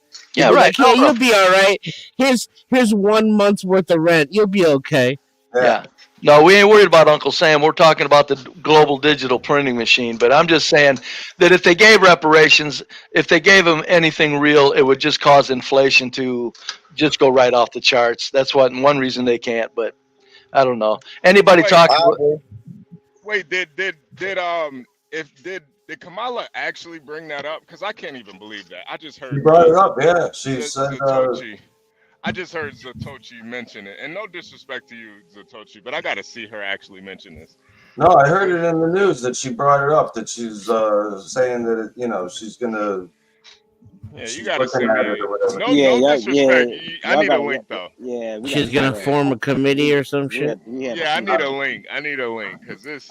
Didn't Obama say he was gonna do that too? No. Nah. Not even a committee.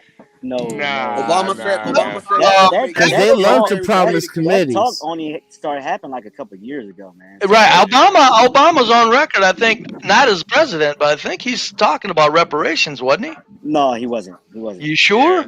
I'm positive. I think he had a committee. No, it didn't. Obama don't. I think y'all don't know about the committee. I think he was a little closer to at least mentioning it than what we're saying here.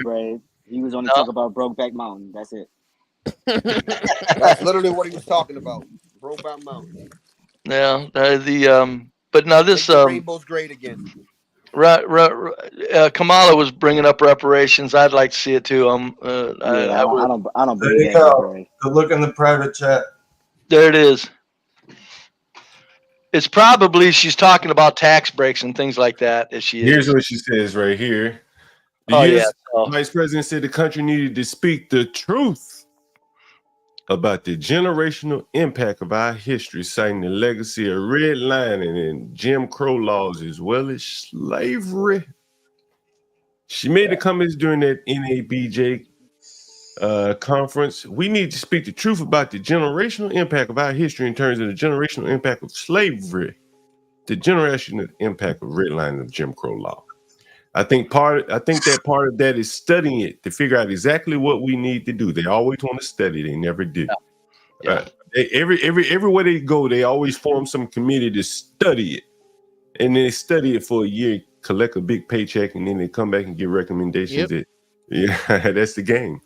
That's the hustle right there. Yeah, the committee, a high-paid committee to study reparations for a year and make probably $100,000-$250,000 a piece. She said she supports. And then when people say, "What'd you do for black folks? What'd you do about reparations?" She'd be like, "Man, you didn't see my committee? Yeah, for the committee. I gave y'all a whole committee on it. I even called it the Committee on Reparations." Isn't that what they did exactly to the T in California? Now I think New York is about to do it. New York City, Tuesdays, right? And so I think that she probably will form a committee, and then maybe she'll put it before a Republican-led Senate or House. Yes, it could be. Then she could call it the Bipartisan Committee on Reparations. And then she can blame the Republicans for not passing it because she put. See, John knows how the government works. She didn't say shit about it until now, and now all of a sudden she's for it. It's like, oh shit, she's that's for the committee. She's for that's the committee. Good grift. You gotta when you see the grift, you gotta at least respect. You gotta the love grift, Democrats, man. They try so much. You gotta give them A for effort. Well, she's not for reparations. She's for the committee to study reparations. Did she say that in some form or another? What were you going, John? What were you reading? In some form or another of reparations? Did she say that? No, she just wants to study it. Okay. Mm-hmm.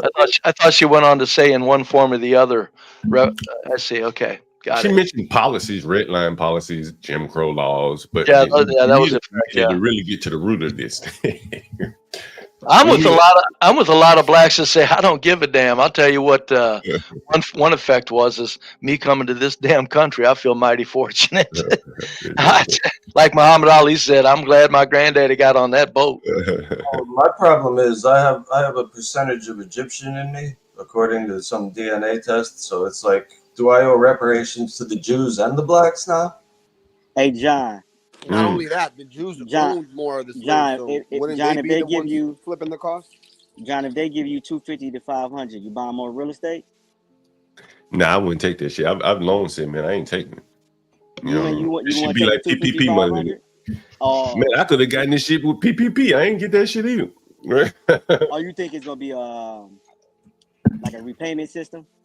You think they could attach strings to it, John? Nah, man, I just wouldn't even want it. I wouldn't want I'd be embarrassed to have my name on taking something that I didn't earn from somebody that didn't owe me anything. Man, I'd be embarrassed, man. Like, let them know. You know what I mean? I'd be fucking embarrassed. I put my name on the list of people that didn't get it. I'll take John's. I'll take John's reparations. Not only that, but John, let me put a bug in your ear on this, like we did with Righteous Muffin. John, they ain't taking that money from anybody. It's printed up out of thin air. You get your hands on that money if they hand it out. Yeah. I think it's the premise of it, man. I got you.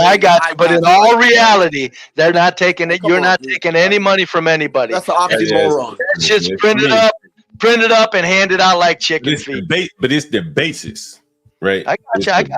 I understand. You know what I'm saying? Like, okay. You just imagine you're lumping yourself in with people who are gonna act a fool with that money. right? Yeah, I don't care. When I'm you want gonna to be fucking put associated it in with the SMP. Yeah, I'll be wearing a shirt around. I ain't getting none of that reparation money. You gonna Don't see me John, but you're not gonna act a fool with that I'll money. have a shirt printed that said, I don't I want to wrote associate spy with 'em, calls with right? my reparation money. Bro, I could have got the PPP money just as easily. I ain't going after none of that shit, right? Yeah, you had to pay that back, though, didn't you? Supposedly.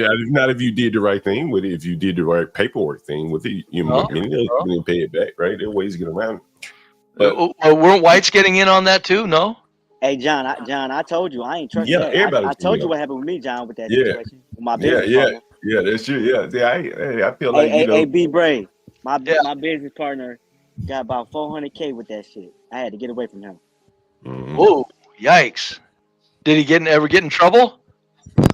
Not yet. He didn't. Not yet. Thing is, Bray. I think he is, but not yet. Thing is, Bray. I think they waiting to be brave for him. He took Bray. about 400,000. Be brave. Well, Bray, they just hired. I think 2 offices in the government. I can't remember. It's like tax office and then another one. They've went on a hiring spree. Yeah, the IRS did. And they've extended the statute of limitations on these PPP crimes. Ooh. They coming. You know what I'm saying? They do that shit for nothing, man. They coming. Whoa. Well, what was the nonsense with the Chase Bank? There was a glitch and people were defrauding them for like. Oh yeah, I saw that one too. Yeah, they had a Chase glitch where if you put a check in your account, no matter the amount, you had access to it. So people were dropping like $50,000 checks in their account and then withdrawing the money. And yeah, Chase is coming back for all of that. Yeah. Okay, hold on a minute. I don't think I heard about that. You deposit a check. You deposit a check and immediately draw on available funds. And this was done where? How dumb can you be when you know you don't? Okay, Chase did that on purpose. Chase did that on. Chase set that up. Chase set that up. There ain't nobody in their right goddamn mind who runs a bank that will go, you get this money available just because you deposited it from another supposed account. No. See, that's what I'm saying. This shit, I tell you, we're living in some damn interesting times. Can I give you another alternative? How about if somebody hacked and Chase didn't want to say that happened, so they rather just say that was a mistake in their part, because if they said that they were hacked, let's say, wouldn't that be bad for business? Well, that's true, but you got to look at just how emphatic. Now we showed the video of a woman being arrested. But most things are. They're just taking advantage of a gap in processing. Look at the headline here. PRAC, the pandemic oversight welcomes newly passed legislation extending the statute of limitations on pandemic relief fraud. Bro, I tell you, they're gonna come get these people. I don't know how them people sleep at night, man, knowing that the government, they don't took that money illegally. And the government could come knock on their door any day and night. Well, they justified because they were stolen from in the beginning. Yeah. That's easy. That's easy. Well, banks do stupid shit all the time. At least they used to. Like, I remember one day I go to my account when I was in college and I had $150 in it. And I go to my account and all of a sudden there's $17,000 in it. I'm like, what the fuck? Yeah, but let me read the subtitle here. The legislation doubles the time watchdogs have to hold pandemic fraudsters accountable from 5 to 10 years. Additional legislation still pending could allow watchdogs to recover billions in stolen pandemic relief money. Oh, they coming. Oh, they coming. Oh, Lord, they coming. Oh, they coming. Or it could just be more strategy attention. The threat of it looms. Well, I wouldn't want that threat over my head. No, I wouldn't either. I thought Biden was forgiving them to do that. Didn't he say he was going to forgive everybody that took a PPP loan and stuff if it wasn't like a high amount? I thought Biden said he was going to forgive them. Man, Biden ain't never say that shit, man. No, HB. I think you did mention it. College forgiveness. That's what. Yeah, and I swear I'm with Antoine. I swear I think I heard him swerve into it a little bit. I do. That's why they had, Brave. That's why they had to get him up out of there, man. He over here talking crazy talk. You know they coming for that money. Talking, yeah, he really lost his mind. I think no, that money's chump change to who runs the planet, man. That money's nothing.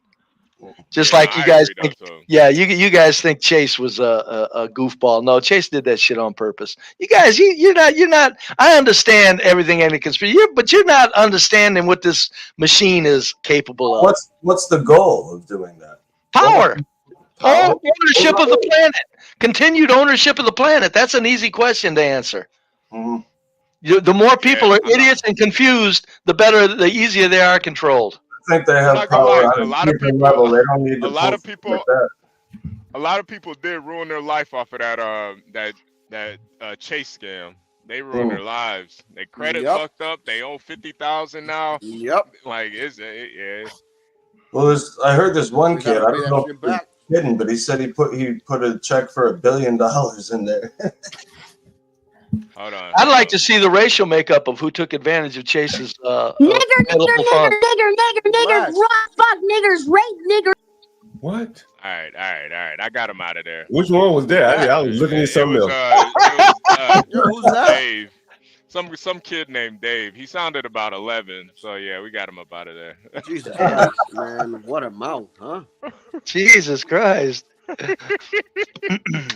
Well, you've seen nothing yet. Wait till this guy could be somebody's boss in the future, huh? Yeah, I was gonna say, wait till Kamala gets in, and she's got all the black people hating whites outright. You think this kid's just a rarity? You're gonna see kids. You're gonna see white people all over the place reacting like that. It cannot go down the way Kamala is pushing buttons for black to the black and white fountains. Brave, well, it won't get that, but go ahead. Brave, I think the thing with Kamala though is I feel like Obama already did that, and a lot of times you don't really have to add on to it. Once it's out there, it's out there. With Kamala, it's gonna be a lot harder for Kamala to push that shit when she's married to a white man. It doesn't matter. All you got to do is have a president up there talking about poor blackie and hate whitey, and Obama ain't a pimple on her ass when it comes to stirring up racial tension like she's going to if she wins. I think Obama didn't do shit. I watched. Obama was the beginning though.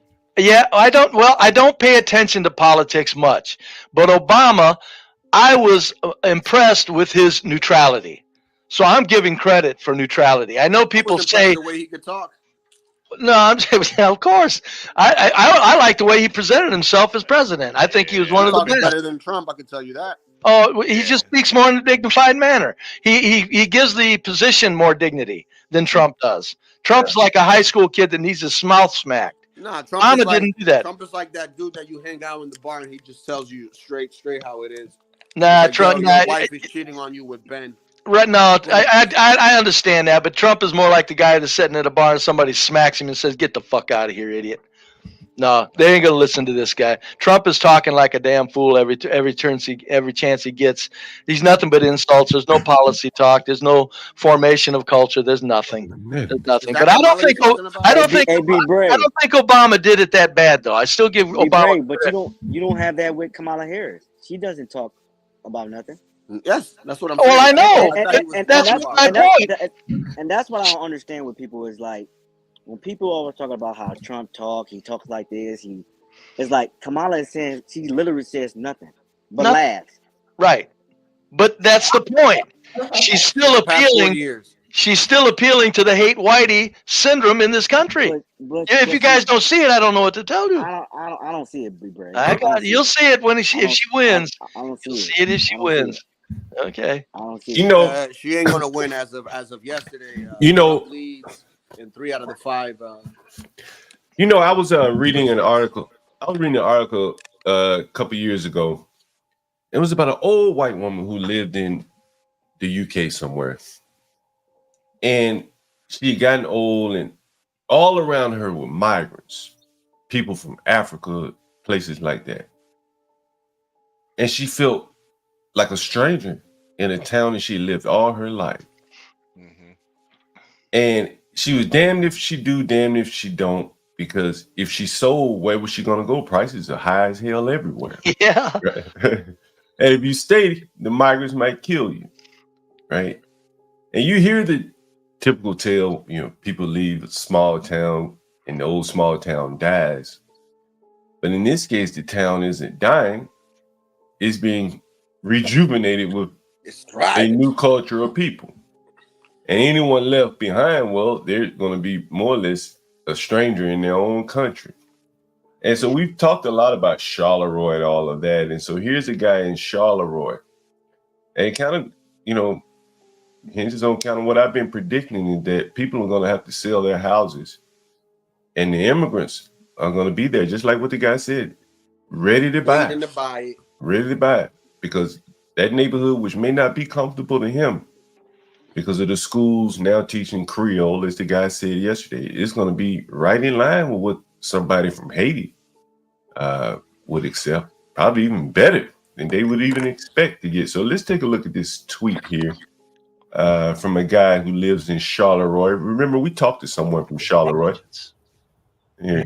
They don't have anything in common with our culture. Culture, when people say the culture, a lot of times they say they don't know what it means. What culture means is the way we do things around here, worldwide. That's what culture is. Culture means this is how we do things around here, for better or worse.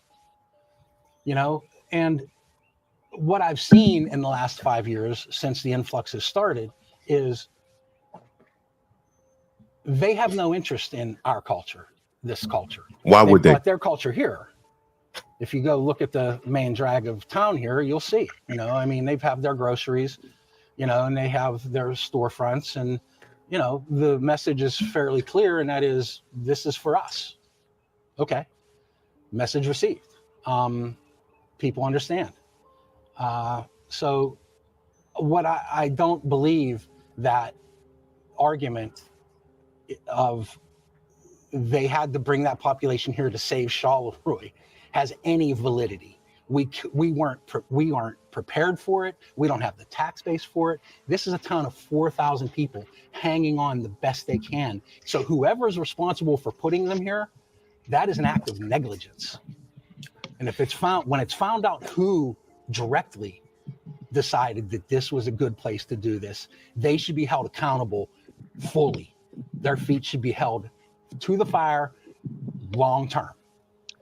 They should never be allowed to work in the industry again, whether it's politics or business, because what they've done here is despicable.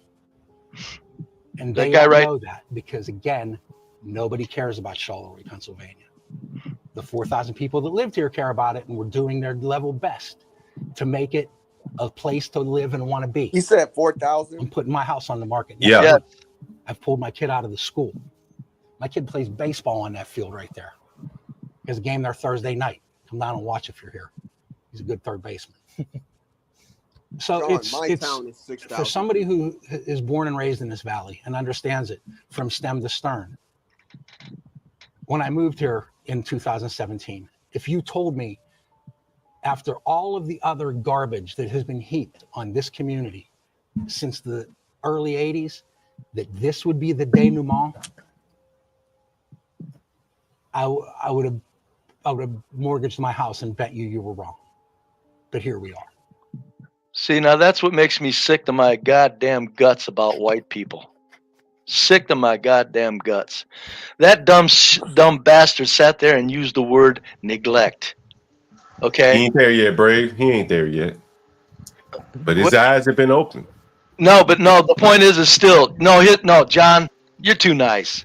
That son of a bitch knows damn well that's not neglect. He knows damn well that is either an attack or a realignment of culture from the highest order. It has nothing to do with neglect or bumbling. That bastard knows that. Give him credit if you want, John. Agree on that statement. I'm calling him a no good for nothing goddamn filthy white coward. Let me what would you have said, Bray? I'd have said we're being attacked.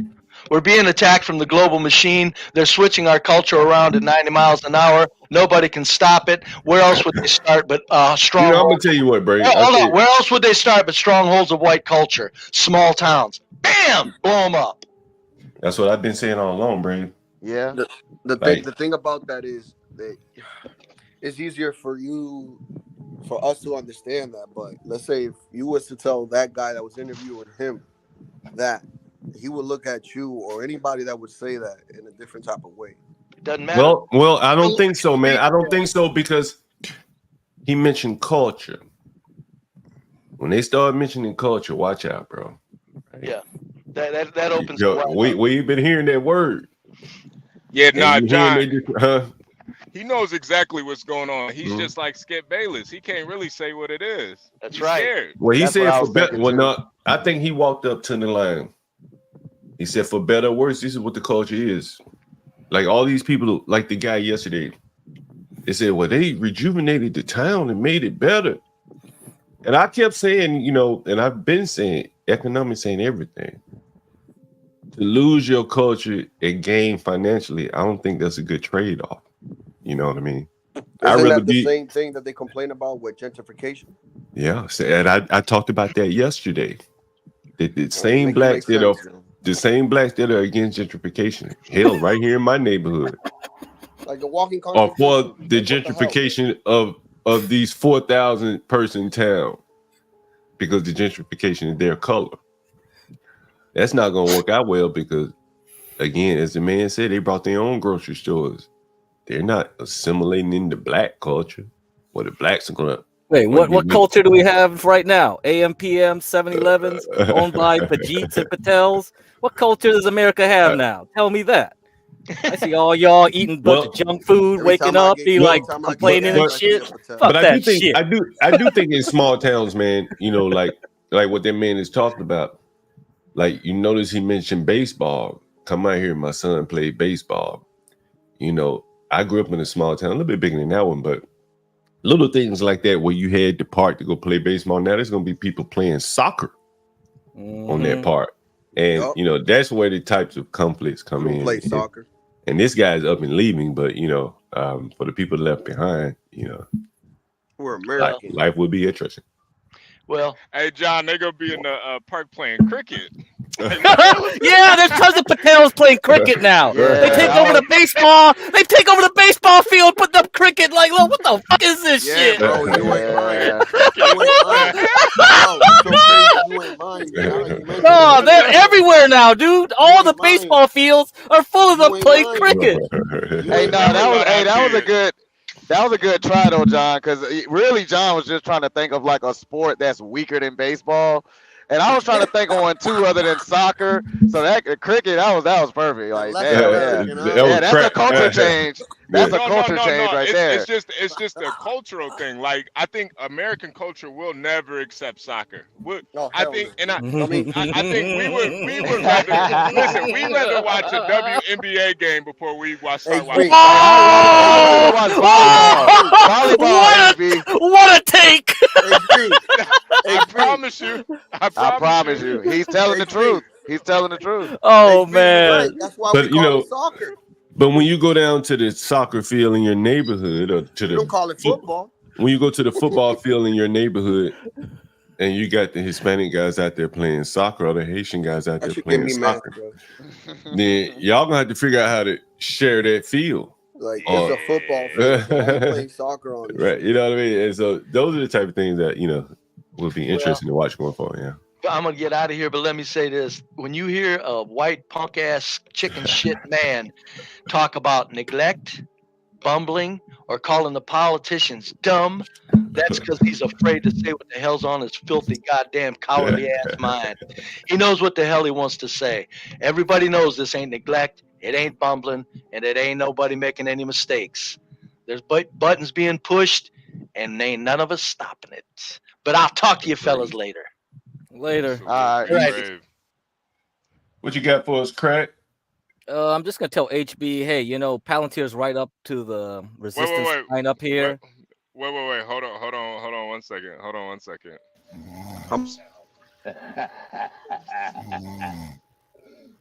Get Crack.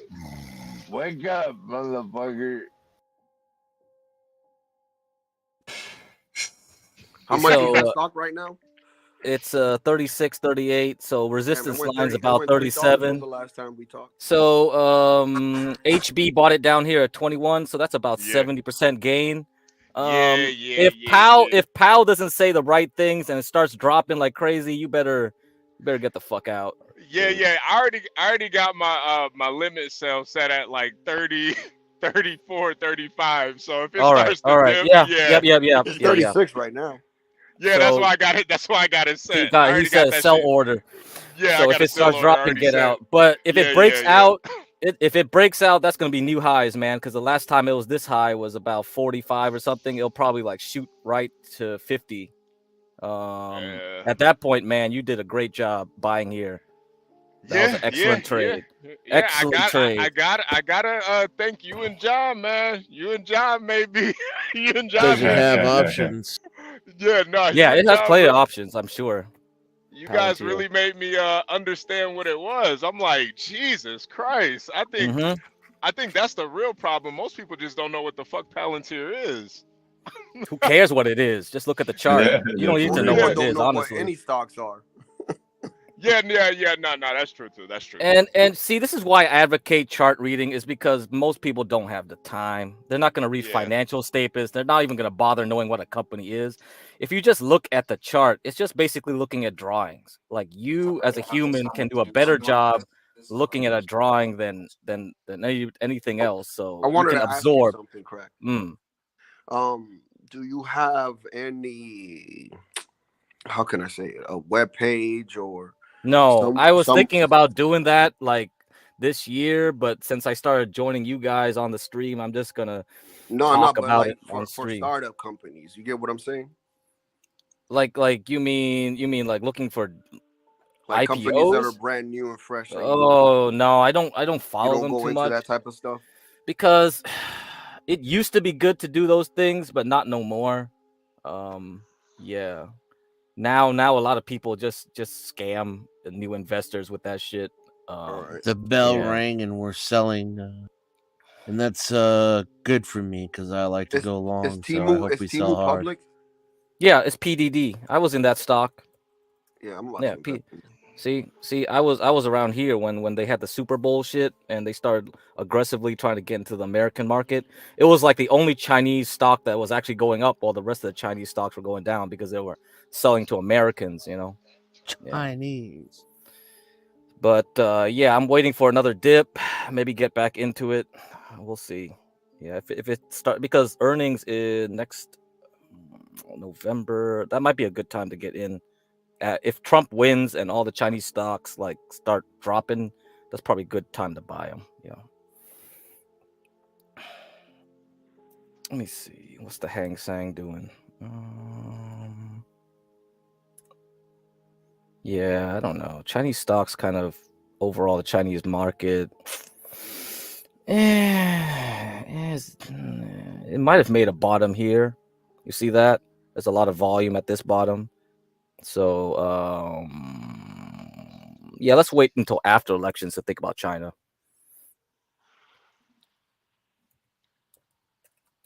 Yeah, Another thing. Chinese stocks, man, they just move sideways for me, man. I don't know how anybody makes. Well, that's why I tell people to. Yeah, people don't understand. Like, you live in America, you should just buy, American stocks because they're generally just go up. Yeah. The whole U.S. market is designed to go up. Other countries, nah. Yeah, it's all shit show. But America is the only place where you just can be brain dead and make money. That's just it. Chinese shit. Yeah, I think everybody's checking their portfolios right now. Hold on. No, he's not gonna speak until like 4 or 5 hours, so you got time. Yeah. Because this is the last time Powell will speak before, after the elections. So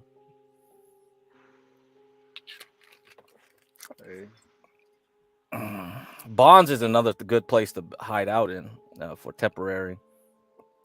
You can buy this ETF, TMF. TMF is like 3 times the TLT, so it'll go 3 times. So if you believe the 30-year bond will go up from $100 a share to, and there's actually, if you're a futures trader like CKJ3, you can have, there's bond futures, ZB, so you can get into that and trade that shit.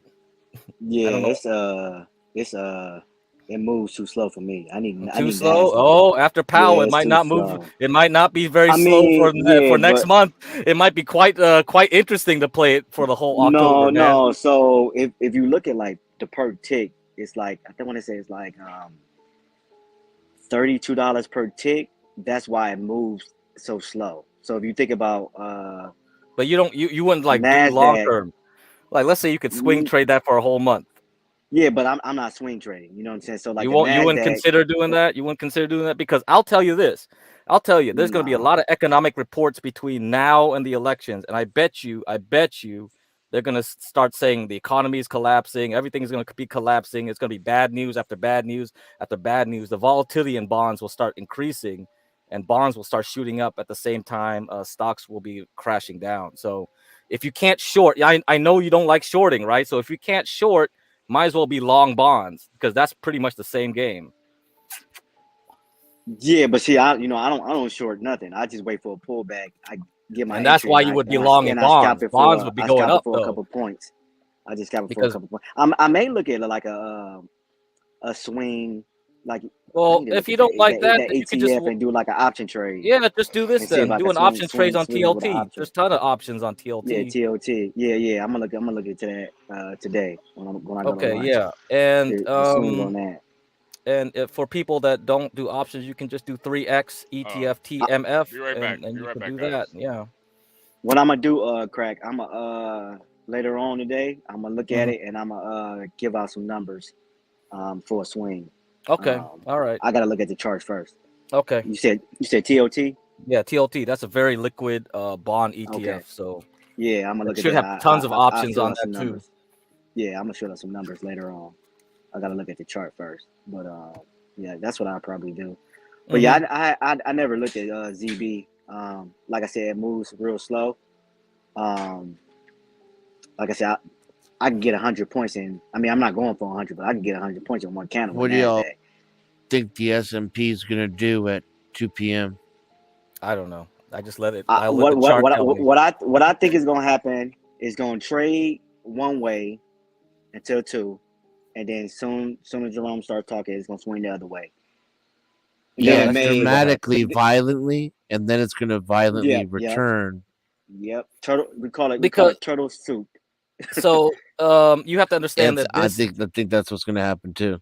Well, this release will have the dot plots and the economic projections. So every other FOMC, like Fed open market like conference, they have the dot plot and they have the economic projections. So that's going to be more important for this call right now. So when they have the dot plot and the economic projections at 2, you should see a lot of volatility. Dennison, what's the 0 day going for right now? Do you know? For SPY? Let me see. Where we at right now?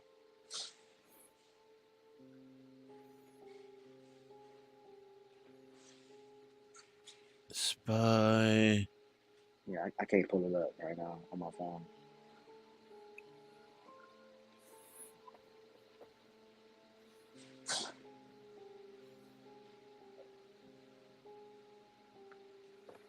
I can still see the 17th for some reason. 18s would be the 0 days. Those would be your weeklies, your Wednesdays. And if we're at the money,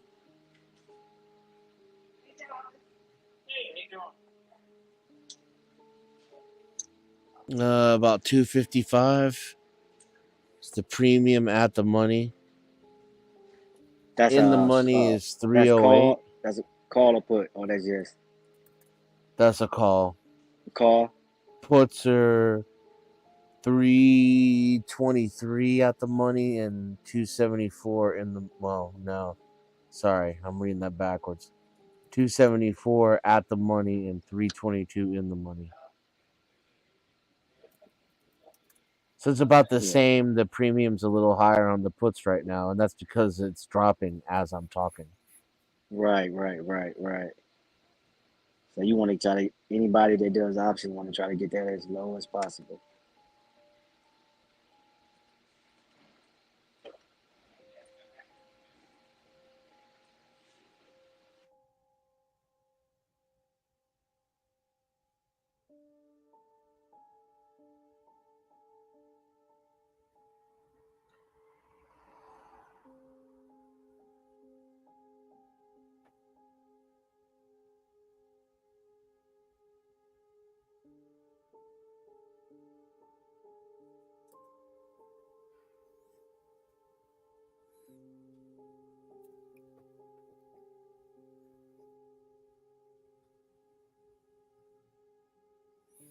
Now look at this. I don't want to listen to conservatives for fin advice.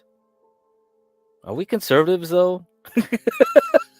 Let's see. CKG3 is one. Dennison and I are probably in the same camp. Who cares about politics? I don't know.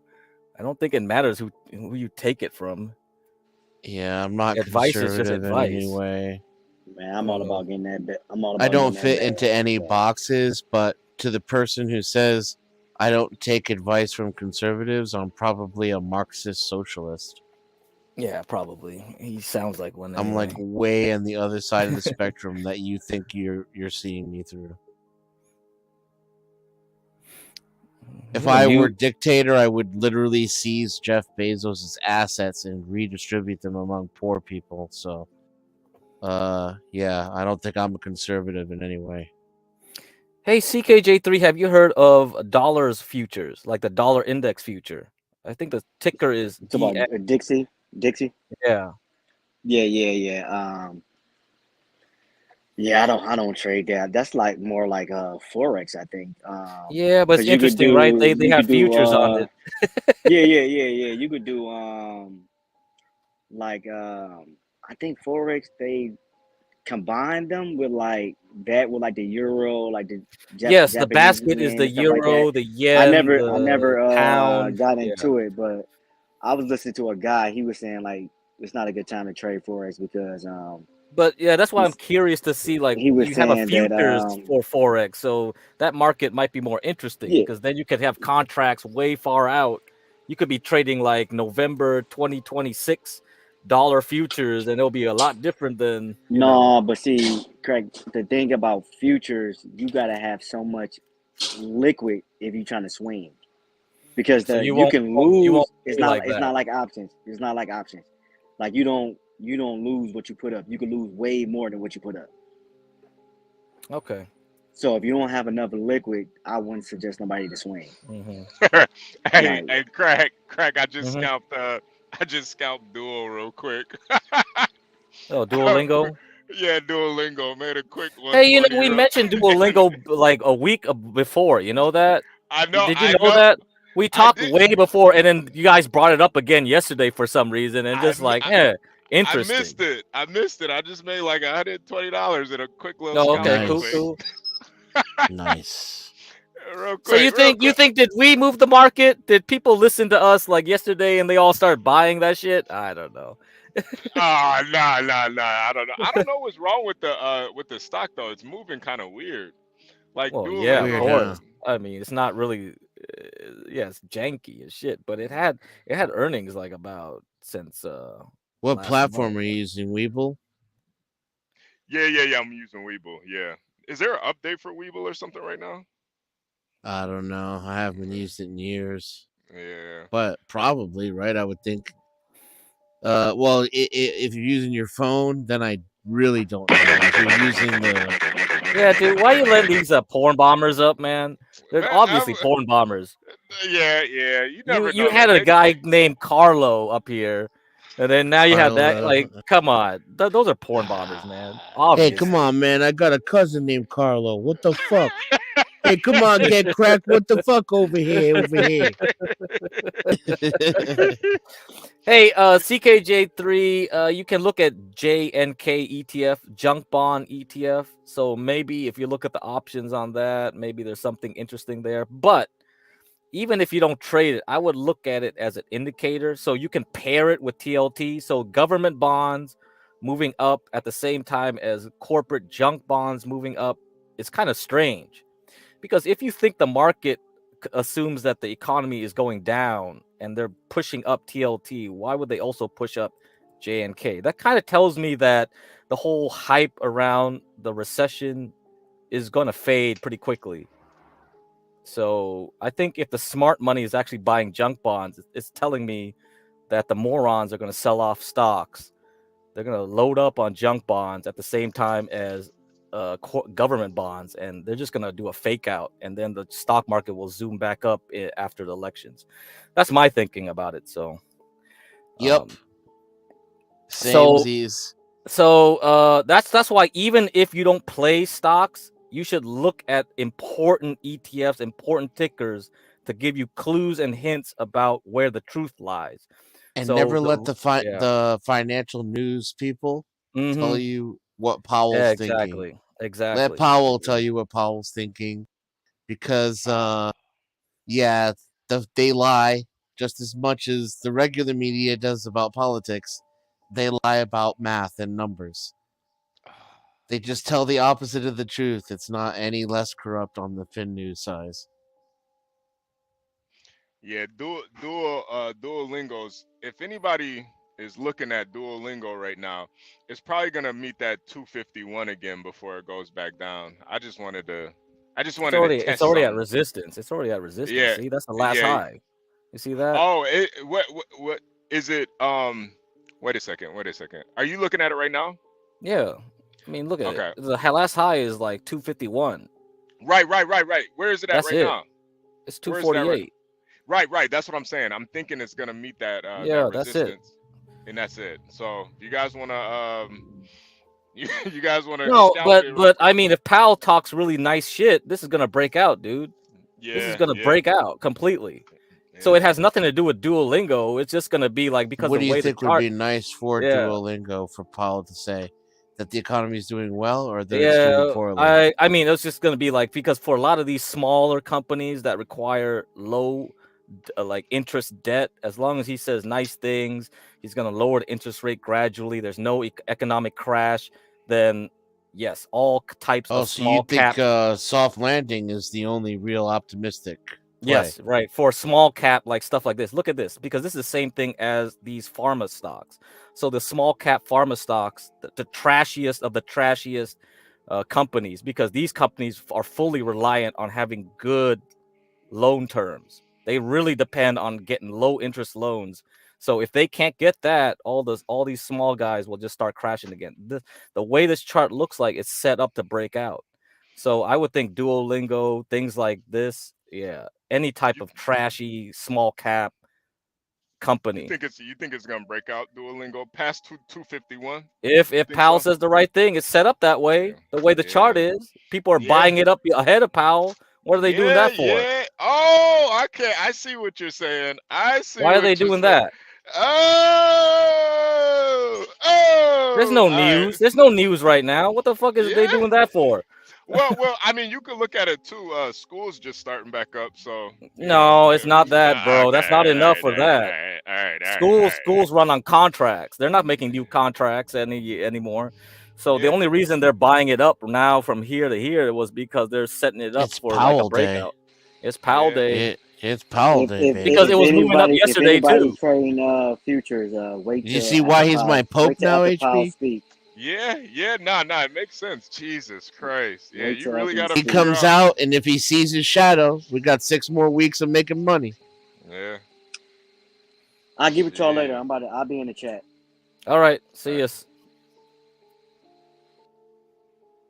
So the same thing with silver. Silver also the telltale sign. When silver starts doing this, it's just like, yeah, it's gonna break out too. Then you know exactly what's gonna happen. That means interest rates are going back down for sure. That means economic stimulus. Yeah. Well, see, that was what I was gonna ask you is, what if he comes out and says the economy is not doing as well as he would like? Couldn't that mean an increase in the stock market anyway? Because it depends on how he talks. Cut rates. It depends on how it. No, that might spook it, because if you say, because that means they cut too late. That's the problem. Then the market will start spooking, because they're saying like, oh, you went so late to cut the rates that now you're just catching up. That's too late, because it takes way these too long. spurgs really are just, they got to believe they're going into their soft landing, otherwise they're going to spurg. That's what I'm guessing. Yep, that's exactly it. Damn, dude. They're very sensitive that way. And see, what you say makes sense, because they are so damn sensitive. And they that's are usually sensitive. why Yeah, I can't understand where they're going. Yep. What the hell is Babbel app? Babbel? I don't know any app like that. Do they have a stock? Babbel.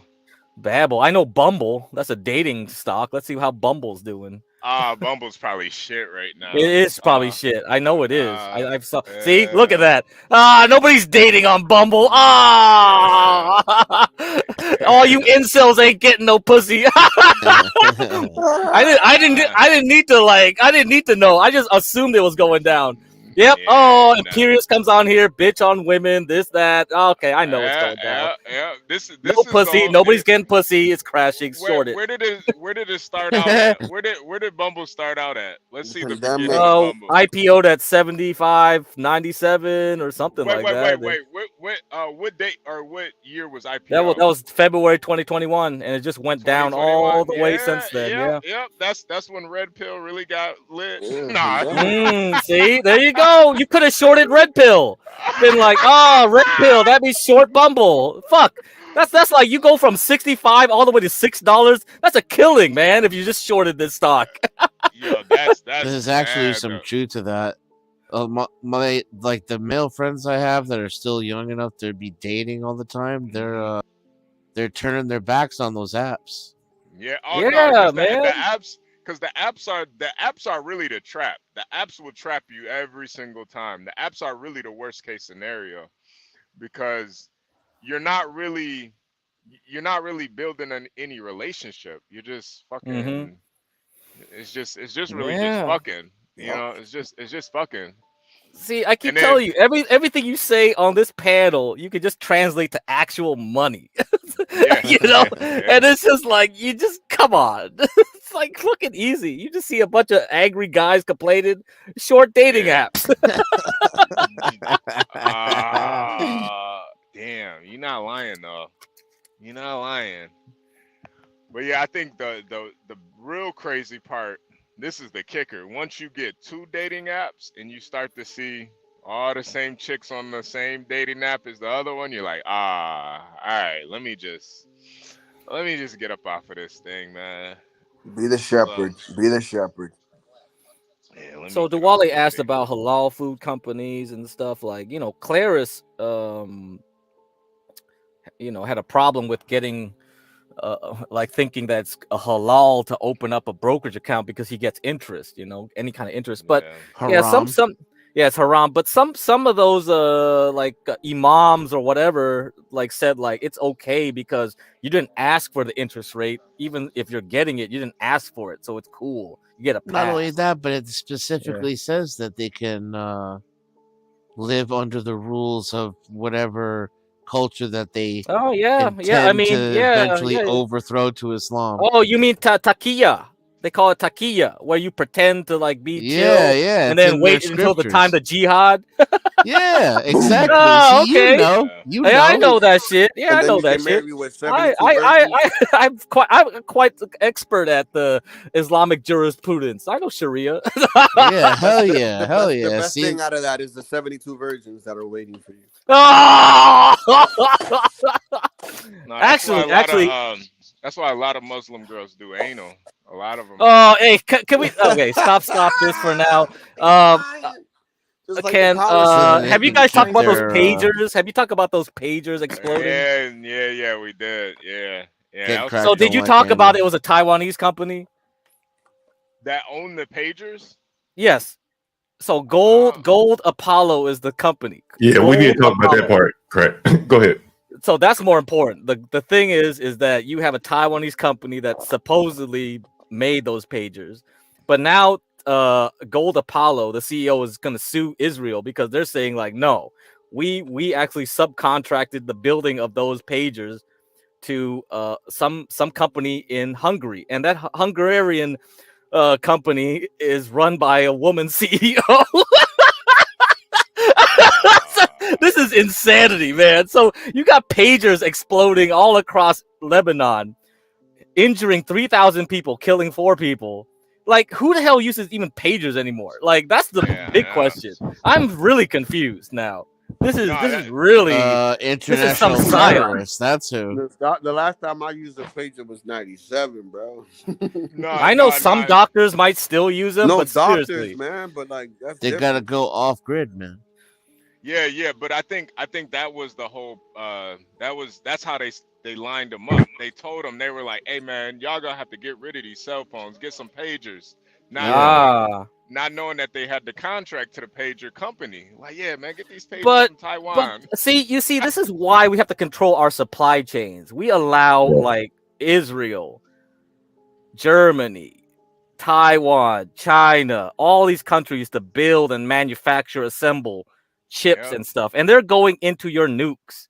So you got all these Minutemen nukes, and nobody knows if they can be reliable during an actual war. Because some asshole can just press a button, disable the nukes, blow up the nukes before they even get launched. It's like, you fucking retards actually did not think to build things onshore that were military critical. So you got all these people in DARPA scrambling, going like, oh my God, we got to x-ray all these chips to make sure they don't have backdoors on them. Hey, that's why I'm telling you, I know Stanley and Get Crack hates when I say it, but hey. Well, the Nazis had it figured out, man. The Nazis! Nazis had goddamn UFOs, nigga. Listen, crack. They put it. They put the whole country.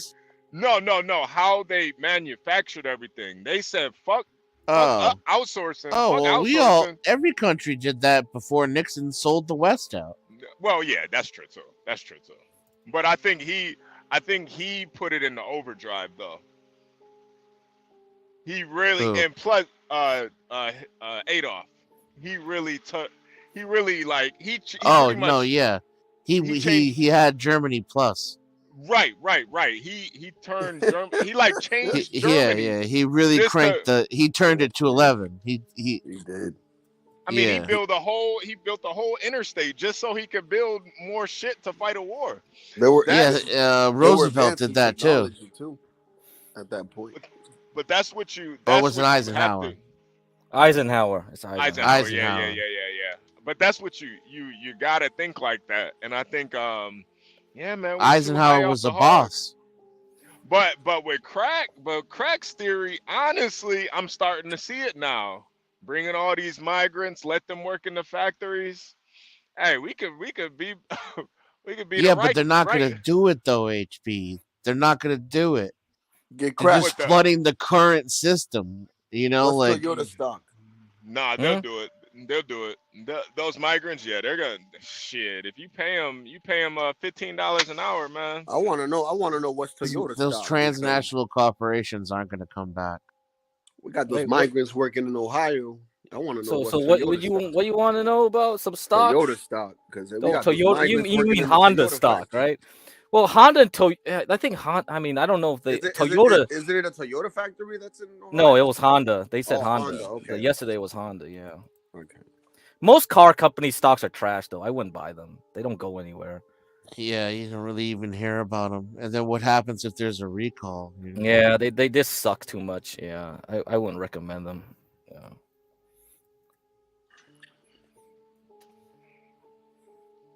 Yeah. You're better off playing around with Boeing or something like that if you want some kind of.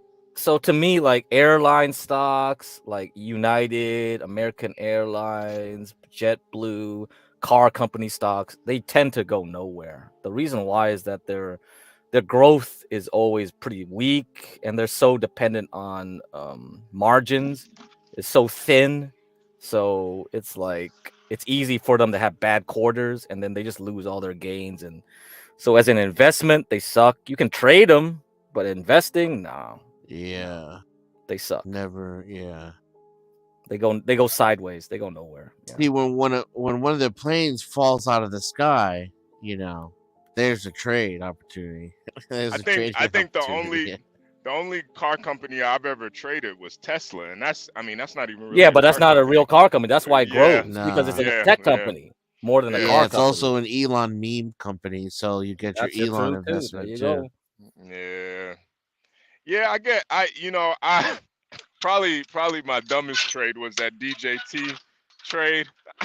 I caught it right after he got shot the first time. I was hoping it had the same effect the second time, but it didn't. It actually went down the second time. So the chart's ugly, Yeah. Same thing with GameStop and all that, because you see GameStop. when I traded it, it was ready to pop again at when it was crossed 26, but the next day it went back below 26. I'm like, over, game over. It's not going that back up. So you see, it's So stuck now. Roaring Kitty is back down again, or is he? Yeah, see. Yeah, it's that Roaring Kitty 1996 guy is- now. See, it's not ready. It's After still I not ready watched to that pop. one, I watched that live of Roaring Kitty, and I Is was the like, kitty yeah, still a millionaire? I don't ever want to trade GameStop again after watching No, that that live guy, with that him. guy got hit by SEC again. I don't know what he's doing.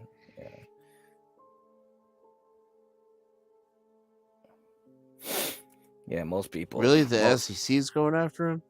Yeah, because he went on that live stream and started talking and pumping, and then now they're just like after him again. They're like, "What the fuck are you doing?" Yeah.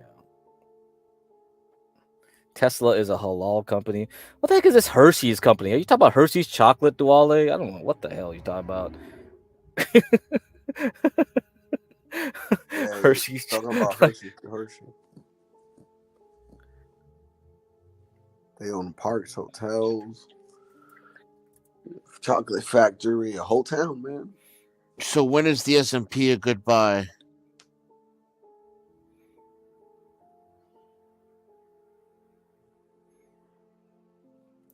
I'm thinking 5,600.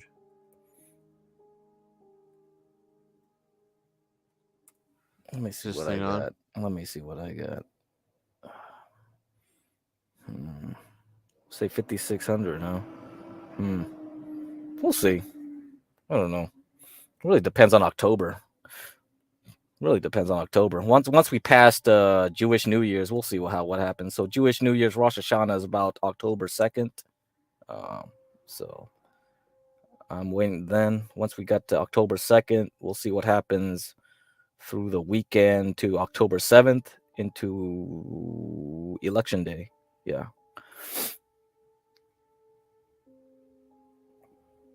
Because it'll be the end of the quarter. You have to remember that. Everything's by quarters here. End of the fiscal year is essentially on September 30th. Last day of the month. That's when shit goes down. That's when they're done. That's when the big boys are done with their window dressing. So a lot of these investment firms, brokerages, and whatever, they get paid by bonuses. So their performance is counted up until September 30th. And then after that, that's it. That's when they decide when to pay them out money. So they have to hit their performance marks up till then. So that's why usually it's a shit show. Duale, lot lizards aren't on the market, but strip clubs actually are. Oh, you want to hear the strip club stock? All right, I'll present. Yeah, Let's see how strip club stock's doing. Strip club stock. Yeah, how do you short pussy? Rick, R-I-C-K.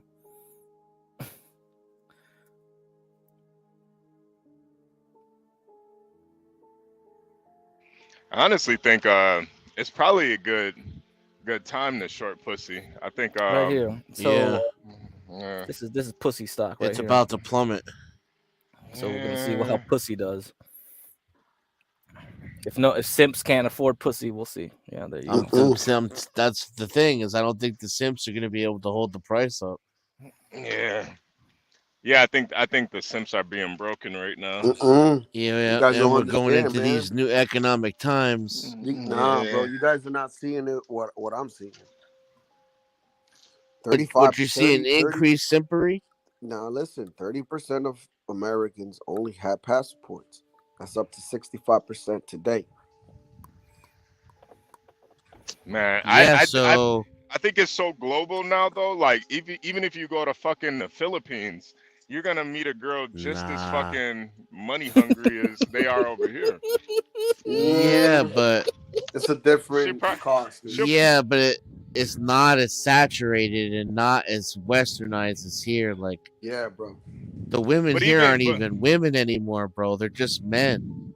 But even It's being In third money world hungry and a countries, nah, gold you digger is one thing, dude. Having to deal with another man is another that's the fucking issue deal. here.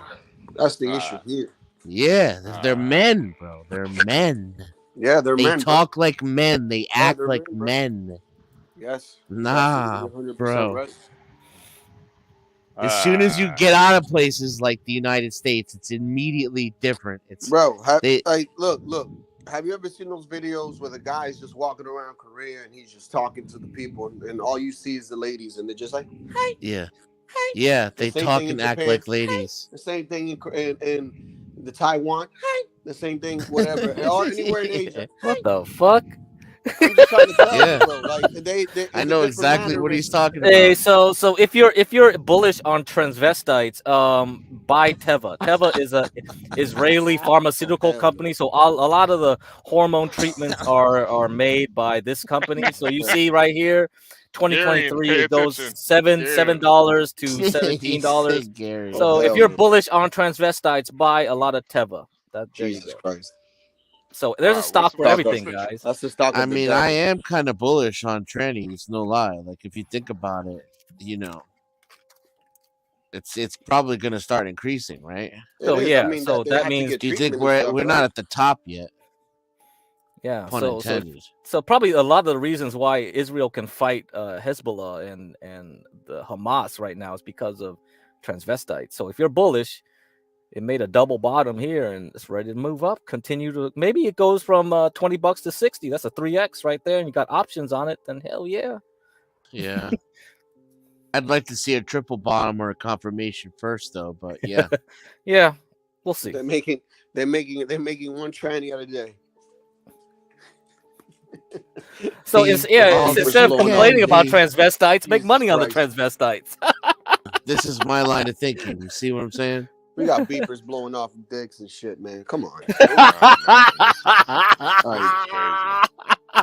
This is crazy, bro. The trend is actually, it looks like a good trend, honestly. It is a very good trend, and wonder why, man. right? Well, wonder why. Now they're gonna have to give vaginas. Very good trend, exactly. Very good trend it's making here.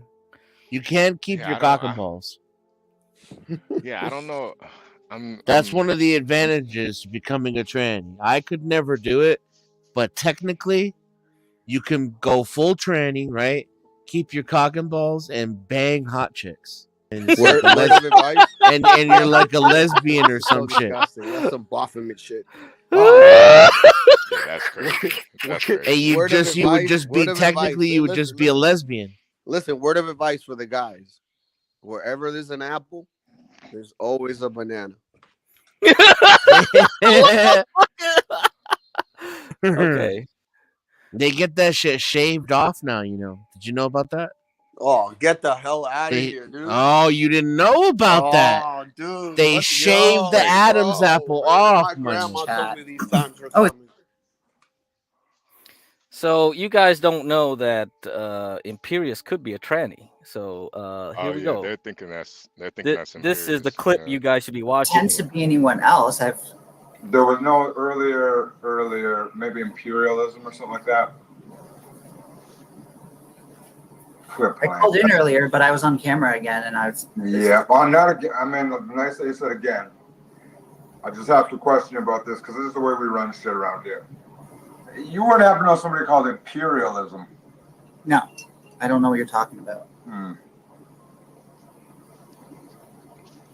I'm just me. Like, honestly, sure. I don't need to fake who I am at this point. I'm 33 years old. I have enough shit. 33 years old, huh? You don't think I fall for that fucking coding? Sorry, what? You don't think I fall for that coding? 33. Multiple. Wait, how old are you? How old do you think I'm just wondering. I'm This spitballing. is what paranoid schizophrenia looks like. Okay, I think I'm missing. I don't think I'm hearing you right. Voids Yep, will no, fuck I'm up asking your if there's head. somebody called imperialism or ism. Imperialist. A motherfucker that was talking all this shit like he's worldwide known. Motherfucker known more on YouTube than motherfucker don't even got a channel. He was talking bad shit, talking good shit, talking bad shit. Seemed right up your alley. Then called in, saying it was somebody else sounded like you. Then you called in a little bit later. Big dog with your camera on. Einhorn, Finkel, as Einhorn and Finkel. With all due respect. What do we think about that? I wasn't there for that. I didn't see it. Go ahead and hit your reefer out of that bong. It's not a problem. Oh, yeah. Whoa. I'm confused. Wait a minute. I'm more confused. You're confused, Latino? Imperialism is no war wide. He knows an imperialism, something. Yeah. So I'm telling you this, Latino. This guy goes on every panel, and the thing is, every time he says like I'm heading off to the gym, he's just jumping to another panel, or I'm going to church, or I got work to do, or I got something to do. Yeah, because I'm like, he's just jumping to another channel. He's jumping to somewhere else, and the thing is he's on some Thorpe channel, some Thorpe related channel. And he's saying something, and these guys are like, wait a minute, why are you here? What the fuck? How come you jump on here when this guy's here? And so this dude, King TL. See, I need King TL to come here. I'm trying to get him to come over here to fight Solid Snake. Like him and Solid Snake are great, would be a great pairing. Okay, Crack. So, but what you're saying that lady boy thing, that's Imperious? No. But I think it's funny that I thought that's what we were getting to, dude. No, I just think it's funny that like he's jumping on so many panels that he's like causing a stir everywhere, and the fact Can that you replay that video because he kind of does sound like Imperious though. Well, see, this is the point we were making like 2 nights ago. That's what I'm saying. I played that clip like multiple times overnight, and the thing is that like the white rage is similar to all white folks. You see that? You got a troon, you got somebody who's angst, like any type of white rage. They just split off into multiple branches. Like all these people go in different directions, right? One can be a troon, one can be like imperialist, one can be somebody else. Like Muffin. Like Muffin. Yeah, Exactly. Yeah. And it's all the same technology. It's the technology that works. So all these white folks self-sabotage themselves in the same way or in different ways, multiple ways, right? Yeah. That's nuts. That's crazy. Yeah. I only get on 2 panels. And it would be almost poetic that Imperious was a tranny because he hates women so much. Yeah. It'll be It poetic. makes sense. Jay That's what Boogie, I was Jay saying. Boogie Replay says that video. it's not Imperious. I saw Imperious when he didn't know his camera was on the homies panel. By the way, hello to everyone on the panel. I know I just hopped up. Good morning, everybody. Hey, Portia. Good morning. Good morning. Good morning, HB. Good morning. I'm Good morning. superior. Good morning. So who's the You didn't know his camera was so on. crazy. Okay. My mind is blown right now, dude. What does he look like? So he I think it's accidentally that cammed train, up. dude. I really do. Is he really white? And Crack, how did you find that particular video? Like, is this a Because channel? there's a lot of clip said channels no. out there. Yeah. There's a So lot they of what? clip channels that clip the discords, the Grace discords, Ava discords, any kind of discord that has anything to do with Grace. I'm pretty sure you could just put his name and things will pop up. So that was by accident. I thought this was just gonna be some normal Grace Thorpe bullshit, but hey, I said like, what the fuck? Imperialism, imperialist. God damn. That's very interesting. He must be everywhere. He literally is. He says he goes to the gym. He ain't going to the gym. He's jumping to another panel, bro. I'm gonna have to go back and rewind that and watch. Like, that how clip. many panels is he on for that guy to say like this guy comes on here is like he's known worldwide. He knows like and Solid Snake like goes to those other panels too, and he sees him there. A lot of people on the chat probably sees him in other panels too. It's like you guys gotta tell us. I don't have time to be following people around on other panels. I only know this panel. Yeah, I know don't nothing about the either, man. discords either. I just wait for the clip channels to give me the info. Yeah, I don't. Because get it, man. seriously, there are discords that have panels that you don't know about because they're not public, and the people are jumping in on VCs and whatever. Who knows if imperialism or imperialists is going on Grace Thorpe like VCs and doing the same shit he's doing here? Yeah, Like that's how much time people have on the internet. That's how it's insanity, man. Yeah. Or maybe they don't even have the time, but they're like that obsessed. That I don't understand. People on the internet, that's why nobody serious would go on the internet. See, Nobody's serious. That's why you're lucky to get Master Kim, me, or anybody, because we wouldn't bother with this shit.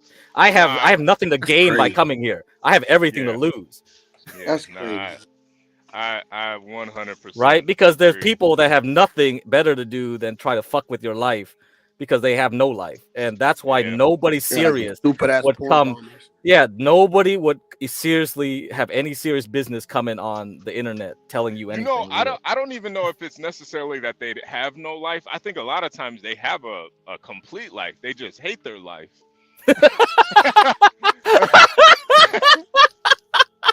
I think that's what it is. But it's totally entertainment. It's to me, it's like so intoxicating because you can see these people. They're just schizophrenic, full of ADHD meds or something. Yo, and they just that's what I was about to tell you. It's just so fascinating to me. Type of meds, man. No, you can't fool me. I did Adderall. And that's why because the only reason I'm here because I'm not on something else, man. Because I'm not normal. I'm not going to be a normal person. I'm definitely not normal, right? And because I'm not normal, I am so fascinated by the totally abnormal types of people like this. This is just so fascinating to me. Yeah. Well, guys, I'm gonna tell you guys something. I just came from a run, and I'm superior to all of you. HB, I don't think it's that abnormal, to be honest with you. You know what, HB? Women are not superior to me. I stomp women all day. I eat women for lunch. I eat women for lunch. What the hell, man? Like, and I just stay in the back and I mute because it's just like I don't know what to say, man. And my wife hears this stuff and she's just like, "Who the fuck is this guy?" I'm just like, some clown. And then she looks at me like, "Why are you watching this shit, dude?" Nobody outside would understand the fascination. Like, you have to be some kind of freak to like really be like, "Damn, this is entertainment." Because at least, what's his name? This shit's fucking boring as hell. I don't know if you guys know 777. At least he's funny. Makes me not only want to leave, but to think about never coming back. You know, 777 has balance. Yeah, at least he's funny though. He you know what I mean? He brings life to the party. 777, yeah, he's funny. Imperious kind of just he just drains all the energy. Yeah, like HB, but 777 is a little bit, more amplified. Yeah, HB makes the crowd, go wild, man, with jokes and the laughter and stuff that brings people in. But when you have this negativity of this man talking a whole nonsense, thinking that he's superior to everybody, that's just crazy, man. Because we can all be disrespectful in our own way, but like that superior shit, dude. Like I'm the type of dude not to see racism, but I don't have respect for that either, man. Hey, man, I always do the Game of Thrones quotes, but Tywin Lannister, he told Joffrey, if you gotta say that you're the king, you ain't the king. If you gotta say it, you ain't the king. If you gotta tell us you're superior, you ain't superior. You gotta tell us. Mm-hmm. It should already be known. Man, such good writing in that show. first 4 seasons, first 5 seasons. No, that's because the white man wrote it, not the small hats. A fat like incel white man wrote it, not the mouth breathers, the small hats. The mouth breathers. Yeah, small hats don't really do good sci-fi. They create sci-fi in real life. They don't really write it that well. Reach. Yeah, let me put a bomb in a pager and sell Like, it to dude, the Taiwanese. I saw that on Twitter yesterday, and I was like, "What the hell is that all about?" And I got context today with you guys talking about it, and I'm just like, right, yeah, what it's the quite hell? bizarre. It's quite some bizarre, guy's fam. dick blowed off. That's why I said this shit. I'm like, he had the pager in his pocket, and the shit blew his fucking. Oh god. He got ass marooned by the small hats. Fucking Johnson, no more, man. Yo, I don't care what anybody says. when it comes to the small hats, they're on both sides of every single for sure conflict that they're involved in.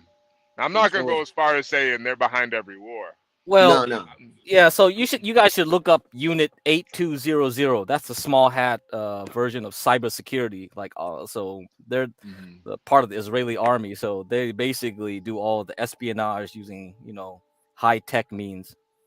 So they blew up a bunch of nuclear reactors in Iran from that thing too by hacking their chips and shit. So they're pretty good at it, and that's why a lot of cybersecurity companies, like antivirus companies, they're all run by small hats. They're very good at that shit. So, isn't that like the major reason why we never had that Chinese company Huawei whatever come over here? No, Huawei is because of Trump. Actually, when I was working, like we had a lot of contracts with Chinese companies to build up their data centers and things like that. Huawei, the reason why it came up was because they stole all the tech from Nortel Networks in Canada. So they infiltrated that company, stole all their shit, like probably in the early 2000s. So yeah, the reason why it got blocked was because of Trump. If it wasn't for Trump, it wouldn't have been blocked. We would have continued on like building a relationship with China still.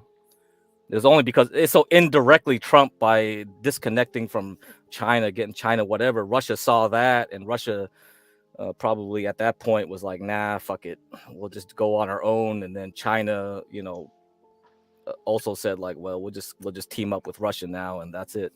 Because you have to remember, China, fuck you.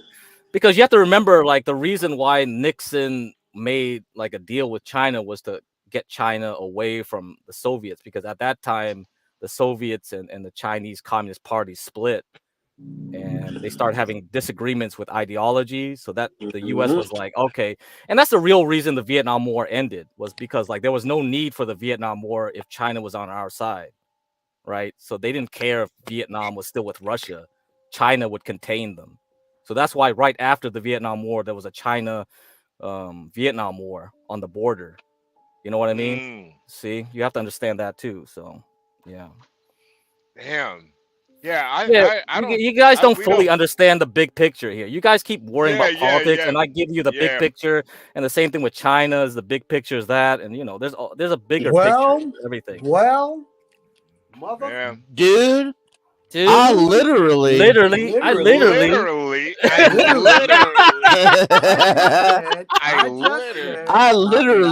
don't give a fuck, dude.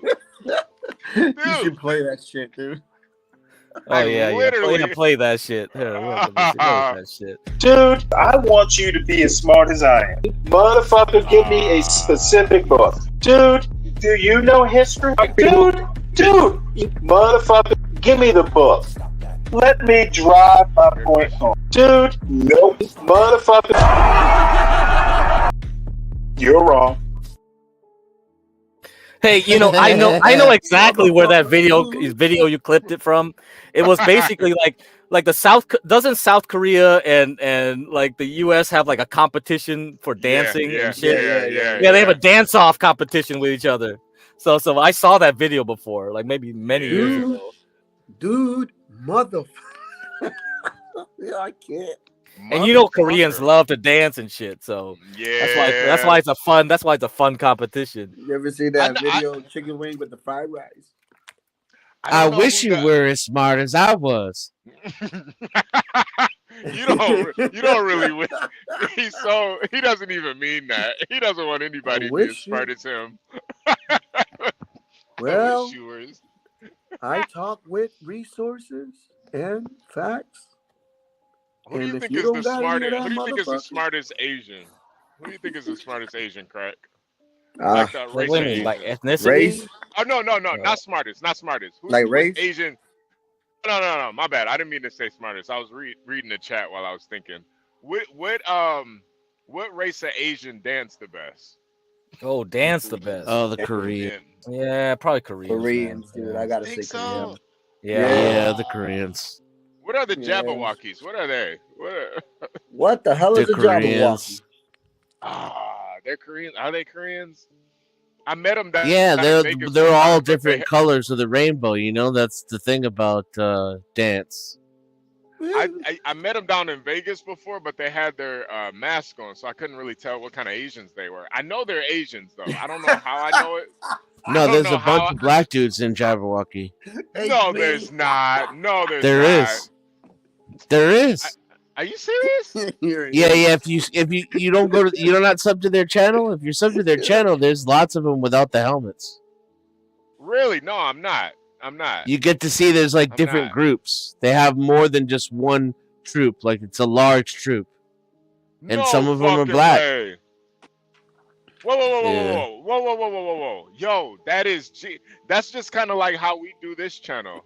Like, so you're telling me there's more than like just 4 of them. It's like a bunch of them. So I could actually, so the Jabberwockies I met might not even be the real Jabberwockies. They might have been like, Well, they're real Jabberwockies. They just might not be the ones you saw somewhere else. that's fucking with me now. All right. Because it's a big troop, and they don't always use the whole troop. Yeah. It's never the same 3. With the Blue Man Group? No, not the Blue Man. The Jabberwocky. Blue Man Group. What was it, like Daft Punk? Daft Punk Blue Man Group? It's like you don't know who the hell that is. Could be anybody. No, right. It That's what I'm literally saying. could be anybody. It literally could be. That's Did like you guys a ever genius hear, idea for a group, though. Did you You guys could, ever hear what Akon did? Wait. Yo, if you create a group like that with their identity is hidden, you could literally live on for like 1,000 years if you want to. Just keep replacing them. Yeah. Oh yeah. There's even like a white Hispanic, maybe Middle Eastern kind of guy looking. You know, like that color where you can't really tell. Yeah, super You know, Imperious. Like my wife, and he's my one of the grandma. taller Jabberwockies too, which is kind of funny. You know. You know, Jesus freaking. Christ. Nah, but you guys ever heard Akon? He had his brother looks like him, so he would have shows back at home, and he would have shows in Miami at the same time. Oh, that's gangster. That's gangster. Yeah, this is gangster. before like the internet, so like before all these like YouTubes and stuff like that. And he used the fuck out of that auto tune too, so you know he could get away with it. His brother singing like him, just wearing shades. Dude, I went to a Milli Vanilli concert. Oh Jesus Christ! Did you get your money back? Nah, it was good. Was it the concert where it came to light? No, I don't think so. That would have been epic. That would have been a story to tell. You know what's funny though? I went with my dad, and he was saying, That's awesome. Man, these guys are really impressive. Like how they can run from one side of the stage to the other and jump up on the amp like that, and then start singing right away without You even never get being out tired of breath. He said that shit. It's crazy though. I mean, damn.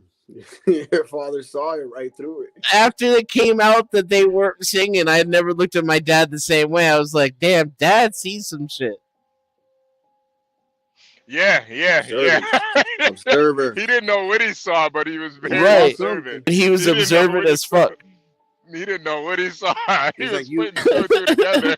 If you could have betted on that, huh? You guys would have had hit big, man. Well, I don't even know if that would have been a play back then, but that's, oh man, damn, yeah, your dad has some foresight. Yeah, They seriously. must have really been the shit before, because that's all I know about them is that they were a fake group, but they must have really been the shit. If you guys went to the Oh, concert man. and everything. Yeah, Yeah, dude, no, it they was dance like everywhere. crazy. And it was at the Crazy. time when that kind of shit was still in its infancy, like to make it big on MTV and be played on the radio at the same time. You had the kids from Boston too. What's their name? New Kids on the Block. Yeah, the Wahlbergs. Yep, the Wahlbergs. That was that. Who is Yo, this? great times, man. That's the company that blew up all the pages. Some Hungarian So that's the girl, company. That's the woman that's responsible. For Yeah, that's the woman. That's the patsy. There you go. That's the cock blower. See, that's the porn star. That's the patsy of that company. Porn star. That's Wait. So this chick is behind killing.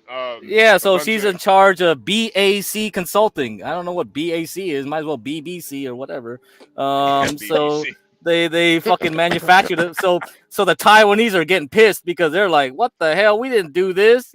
It was them. So yeah, there you go. It was enough. We don't do such thing. What is this chick doing? We Jewish. She's the CEO and founder of BAC Consulting. They manufacture those pagers. We don't do such thing. And Eastern Europe, man. There's tons of small hats there. They probably did do it. Wait, she's a small hat? No, I'm just saying, like, she probably is the patsy. Like, she's the front for that company. A small hat. She might be, but who knows, right? CEO, founder, you can look. She looks like old school small hat, like Mossad, like true believer. Boris, get in the house now. Like she's already served a couple years in the military, and you know. She looks like she makes some good monster soup.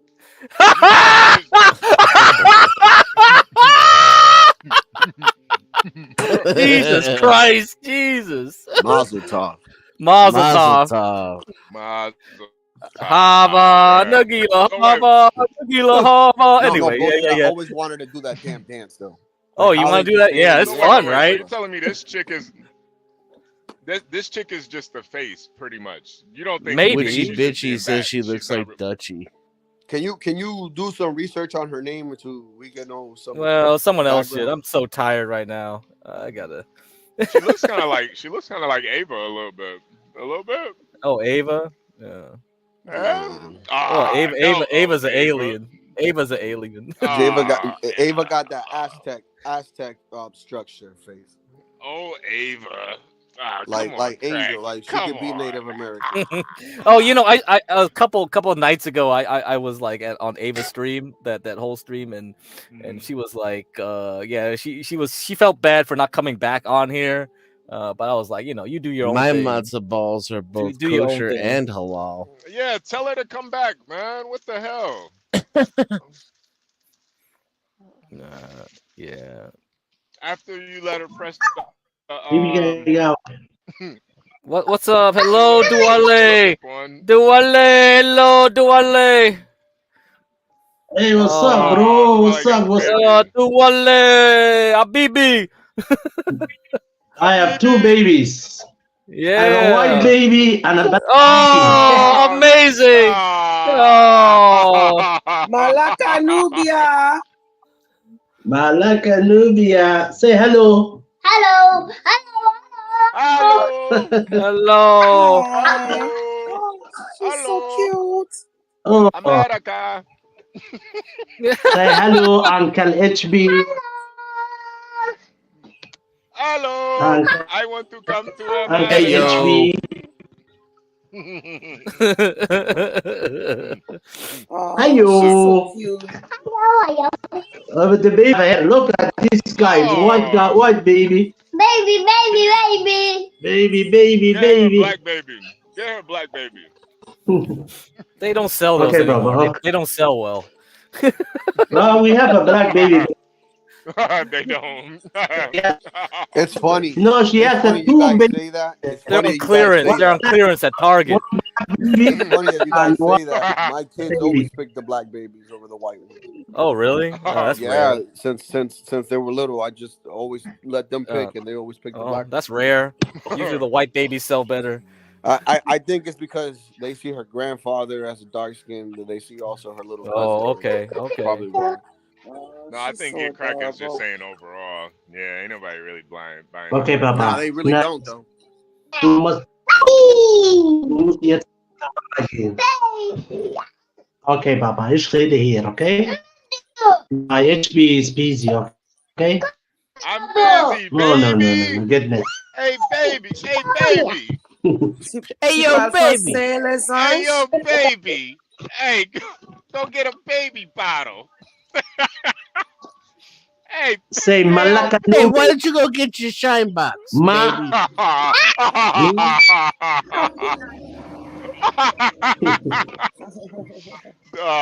tell the baby to get the shine box. She wants to kiss you.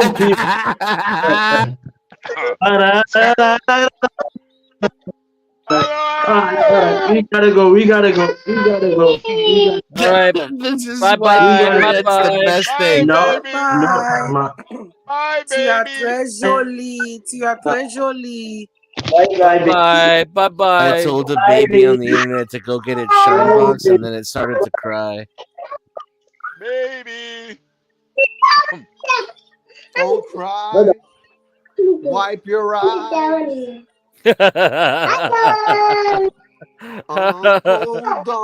Yeah, go get your shine box, baby.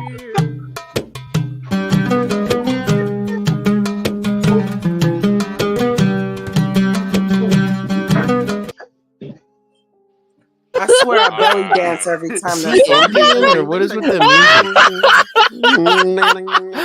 music? Portia made it. I don't know who made that shit. Oh, this is the greatest show in the history of shows. We brought. Oh my god. Well, baby, shake that up. Yeah, let's go. Let's go with that. After seeing that, my thing just inverted. Man, I am no longer capable of having children. Yeah, so this I chopped my dick off and threw it out the window. This channel is the best channel on earth. I bring you the content there. That was me. I brought that to you guys. Noel twerking, Bob rapping. I brought that shit. Well, my Please wife excuse finds out me I have while a I dick go to the anymore, kitchen and she's gonna shut blame my you. penis into the refrigerator door. Oh, Jesus. Yeah, get cracky. You should be proud of yourself, man. You Yeah, Not gonna be needing this thing anymore. Yeah, you so remember Ben long, Thorpe? cock. Yeah, Bye-bye, Say la out the vie. window. You remember when Ben Thorpe said, like, I would be content death? Nah, man. I know how to bring content. Pussy was nice while it lasted. Sayonara, penis. See, the difference, the problem is that, like, people like Ben, they want me to be the monkey to dance. Nah, bitch. I make other people dance. That's how I operate. That's how I operate. That's how I operate. That's why they didn't like. That's why they didn't like it. They were like, nah. You want me to be your dancing monkey? You sorry, buddy. Yeah. I'm making you my dancing monkey. That's why you don't like it. Oh, You're my man. content. I'm not your content. You're my content.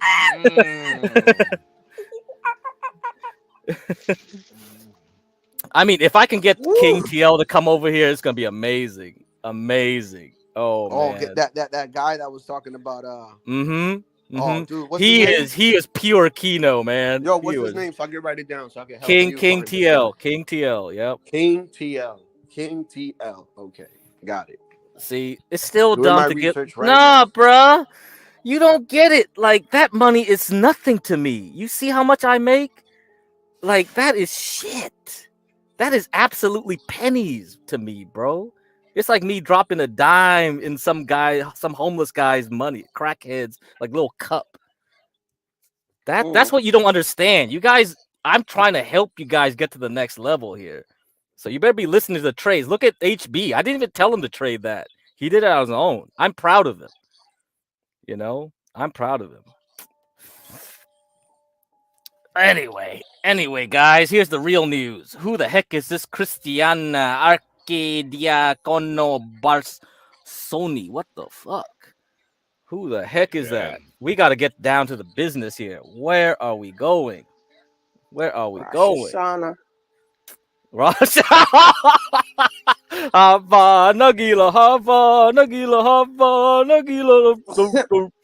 Actually, do you know I know that song word for word?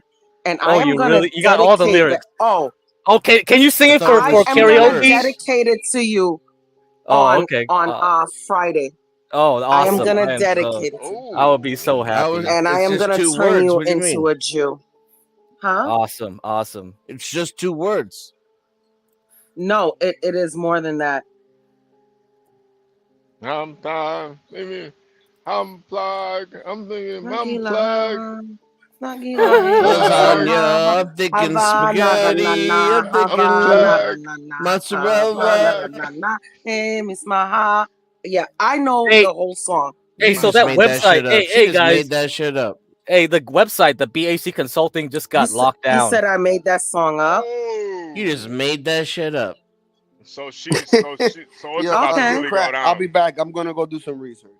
All right, see you, man. It's about to really go down. It's about to really go yeah, down. it's about to really the go whole down. mainstream media is on it right now. 3 hours, 4 hours, 3 hours. There's tons of articles. That whole website is now over. We can't get to it.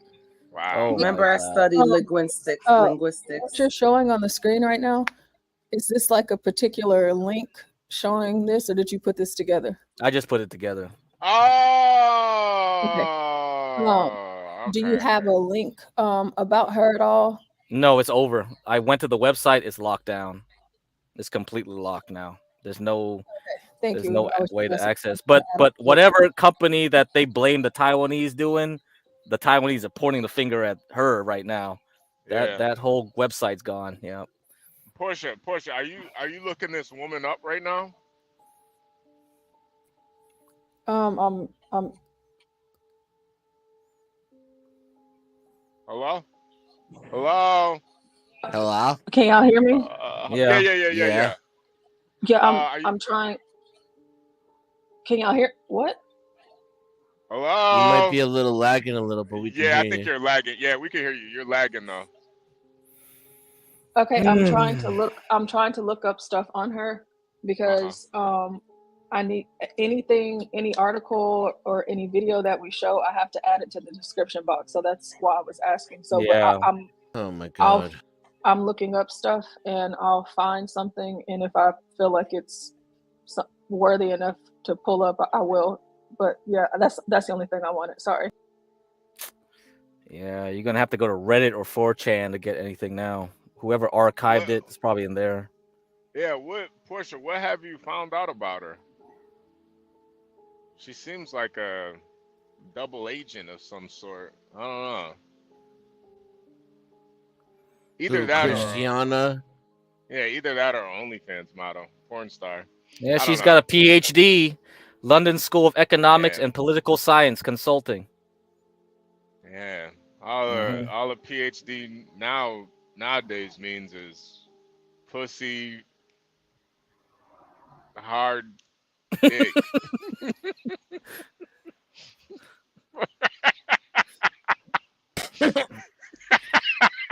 Yeah, I think it's over. She's gonna lock down all her social media. Everything's gonna get locked down now. It's over, man. Damn, if you didn't archive it, it's over. Yeah, so this chick's got a PhD. Jesus Christ. Wow.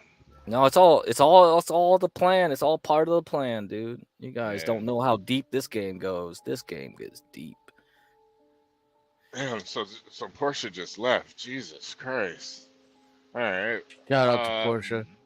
Yes, shout out to Portia.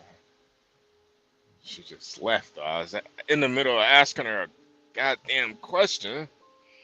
Just wanted to know what if there was anything she found out about this lady, but that's what I'm in the process of doing right now. I'm doing that right now. I'm trying to find stuff to tell you what I'm finding and I'm seeing. Like Crack said, everything's been. I'm trying to do 10,000 things right now. So, it says that the British educated boss of Hungarian firm accused of making pagers that exploded, wounding hundreds of British educated entrepreneur denies manufacturing pagers. The Budapest firm linked to explosive pagers that killed Hezbollah members. I'm trying to get something for you guys, but you have to give me a minute to do that. So I'll be back. Yep. So here we go. We got some snippet from some articles. Someone screenshotted this. Taiwanese company behind exploding pagers denies involvement. Su Ching Kwang, the founder and president of a Taiwanese wireless pager company called Apollo Gold, confirmed his company's branding was on remnants of the electronic pagers that exploded in Lebanon. But he told NPR outside his office in northern Taiwan that it was a European company called BAC which designed and manufactured the devices. There was nothing in those devices that we had manufactured or exported to them. We're entirely different from his designs and contain a chip that Apollo does not use. See? This is the problem with outsourcing things to people, man. We don't know what the fuck is going on anymore. And this is just pagers. Guess what your nukes are made out of? Your nukes How much of that is how much of that you know where it came from, where it was sourced? All the chips in those nukes, all the chips in your cars. Yeah. Man, the Chinese could just flip a switch and shut down all your cars, bro. Oh, they couldn't just do that. Come on, crack. Are you kidding? This is what they did on pagers. They blew up some people's dicks off. What's that? A pager is like a 40-year-old technology, though. And that's why it's easier to do it on newer tech, right? Because they have so many chips on them. Just one of them just needs to be compromised. Come on. HB, there's a company in China called Huawei. They make routers and they make modems, and they're prevalent in Mexico with Telmex, and they used to be prevalent here in the United States with Time Warner before it became Spectrum. And what those modems had was a backdoor so that the Chinese government could literally do exactly what Get Cracked is saying that they have the potential of doing. They could actually go in there and do one of two things. They could flip off the internet completely, or they could turn your computer into a bot, to basically hack other computers as a botnet, so to speak.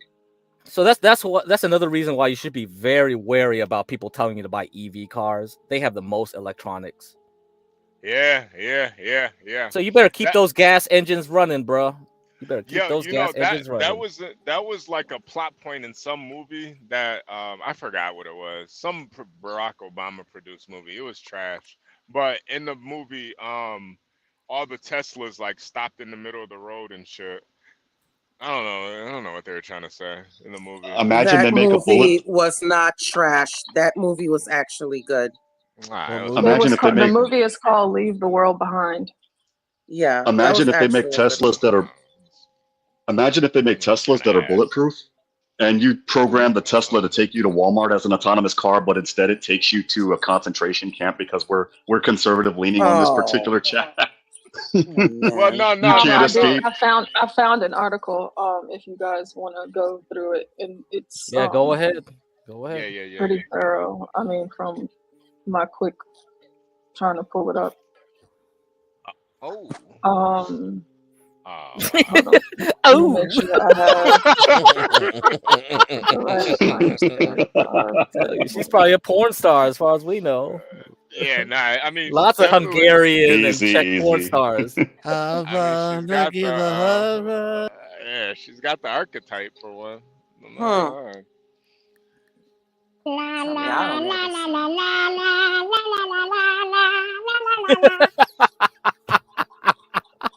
I'm just gonna spin the dreidel right now, bro. This is fucking this shit.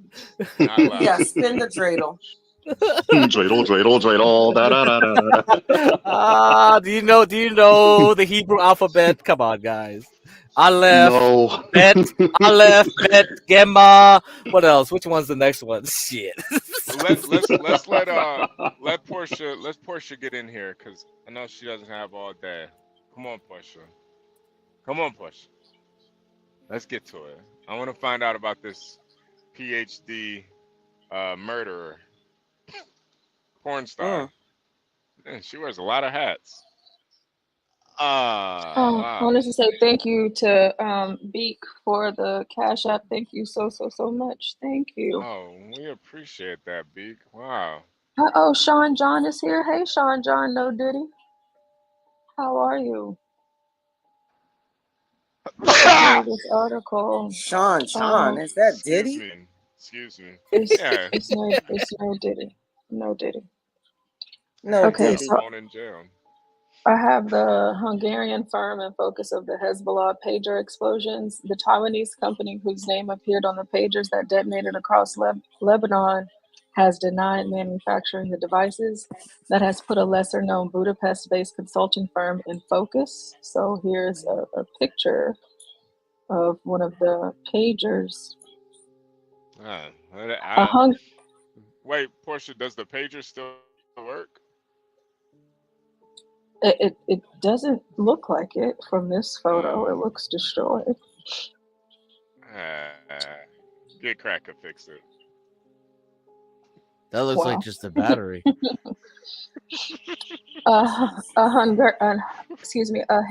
Hungarian firm, BAC Consulting, has been linked to the thousands of pagers that exploded in Lebanon on Tuesday, killing at least 12 people and leaving nearly 3,000 wounded. The name of the Budapest-based firm first cropped up in a statement by a Taiwanese manufacturer, Gold Apollo. whose label appeared on the devices. Gold Apollo said it did not manufacture the devices and that they were made by its Hungarian partner, BAC Consulting. The product was not ours. It was only that it had our brand on it. Gold Apollo founder and president Su Xing Quan told reporters at the company's office in the northern Taiwanese city of New Taipei on Wednesday. We may not be a large company, but we are a responsible one, he said. This is very embarrassing. And this looks to be EMS with someone's body on it. Hold on, wait, is this a video? Hold on, wait. Is that person on that stretcher, are they alive? I don't know. Okay. It's blurred out, but let's see if we can get a video out of this. Okay. And then also to be mindful to everyone listening, the article also goes into this Christina, I believe that was her name. It goes deep into that as well. That's who I'm trying to find out about.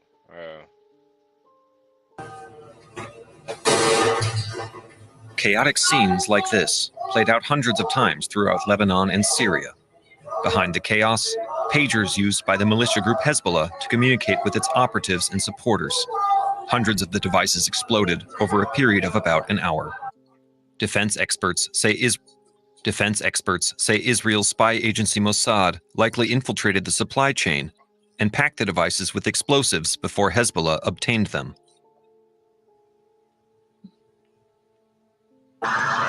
Ambulances were seen crowding the streets, bringing the dead and the wounded to hospitals throughout Lebanon.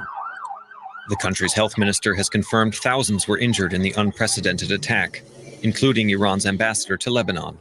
An 8-year-old girl was among the dead. So far, the emergency department of the Ministry of Health has recorded more than 2,800 injuries, 200 of which were in critical condition, that required either surgery or entry into intensive care. Hezbollah's leader Hassan Nasrallah had warned his followers to switch from carrying cell phones to pagers, an older technology which they believed could evade Israeli tracking. According to one report, Hezbollah members have described first receiving an error message that caused the pager to vibrate. When the user clicked a button to stop the vibration, a small charge inside exploded, details that appear to match injury reports. Most of the traumas are in the eyes and in the face, and some of them in the hands and in the abdomen. A Hezbollah commander described the attack as the biggest security breach since the recent hostilities with Israel began. In a statement read on Lebanese television, Hezbollah, which is considered a terrorist group by the EU and others, placed the blame squarely on Israel and vowed to punish the perpetrators of the attack. But where did the devices that exploded come from? A source close to Hezbollah told the AFP press agency that the pagers were all from a batch of 1,000 that had been ordered from a Taiwanese manufacturer.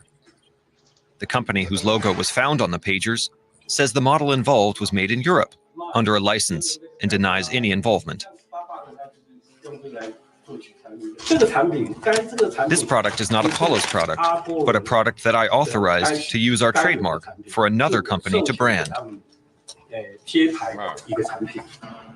Tensions are running high in Lebanon. The question now is if and when Hezbollah and its backers Iran will retaliate for the attack. They better. You gotta get your get back. Get your lick back. Get your lick back. Well, nobody wants to take the blame for something like that. So Gold Apollo said in a statement the AR-924 pager model was produced and sold by BAC, which it said was authorized to use its trademark for product sales in specific regions. The design and manufacturing of the products are entirely handled by BAC. He said that there has been problems with the remittances from BAC, the Reuters news agency reported. The remittance was very strange, he said, adding that payments had come through the Middle East. Su did not elaborate further and did not provide any proof of a contract with BAC, showing that his company has had a licensing agreement for the past 3 years.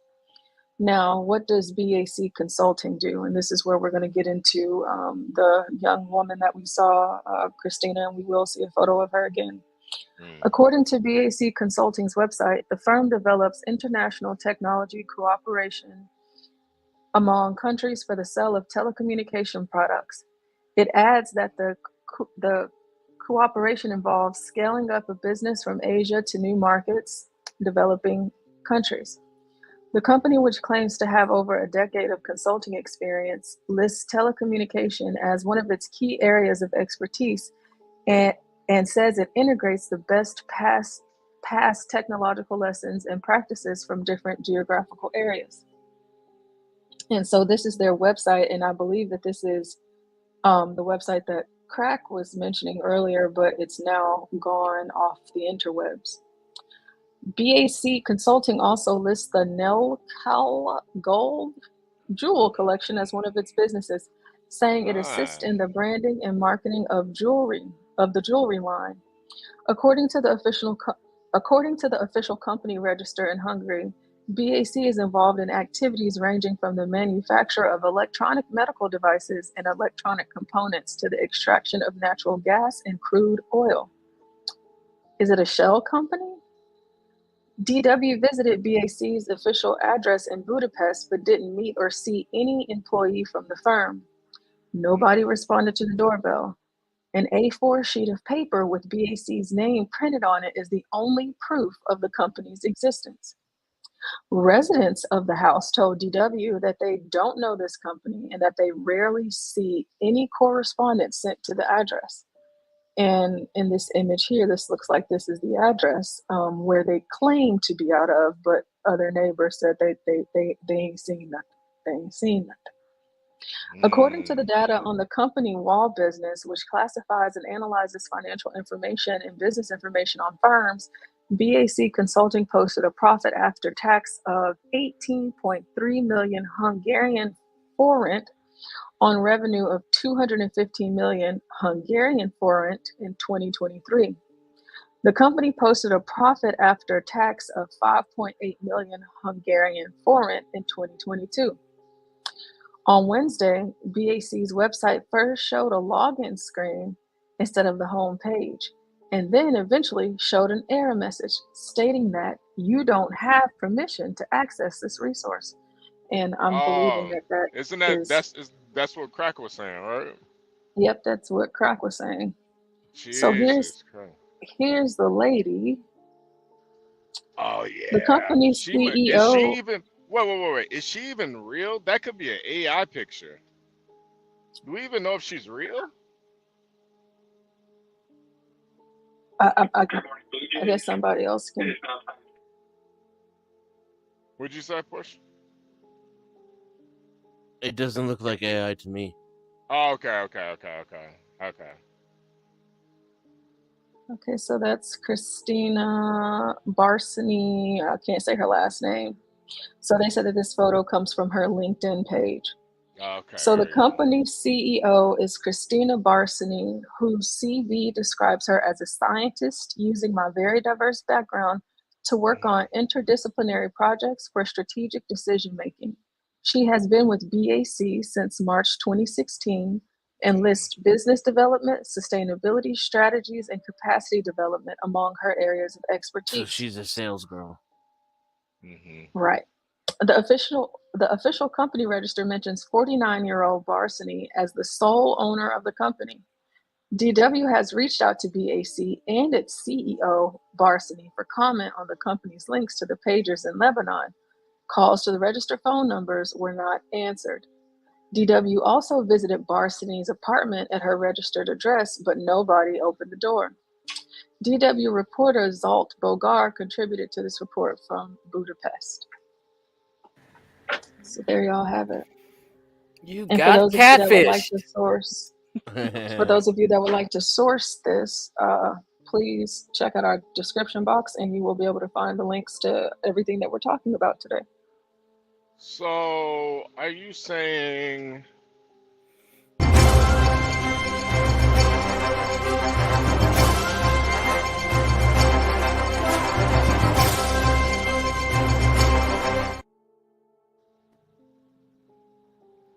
Thank you, Pusha.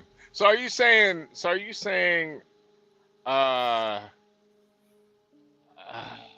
was a lot there. It was a lot. Hezbollah, Rosh Hashanah, gefilte fish, and this white. So basically, Matzo what you're saying balls. is Yeah, matzo balls. she's not AI, Oh boy. Havana Gila. and she might have been in a porn. Or it's just some random photo being used to catfish. Yeah, that's about it. Yeah. Yeah, it could be just a They use photo. women's photos all the time. Yeah. So Yeah. they'll just steal somebody's Instagram photo and just do this shit. Yep. Yeah, because I didn't like the whole we knocked on the door and nobody answered. Man, some people I don't know just knock on my door. I'm not gonna answer either. The fuck? The fuck? Who the fuck out front? The fuck? I mean, you got a one-person company, man. Come on, that's the Mossad front. Then it's clearly a Mossad front. Yeah. It's over. Yeah. We got them. They ain't gonna answer the door. They ain't gonna do nothing. It's gone. It's a fly-by-night, bro, and you got played. I don't know. I don't think those you can't really like nobody can really turn against the small hats though. So it's kind of like it's like what can we really do? What can we really do? No, but you got a lot of distractions still. You point fingers at everybody. Oh, it's the Hungarians. It's the Taiwanese. Why would you want to turn against There them? you go. I mean, because we know what they're doing. We know what they're doing. What you gonna say, bro? Are you gonna tell people to keep buying Mein Kampf? Yeah, no, yeah, that's you're the asshole that keeps telling people to get Mein Kampf, man. It's like, what the fuck? Are you trying to get us shut down here? No. I'm just talking about it for a literary purpose. Oh, a literary. For the literary merits. Yeah, not for any. Like, I'm not an anti-Semitic at all. You know, Okay. Well, Not Laws disagrees. Not Laws is like Not you're Laws, anti-Semitic. Not Laws is a hater. Yeah, he would never be that, HB. He's Not Laws. Canadian. He's Canadian. His opinion doesn't matter at all. Wait, what did Not Laws say? Hold on. I don't even read his comments anymore. After I found out he's Canadian, I don't even read them anymore. Let's see. It's hilarious. You guys are more than a little anti-Semitic, but yet feel for the right, or for what does it say? Fall for far-right propaganda that originates from Israel. Nice spelling there. Propaganda. What are you talking about? Propaganda. No, so this guy is spelling it like an Indian. Oh my God, Not Laws, we got you. You're Indian. Get out of here, Patel. What are you talking about? Patel, we found you out. You're a Patel. Only an Indian would spell propaganda like that. What the fuck? Gandhi? Propaganda. Wait, isn't this so you're saying we're falling for far right propaganda from Israel, but we're anti-Semitic? Aren't you the anti-Semite? Who says they're doing propaganda? Who says that? But only person that says they're doing propaganda is like Nazis and stuff. That was Hitler's whole. That was his whole issue with Jews. All the propaganda. I mean, you have to understand. Unit 8200 is very sophisticated, and you see here it says the unit is composed primarily of 18 to 21-year-olds. They pick the best of the best. They pick the best of the youth to run this unit, because they have to be so smart. After-school programs for 16 to 18-year-olds teaching computer coding and hacking skills also serve as feeder programs for the unit. Former 8200 soldiers have, after completing their military service, gone on to founding and occupying top positions in many international IT companies and in Silicon Valley. So I told you guys, this is how it is. It's like that movie. It's like that movie Ender's Game. No, Ender's Game. Yeah. Ender's Game is a ripoff of another sci-fi book. What is it? Yeah. I'm sure it is. Anyhow. It wasn't bad though. But... But anyway, not Jesus, laws. I never read the books. Did you see the movie though, Virgo? Yeah. Oh yeah. But Jesus, it's like you guys are just trashing every movie that I love, man. No, that was actually a good movie. I like that one. But yeah, Okay. not lies, you're a goddamn dirty packy and you're Canadian. Just Yep, stop. that's worse. That's double bad. That's double Yeah. bad. Sorry. It's propaganda. And what are you talking about? What are you talking about? Virgo. It's really propaganda, you anti-Semite. What? You don't anti-Semite? Oops and vagine, please. Curled by Virgo right now. Boobs and vagine. Now he's God. pretending to be a white man. Oh, come on, man. You fucking in denial. Yeah, get out of here. Now he's saying he's Eastern European. Get out of here. Fake. Nobody spells propaganda with a GH like that. Get out of here. Unless you're a Pajit. If he's Eastern European, what country? What country? He's gonna say Hungary now. It would be like, not laws of the CEO of BAC Consulting. Get him. If he says Romania, I'm gonna die laughing. Yeah, it could be. If he says Romania, hey, see, I told you. Get him. If he says Romania, I could ask him a question in Romanian. So go ahead. Where are you from? He said Hungarian. I don't believe him though. I think he's a packy. I don't speak Hungarian. I think he's a packy. Freaking Attila the Hun motherfucker, get out of here with this shit. Bring up a full size, full res shit. Yeah, bring up a full res copy of his avatar. Let's see if it looks Indian or Eastern European. He's a goddamn packy from fucking Canada. He's hiding out. His fucking green card expired and he's just online waiting for he's stirring up the tiki. He's stirring up the tiki masala right now. Right, he's waiting for the fucking Mounties to kick his door down. I mean, if he's really serious about Eastern European, then that means he's a gypsy, dude. Gypsies came from India too.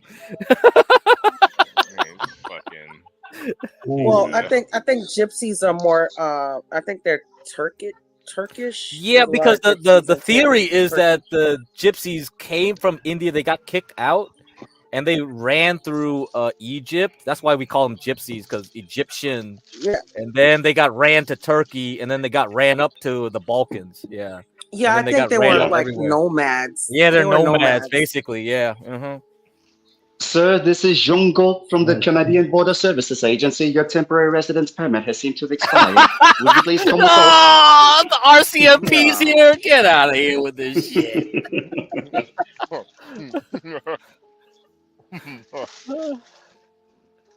Oh man, this is That's crazy, dude. Oh my god. Yes, Wally, this is me. This is one. Oh, come on, man. I'm just having some fun, man.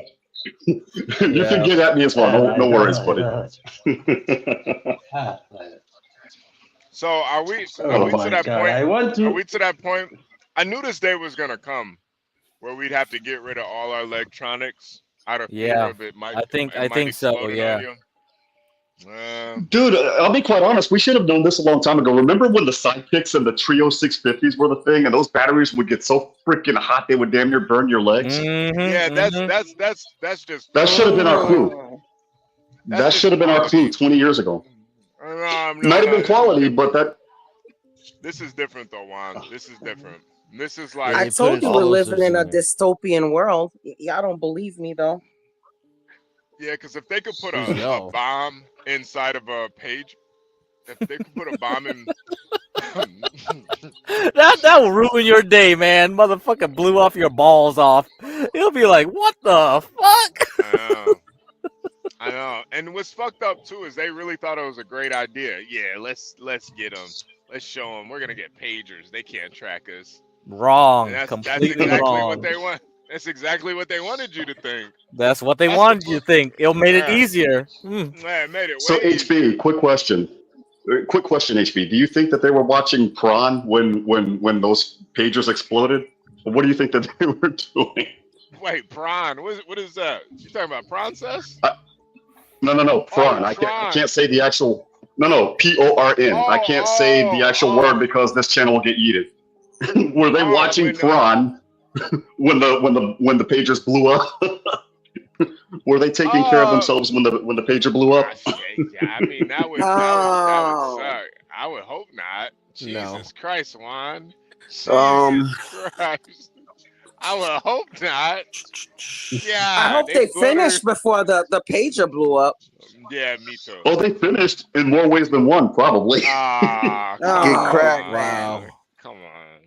Mm-hmm. Come on. What's up? So this guy doesn't have a Facebook, doesn't have an Instagram, maybe not under that handle, but definitely they were watching some kind of Mia Khalifa, man. I did find some information that I was given by a chat that is live right now, and they said to go to Tropes TV at night. That he's usually on that panel. Tropes TV. So what you finding out about? Like more info on that company, that consulting company? No. On the Imperious situation, bro. Oh, Imperious. Oh, what's going on with that? them? Man, that was like two hours ago. Wait a minute. You were researching Imperious? No, shit. Latino for Trump. It's like we don't really care about Imperious at all. Wait, I mean, if you can find out more info, yeah, okay. I guess interview the guy. That's why I'm trying to get to the interview with the guy. Oh, okay. I see what you're saying. Yeah, not with Imperious. I can give a hell about that guy. Well, now you guys got me interested. What happened? Now you got me curious. There's a theory that I watched the whole Imperious video. Yeah, there's a theory that Imperious could be a transgender. And so he wants to mutilate his body. That's his decision. Yeah, no. But I think Latino for Trump might have a lead on this story. So I'm not sure how we got here. Honestly, I'm not. You know, you can keep the talking balls, right? Get crack started. Get cracked. Get cracked is always stirring up. It's always my fault, apparently. Yeah, it's always my fault. You don't have to mute Always stirring anything. the pot, man. No. You should have never put that video, man. That You video can just say you're a whammon. I gotta bring the content, man.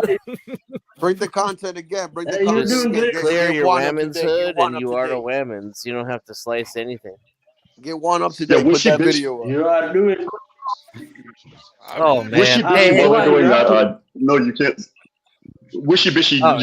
No, you can't say the P word because if you say the P word, the stream gets yeeted by the haters, and I don't want this stream getting taken down by the haters. That's why you say corn. No, we could say porn. We could say porn. Corn. You know, Of course, one you thing can we say can't. the word porn. Yeah. Oh, I like corn. You know when No, corn. Can you share this link to this in the back chat? I can't find it. Oh, okay. Corn. Hey, Juan, I want you to go back to 2004 in Iraq. Like this guy, what was his name? Paul Bremer, and he said in a press conference, "Ladies and gentlemen, we got him." That's what they got Saddam Hussein on a hold. I think Give Crack got Imperious on the internet, man. Ladies and gentlemen, we got him. We got him. We got him. I remember that press conference. It's surprising that he hasn't been on. I remember that. So we got Imperious, man. Not lies. How much experience do you have with deeply closeted men?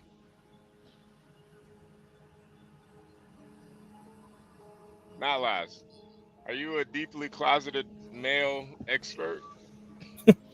Heck yeah, explain what you're talking about. Anyway, let's continue on. We got serious things to talk about because Okay. You see, so this article here that I'm showing is the Russians complaining about U.S. chips in their weapons. You see, this is how funny this is now. So the committee scrutinizing several U.S. chip firms whose products have turned up in Russian weapons, see, said adding these companies know or should know where their components are going. So, you know, this whole thing is bizarre. We got chips going everywhere, and it's like this is the reason why people now have to be very cognizant of what you're doing, you know. So look at this. Like Senator Ron Johnson said he doubted whether any of the solutions proposed by the experts will work, noting that Russia was ramping up production, weapons production, despite sweeping sanctions. You plug one hole, another hole is opening up. It's going to be whack-a-mole. So it's reality we have to face. So, you know, got these pagers, you got these things. And this is why Russia has a big problem, right? They have the natural resources, but a lot of their males are leaving to go to other countries. They have a brain drain. Yeah. A lot of their tech can't be built in-house. And that's why they have to be a lot more reliant on China. China sees this. So I think China is making a long-term play to basically lead the new world, where China absorbs Russia eventually. And then once they absorb Russia, it's going to be a fight between the Eastern Bloc and the Western world, like Europe, which are bitches of America. So Europe is absorbed by us through NATO. Russia is absorbed by China, and we're going to have basically a confrontation later down along the line.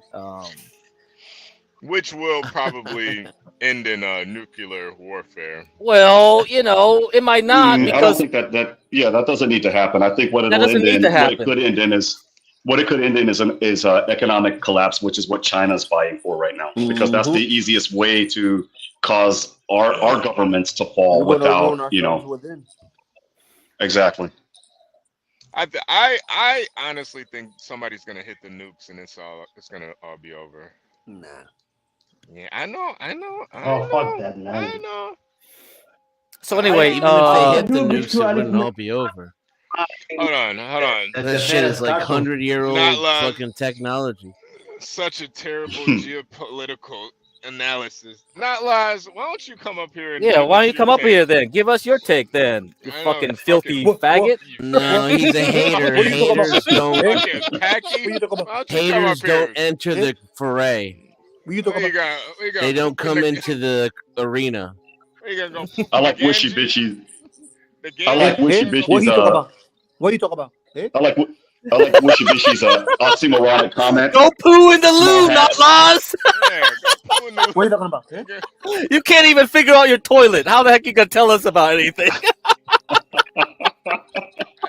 Give credit. You give credit. You should speak to notice some Urdu, man. Hey, Urdu. Yes, I. What the fuck is happening right now? All right. Did a drunk person just get on the panel? Let's read some more. No, this is very important. It's 10 in the morning. What the heck? Look at this. These semiconductors vary in sophistication and importance, but it's fair to say that without them, Russia would not have been able to sustain their war effort. So Byrne says the depth of the dependency on Western technology, which goes beyond semiconductors to include carbon fiber, polymer, lenses, and cameras, was really quite shocking, considering the Kremlin's rhetoric about import substitution and independence. So Alina Rabikova, a Russian expert, economist at the Peterson Institute for International Economics, said an analysis of 2,800 components taken from Russian weapons collected in Ukraine showed that 95% came from countries allied with the Ukraine, with the vast majority coming from the United States. So, you know, this is funny, right? Russia dependent on us. We're dependent on China. Like this loop can go on and on forever. This is a game of attrition, then. That's what. This is a game of attrition. The Russia-Ukraine thing is. This is a big game of attrition. Whoever runs out of chips first loses. Right. Wow. Well, yeah, I don't like that game because. Yeah. You and me both, HB. Yeah, because add me to that boat.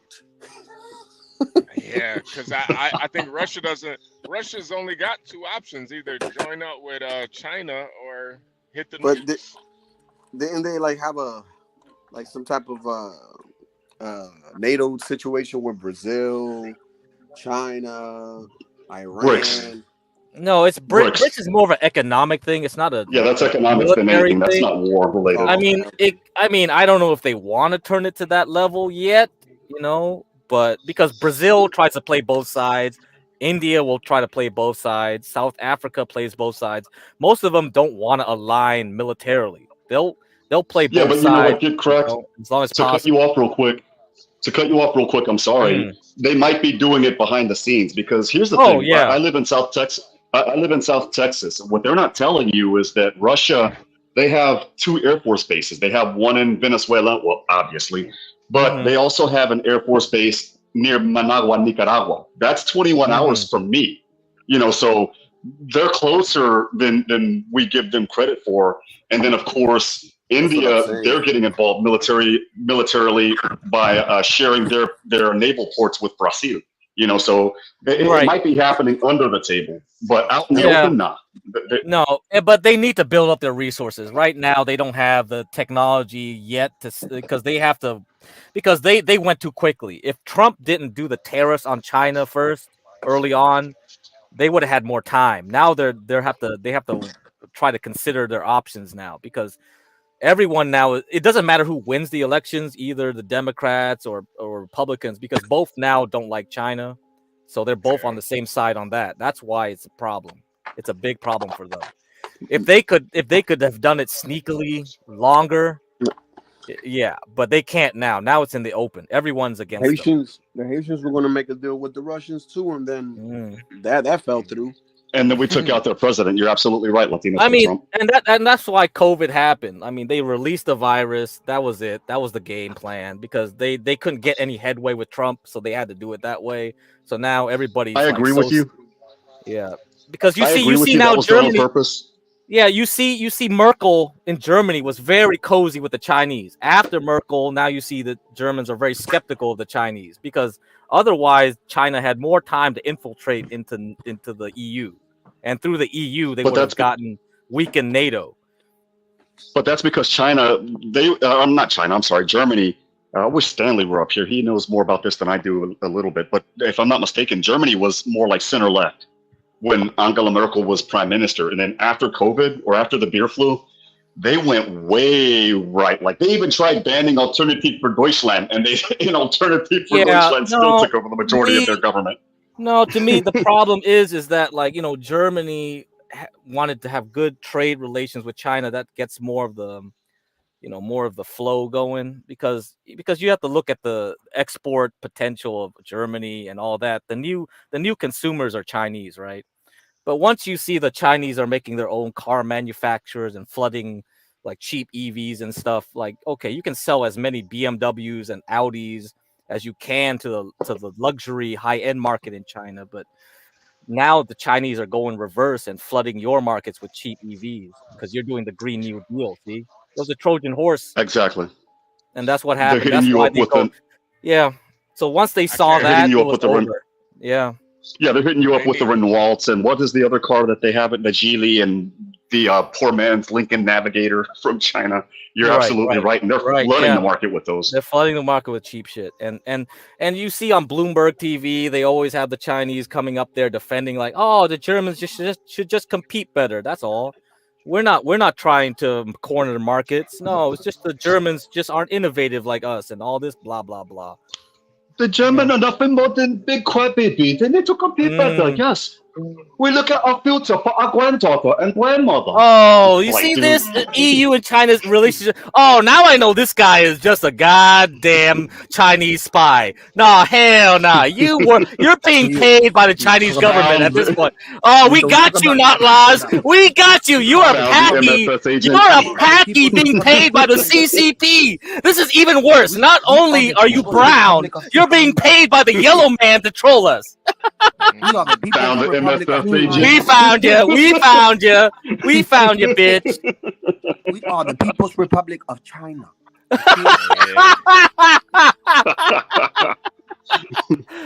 Don't talk about my president, Winnie the Pooh. Oh man, Latino for Trump got him. Winnie the Pooh. Yeah, Latino for Trump got him. Winnie the Pooh. You say Winnie the You Pooh know how in many any Chinese Chinese citizens internet? got locked up for saying that shit? That Yeah, was you say Winnie the hilarious. Pooh in China, you get locked up, man. Hell yeah. You look just like him. Imagine taking geopolitical advice from a goddamn Canadian packy. That is amazing for sure. Yeah, That is amazing. We Whose got him, temporary dude. residence permit may have expired. Sir, if you don't renew within the next 90 days, we might have to subject you to exclusion under the Refugee Resettlement and Residence Act. You have a perfect British accent there. That's Brandy. Brandy of you, right? Perfect. Yeah, you guys need to know this. So there's something called the 50 Cent Party. The 50 Cent Party, 50 Cent Army, or Wamao. I thought of the 50 Cent Army. Those are the trolls, aren't they? The ones that they're not supposed to have YouTube accounts, but they come out of nowhere, like when China's involved in the news, and you're like, dude, what do these people This come is what from? probably Not Laws is getting paid, like 50 cents on the dime for like all this bullshit. It's like, oh man, these are internet commentators who are paid by the authorities of the People's Republic of China to spread the propaganda of the governing Chinese Communist Party. The program was created during the early phases of the internet's rollout to the wider public in China. So the name is derived from claims that such commentators were purportedly paid 50 cent RMB, so that's like the people's money for every post. So every post they get 50 cents, yuan, which is probably like 1 cent in our money, maybe half a cent. These commentators create comments or articles on popular Chinese social media networks that are intended to derail discussions which are critical of the CCP. This is what Not Laws is doing right now, probably. So he's just here to subvert. That's all he is. And he's getting paid 50 cents for this shit. There you go, guys. We got him. See? We got him. The People's Republic of China. Ladies and gentlemen, we got him. That's how deep the game goes, man. That's how deep the game goes. It goes so deep. You got Chinese on one hand. You got like Israelis on another. You got like so many subversives, man. This is crazy. We got trans that are Christians. Ooh, ooh. What kind of shit is this? Hey. Glass? What is this? That movie Glass? Wait, what university did you take it? Not Laws, Peking University? Get the hell out of here. Well, to defend Not Laws, I actually took geopolitics when I was a public administration major. Oh, but I don't think you took it in as well. China, though. I bet he took it in China. No, I took it in South Texas. Yeah, he took it in I took Peking it in South University. Texas. That's how he was a packy that got like a scholarship to go to Peking University, comes back to Canada and tries to subvert a channel, like a channel in America. That's how crazy this shit is. I don't got time for this, bro. Don't play with me, Not Laws. I'm yellow. I'm a yellow man. I know your technology. Don't play that game with me, bro. I know the advanced level technology. Give crack cooking Asians. That's the only way you guys get saved, because like the only way you fight Asians is another Asian. That's the only way. Tell them get cracked. Tell them get cracked. General Towel's ass out. That's how it's always worked in history. It takes an Asian to beat an Asian. Damn right. Yep. Didn't the Chinese do some deal with the Rothschilds or some other banking cartel and double cross them, like right after the Communist or the People's Republic of China came to power in the 50s? It's possible. I mean, it's so funny when you saw Zuckerberg like marry a Chinese wife, try to suck like Xi Jinping's dick by showing like how his daughters can speak Mandarin. It's so pathetic. You know what I mean? Trump did the same thing too, bro. Trump did the same thing. That's exactly right. That's why it's so pathetic, because like, why are you bowing to these people? Oh, but I don't think they're bowing. Here's my theory, and you guys can laugh at me afterwards. I think on Trump's side, there are certain groups of people with tiny hats that like to infiltrate other groups of people, and they'll intermarry into those groups. And then before you know it, they've co-opted, their philosophies, their beliefs, or what have you. I think Trump and Zuckerberg were doing it in reverse for two different reasons. Zuckerberg, I think, was doing it because he wanted access to the market. He could basically say, hey, look, I married a Chinese woman. I'm one of you. Give me money. And I think Trump was doing it in order to get us back on top. I think it's basically they're trying to play the reverse Uno game. But Zuckerberg failed. Trump, we'll see. I don't know. He's like, my granddaughter speaks fluent Mandarin. I'm like, bro. Oh my God. God. What does that matter? Hey, Latino for Trump. Can you do please 12 man? Do 12 I man? like when you do 12. Yeah, please. Hey, man. Where's John? Hey, man. Where's John? John. Oh my God. Okay, I think in back chat. Hey, so you guys want to? Okay, you guys still care about the Imperious stuff? Oh man, all right. Yo, put it, man, because I'm telling you, conspiracy. God bro. damn. That's out. All right, here I play it again. I'm playing it again. Here you guys go. I almost died when is King here too? Man said to all right, snoring like yo, before we play this video, can some of y'all just close your eyes and try to picture Imperious talking? Okay. All right. Let's go. I'm part of schizo. I do that. I didn't pretend to be anyone else. There was no earlier, maybe imperialism or something like that. Ooh. I called in earlier, but I was on camera again, and I was. Yeah, well, not again. I mean, nice that you said again. I just have to question about this because this is the way we run shit around here. You wouldn't happen to know somebody called imperialism? No, I don't know what you're talking about. I'm just me. Like, honestly, sure. I don't need to fake who I am at this point. I'm 33 years old. I have enough shit. 33 years old, huh? You don't think I fall for that fucking coding? Say what? You don't think I fall for that coding? 33. Multiple. Wait, how old do you? How old do you think I am? I'm just wondering. I'm spitballing. Okay, I think I'm missing. I don't think I'm hearing you right. Yep, no, I'm asking if you're somebody called Imperial. Did he say he wants to spit on Imperialist. A motherfucker that was talking all this shit like he's worldwide known. Motherfucker known more on YouTube than motherfucker don't even got a channel. He was talking bad shit, talking good shit, talking bad shit. Seemed right up your alley. Then called in, saying it was somebody else sounded like you. Then you called in a little bit later when he comes here. Big dog with your camera on. Einhorn, Finkel, Einhorn and Finkel. With all due respect. What do we think about this? I wasn't there for that. I didn't see it. Go ahead and hit your reefer out of that bong. It's not a problem. Oh, yeah. So, what do you guys think? I think is that guy imperialism? Imperialism. He got him. I think it's ladies and gentlemen. I seen the long extended video on YouTube when I was off, and at the beginning when he was talking, there was parts that make you think that it might be him. Oh man, I think it's on point. It's a possibility. You know what I'm saying? Because like look. Got him, crack. You got him. All you gotta do is make your voice annoying. Oh man, I don't know. Whatever. I like this shit though. This is funny as hell. HB. Virgo. I got my cat costume on. Oh.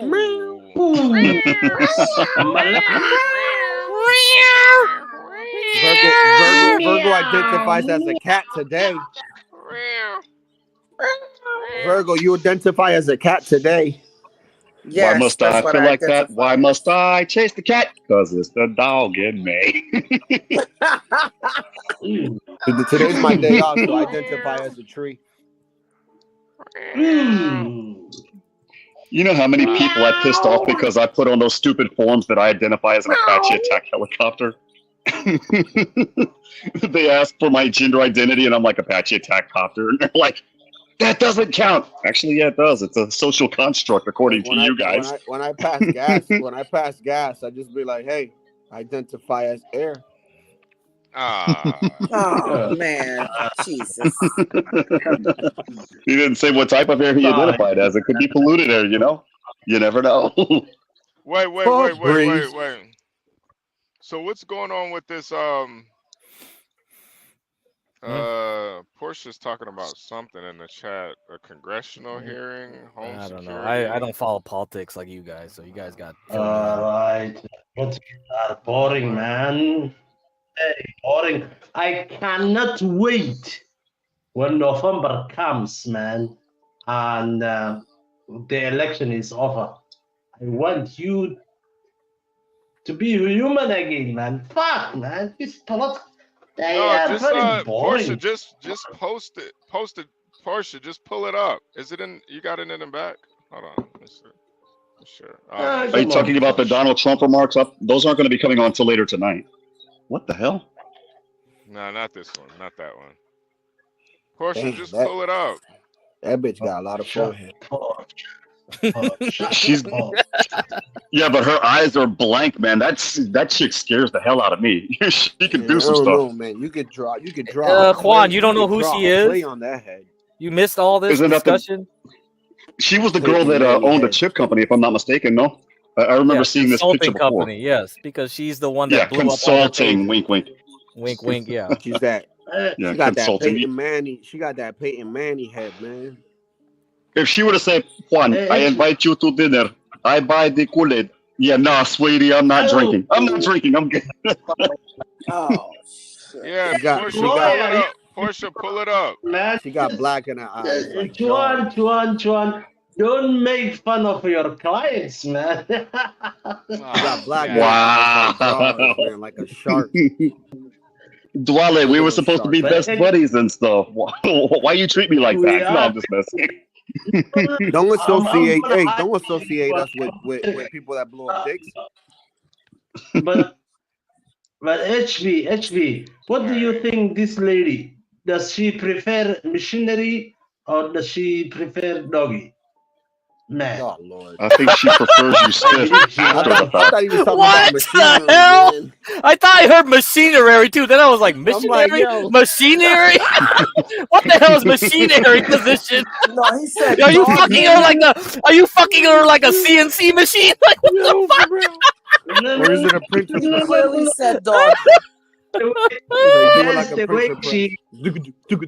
Just the way she spread her arms are telling me how she is spread. Oh my God, Duale! What the hell are you talking about, Duale? I hope that little girl. I hope that kid that you were with is not around you.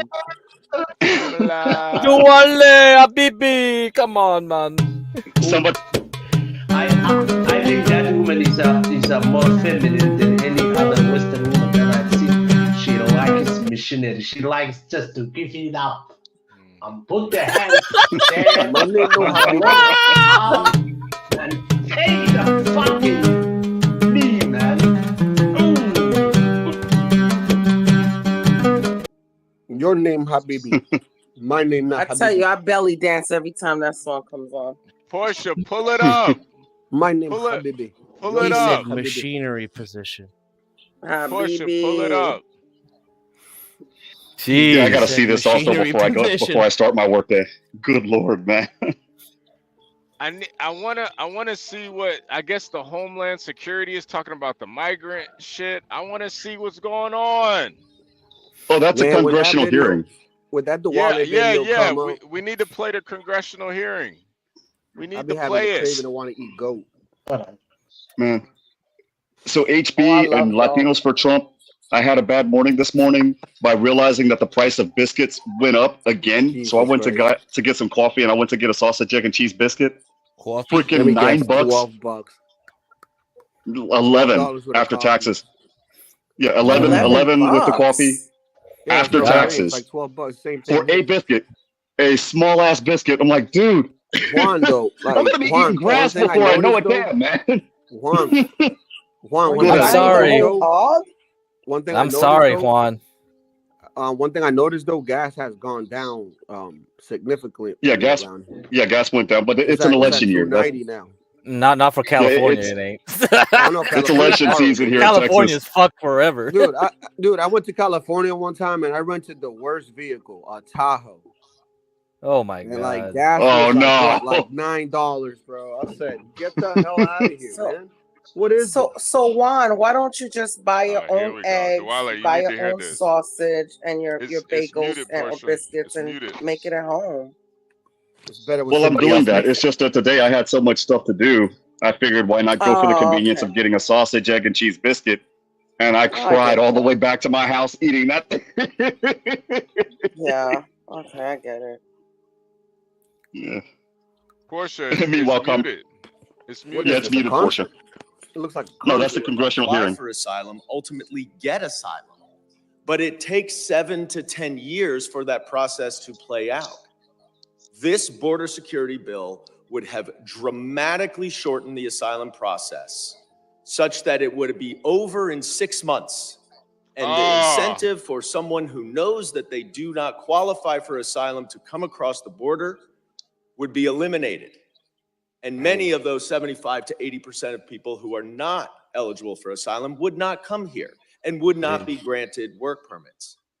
The other thing it does is it would increase visas, because we do have a work shortage. We have a job shortage for agriculture, for construction. Dude, I want you to be as smart as I am. Home care, nurses, doctors, scientists. This is all what I hear in my district.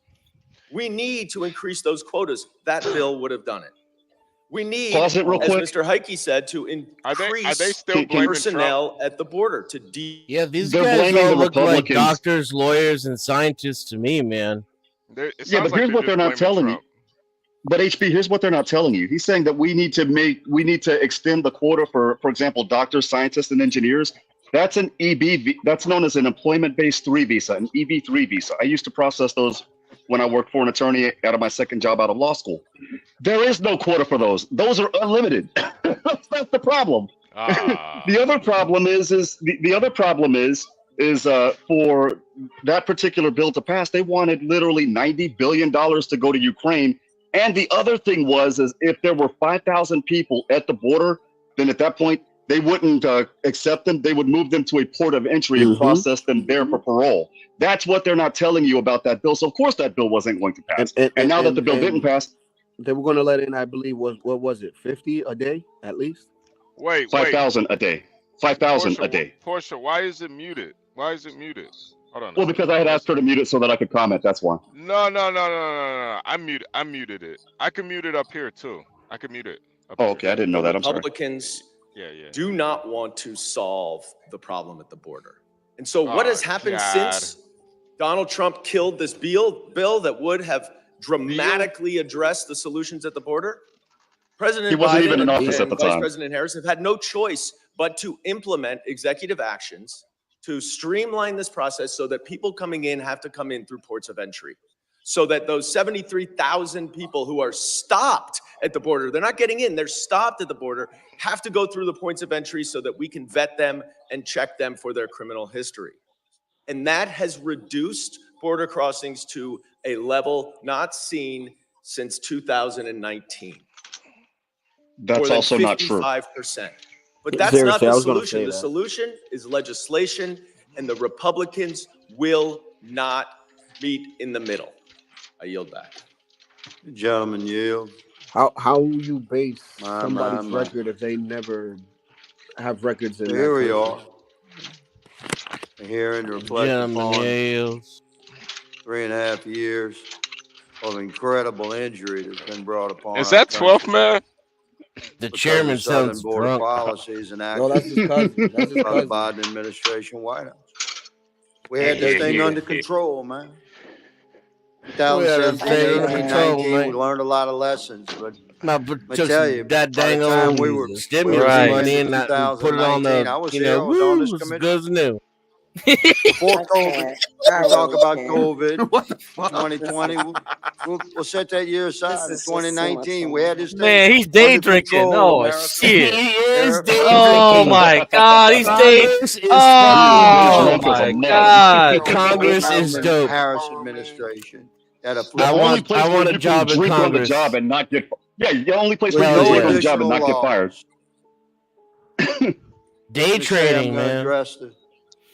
I'm not day trading. That's too dangerous Who are watching? for me. Pay attention. I'm talking to you now. Pay attention. I'm talking. Oh shit, he's talking to No me. additional laws. Within 2 weeks Oh shit. of the inauguration 2025 in January 20, 2025. They got President that Trump is oh my inaugurated. God. Within 2 weeks, you're Yo, shut down. Austin Murphy, good to see you again. You'll bring no drugs into our country. You'll traffic no human beings into our country. You have to revisit your business model. Take some of those billions of dollars you've sucked out of our country, like the lifeblood of our people. Go build a few more mansions on the beach, because you will not be running human beings and drugs into our country within 2 weeks of President Trump's inauguration next year. Things don't go that way. We'll see. We'll see. If a different president is inaugurated, it's very likely you'll be able to continue your business model. And won't that be tragic for my country? But you'll still have the issues of me and men like me. I'll be living on your 1 yard line. But if things go right, you're done. I don't even understand This will that be your particular. last Christmas. No, Sucking the life out of our country. I'm gonna be Dumping illegals across our I'm gonna border. be like a rooster in your hen house. And flooding our He's nation. trying to channel in his inner Ross Perot, and it's Poisons that are failing killing our miserably. children. Good lord. I'm the gonna rate of be like a 100,000 a one-legged year. rooster on the top of a prairie. Chief Oh Hike, God. We all love Jesus around here. man, it's good to see you. Jesus is everything. You know, I made it a point in the years I've been on this committee to get to the border. I learned very quickly that I it's real. It's real. Odell's on my own. And one afternoon a few years ago, I knocked on your gate, just a congressman with a backpack. And you were kind enough to let me in at the San Diego sector. And you spent several hours with me. It was one of the most informative days I'd ever had at the border, of many. So this congressman allowed another congressman to enter his would you gate share with America, without going through a talk port of about entry. the So why aren't they both charged with misdemeanor failure to that were report enacted to a port of entry beginning in for January inspection or parole? 2021 on the men and women of Border Patrol that were under your command? Meanwhile, if I were to do that, if I were to let HB into my back gate, I would be going to jail for 6 months. If you let him into your back gate. Yeah. What back gate we talking about here, man? Hey, Juan, I had to- pause. Yeah, Juan, Whoa. I had to get you out of here for Whoa. saying HB in your back gate. Yeah, I had to get you out of here, Juan. Whoa. I'll let Juan back up in a second. Hold on. Whoa. I didn't mean that in that gate, HB. Come on, man. Aliens into our Be country. Whoa, buddy. Be careful. As more and more people were released, more and more people came. Ain't nobody's back Basically gate turns here being open or broken. Fue tu mente de bote de basura. Qué bárbaro. You get your mind out of the gutter, man. all the agents have had time to do. Careful and there, they're tough well guy. aware Watch it there. of Whoa. what they miss. Wait. There's those Dennison, the this vast guy sounds areas just across like the border you. that don't have a presence because Yeah, he does. Turn it up, hold on. taking care of feeding. Yo, is this Dennison? Get the fuck out of here. That constant awareness of what they're not able to do. They're not Dennison able comes to here in his complete spare the time. He sounds that like me a mission little is bit. why yeah. they signed on to the job. That mission is what they do, and they're not allowed to get out into the All field white and people that- sound alike. No, they